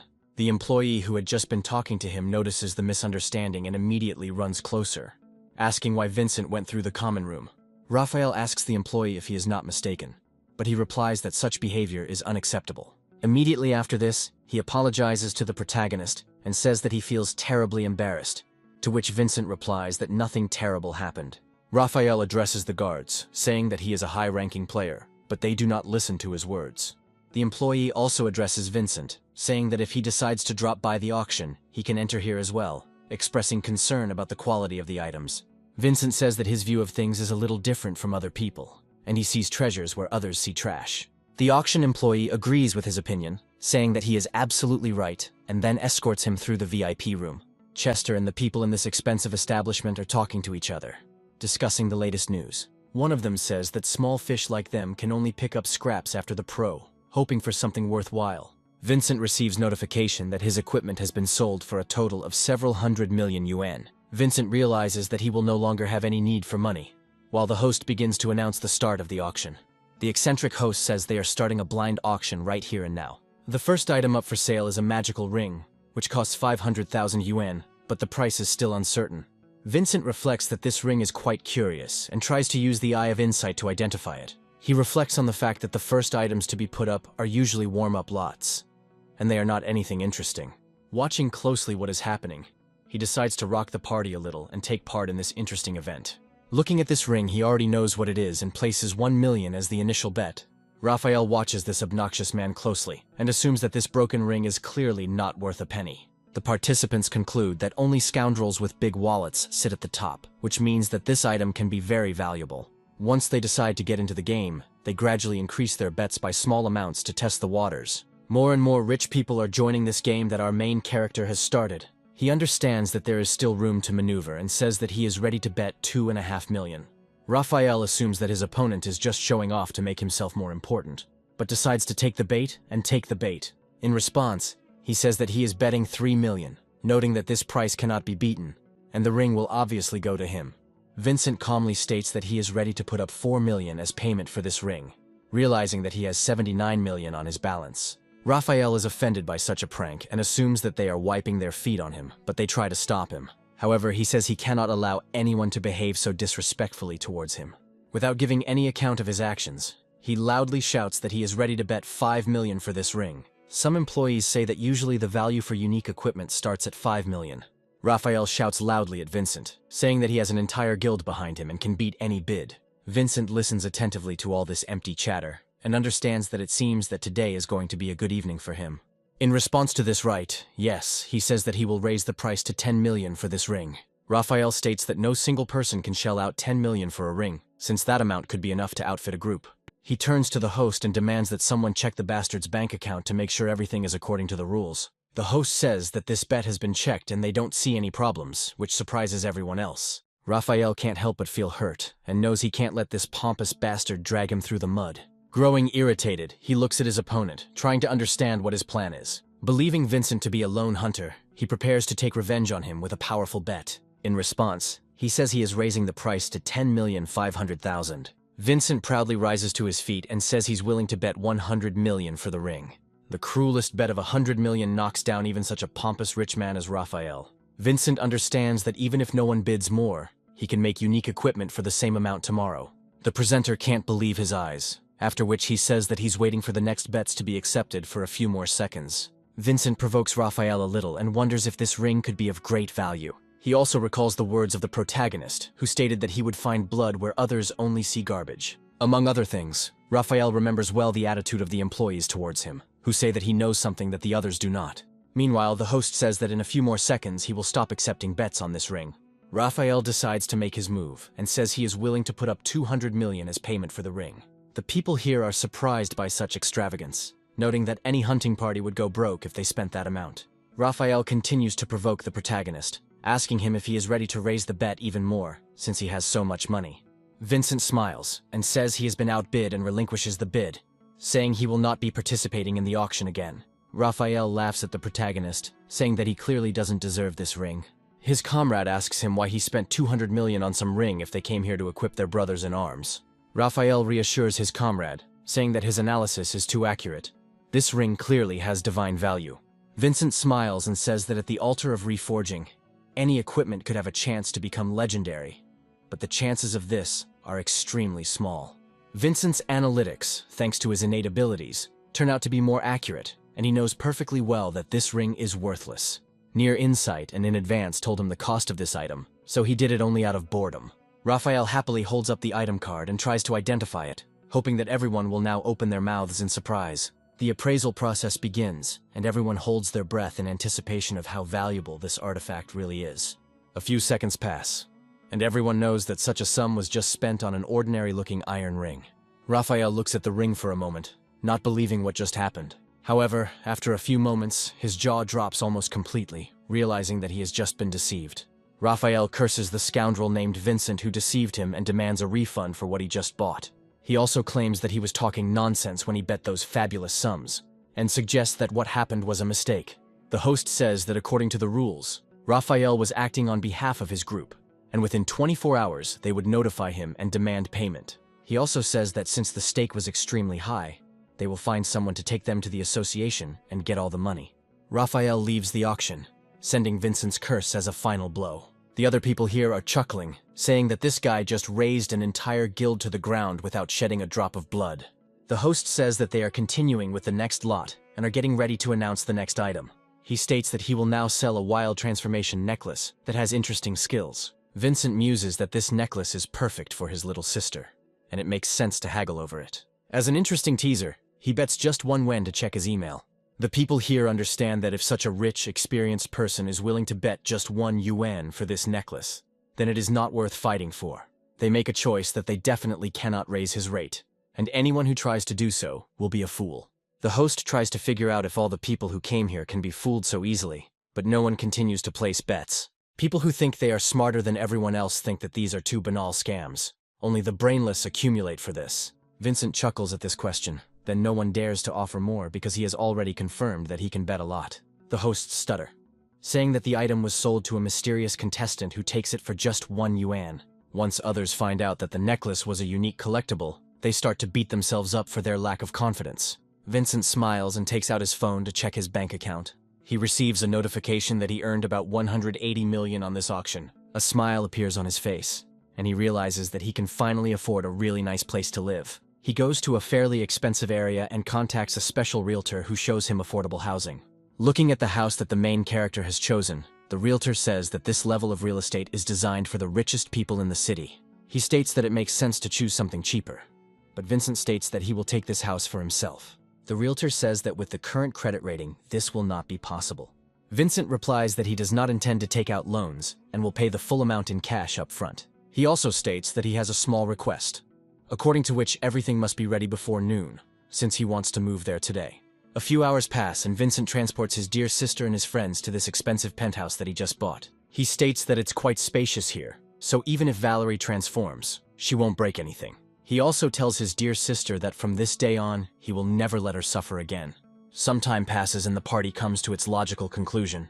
Vincent goes out onto the balcony to get some fresh air, and Emily finds him there. She says that Vincent seems strange today, like he's not himself, to which he says he needed some fresh air. He also notes that even in the most luxurious apartments, the city noise does not go away. Emily congratulates him on his achievements and asks if he is happy with what he has achieved.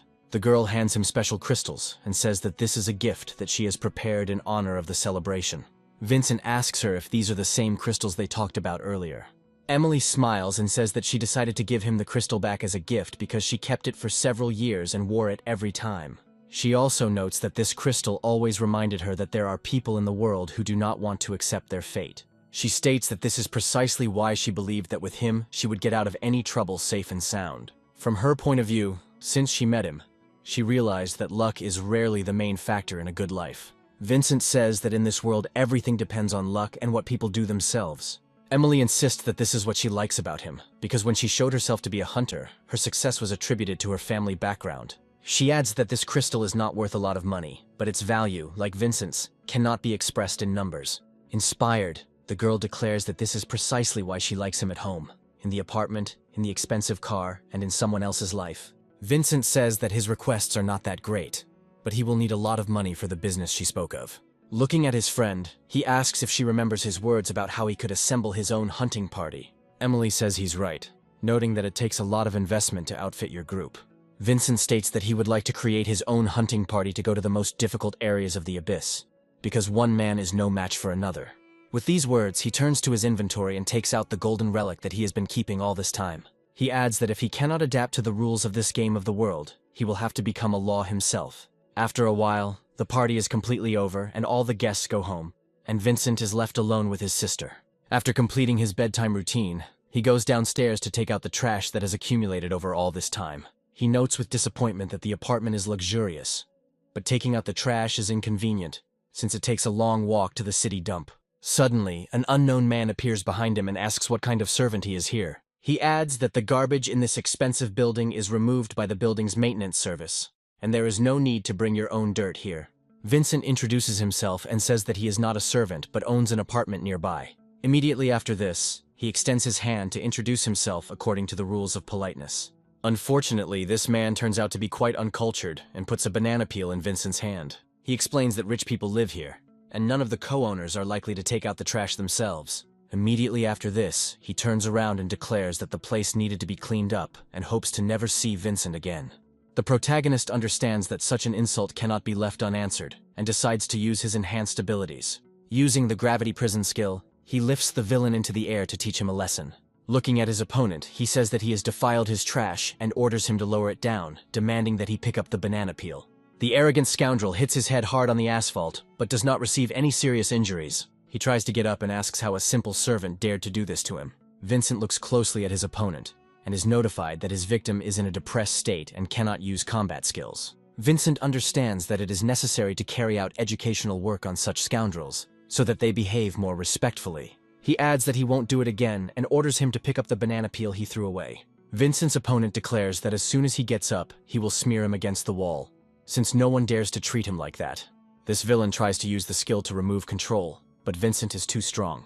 The villain falls face down in the dirt and asks where such a servant got the legendary control skill that cannot be removed. Vincent states that the gravity vortex was given to him by a legendary monster and is essentially stronger than what is taught at the academy. The scoundrel tries to justify himself and says that the pathetic servant attacked him from behind, so he had no opportunity to use force. Vincent gradually loses patience and asks if he is so stupid that he does not understand his own words. A moment later, he shouts at him to pick up the trash and increases the effect of the gravity vortex. Finally, his opponent gives in and promises to pick up the banana peel if Vincent lets him go. Vincent turns around and orders a relaxing vector, giving his opponent a chance to get up. Immediately after this, he throws him into the trash so that he knows his place and does not behave like a loser in the future. He claims that even in the rich areas, trouble will await him at every step. A few moments later, he receives a call from his sister, saying that he was delayed because he needed to pick up something. After this, he returns to the house and gets a good night's sleep until morning. The next day, he puts on his inexpensive suit and makes his bed. He happily says that the older the house, the more comfortable it is to be in. After some time, the owner of the house comes to visit him and says that he can no longer rent this house because someone bought it. Vincent smiles and says that it was him. And now the land adjacent to this house also belongs to him. Instead, the action is temporarily transferred to the headquarters of the World Guild in the Parliament building. One of the workers is talking to his friend and says that some buyer at the auction paid 200 million. There is disappointment in his voice, as they have invested in this guild, and their problems are now extremely disadvantageous. His interlocutor states that this guilty person showed up once at the evaluation of hunters and received a full license there. The informant also states that they have older evidence that he was involved with a group called Blood Oath, which no longer exists. Immediately after this, he notes that the crystal has recorded fluctuations in his energy at high levels. Information states that traces of this man were found at the site where Caesar died and in the testing room. The World Guild employee makes the assumption that this person has some special profession that is unknown to anyone.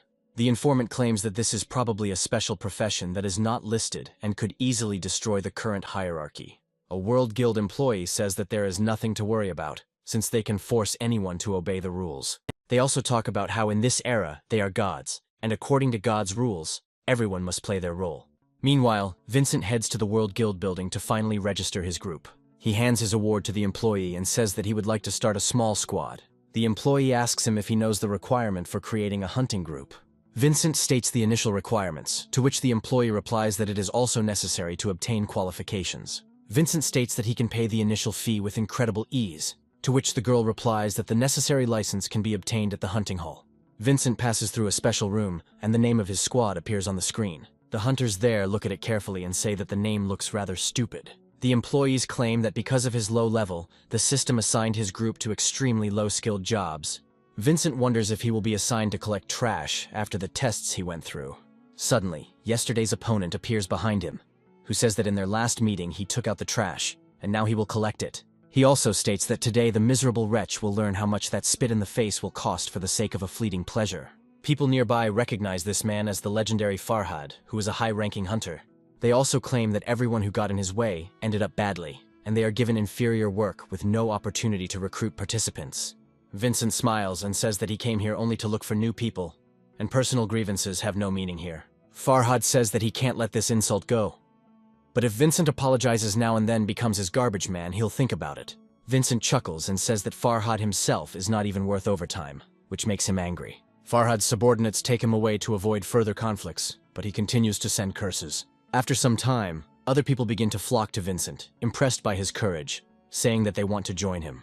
Among these people is a well-known Chester, whom the other players do not value at all and try not to take with them. Vincent asks him why, even after passing the exam, he can't find a group for himself, to which he replies that his reputation speaks for itself. He also says that if Vincent takes him with him, he is ready to follow him through fire and water. Vincent wonders if no one really wanted to take him, to which he replies that he wasn't really looking. Vincent chuckles and says that the rank of the task won't matter since the job of collecting trash will do anyway. He also states that those who are directly called the main forces should fight the monsters. Still keeping a smile on his face, he says that even with money, not all problems can be solved.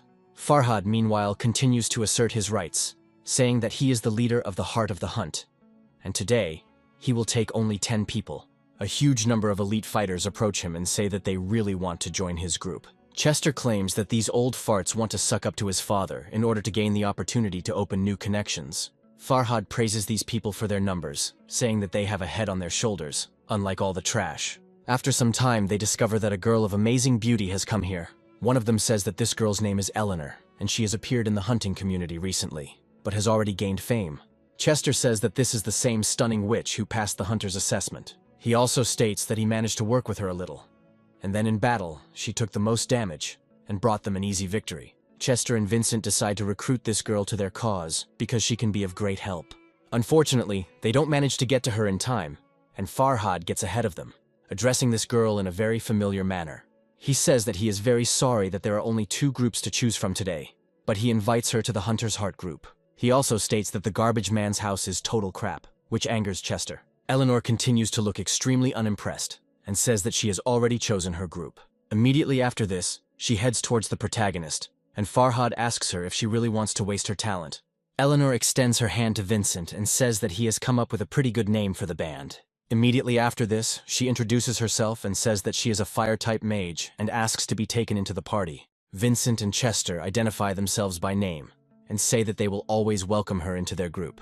For a few moments they freeze, realizing that such touching between a man and a girl looks a little strange. Vincent tries to smooth things over and says that they can have a little snack, but the girl immediately replies that she is not hungry. Vincent understands that this is just a woman's deception and asks the employee if he can order food here.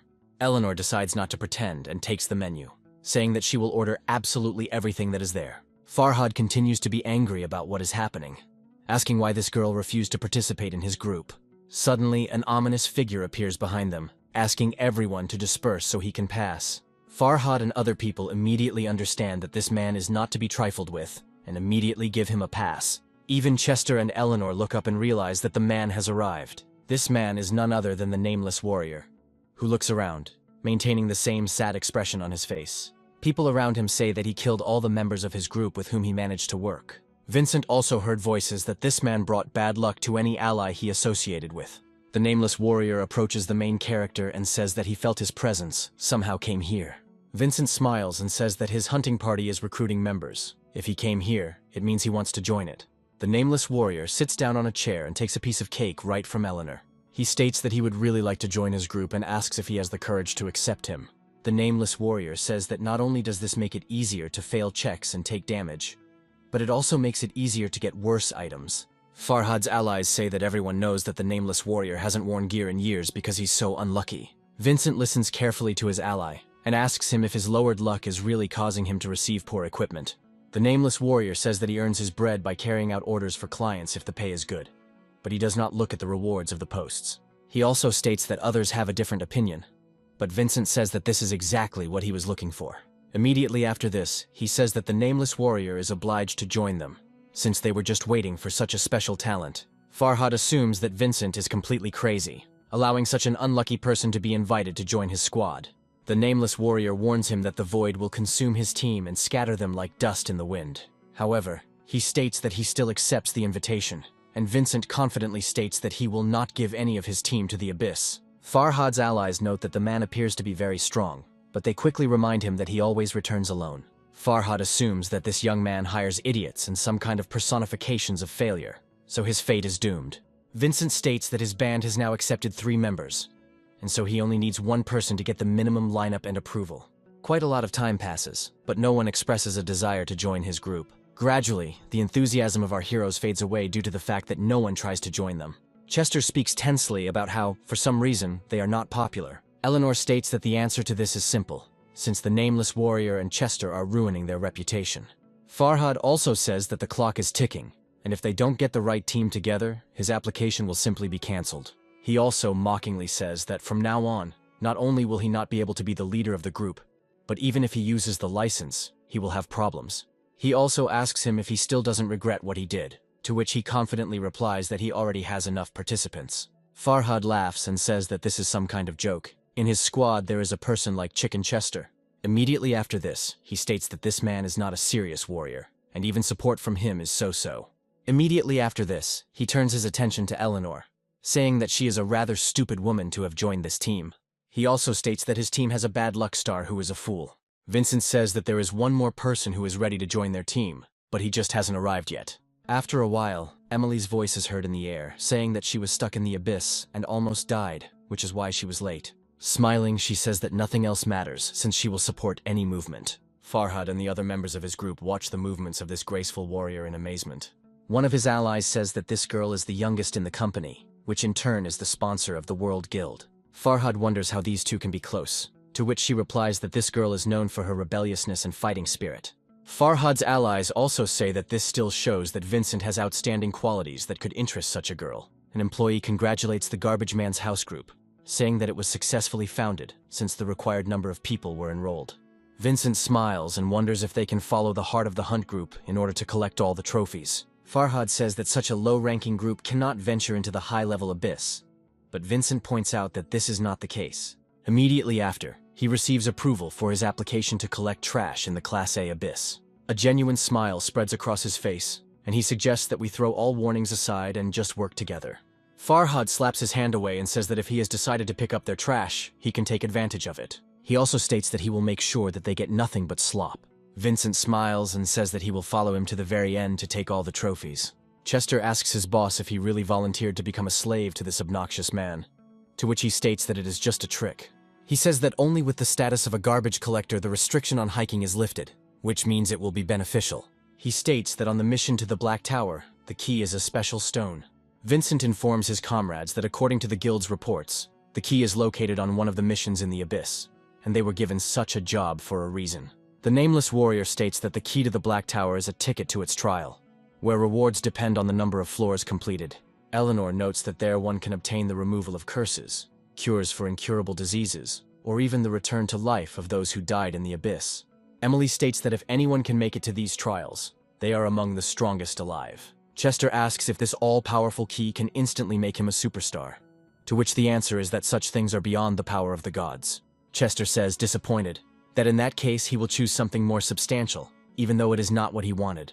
Vincent smiles and states that they have a chance to get the key, and if they are lucky, they will find it first. Emily shares his enthusiasm and asks how he planned it. Vincent honestly admits that he initially thought that everything would go much more smoothly, and people would come to his group themselves because of his rating. He also states that the final result is not bad, but he expected a little more. The day of the mission arrives and the action moves to the gates of the abyss.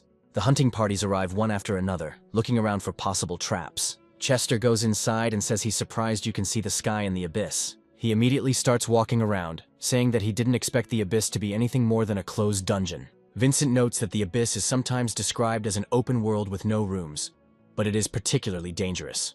Looking back at his allies, he asks why they are dressed so strangely, to which they reply that the sun is bad for women's skin. Quite quickly, they set off ahead and begin to wait in the endless wasteland where many interesting things are hidden. Farhad says he can't stand such open spaces because they have to walk a long time to find anything. At the same time, a squad of scavengers silently trudges behind the main group without saying a word. One of the sorcerers says that according to rumors, there is an oasis in the center of the abyss, and in it, a fortress. Farhad irritably states that they have been walking for quite some time and still have not seen a single patch of greenery. Other fighters note that the place has a strange feeling, with a huge flock of birds circling overhead, ready to attack at any moment. The hunter asks if these are really birds and looks closely. After a while, he realizes that these are not birds at all, which usually do not pose a threat. A moment later, he orders everyone to take up arms, as these are not birds, but real harpies. He also notes that when they are open, as if in the palm of your hand, monsters have an advantage in attacking from the air. One of the fighters asks the garbage men why they haven't hidden yet, suggesting that they are simply tired of living. Vincent says there is nothing to be afraid of, since harpies can only pick up people and throw them from a height, and are otherwise harmless. Emily notes that if the harpies manage to catch anyone from the main group, it will only indicate poor positioning. The warrior says that the scavengers are just there to help and don't dare risk the lives of the main fighters. Meanwhile, the harpies ignore the chatter and attack the careless fighters. The creatures attack in huge numbers, taking advantage of the enemy's disorganization.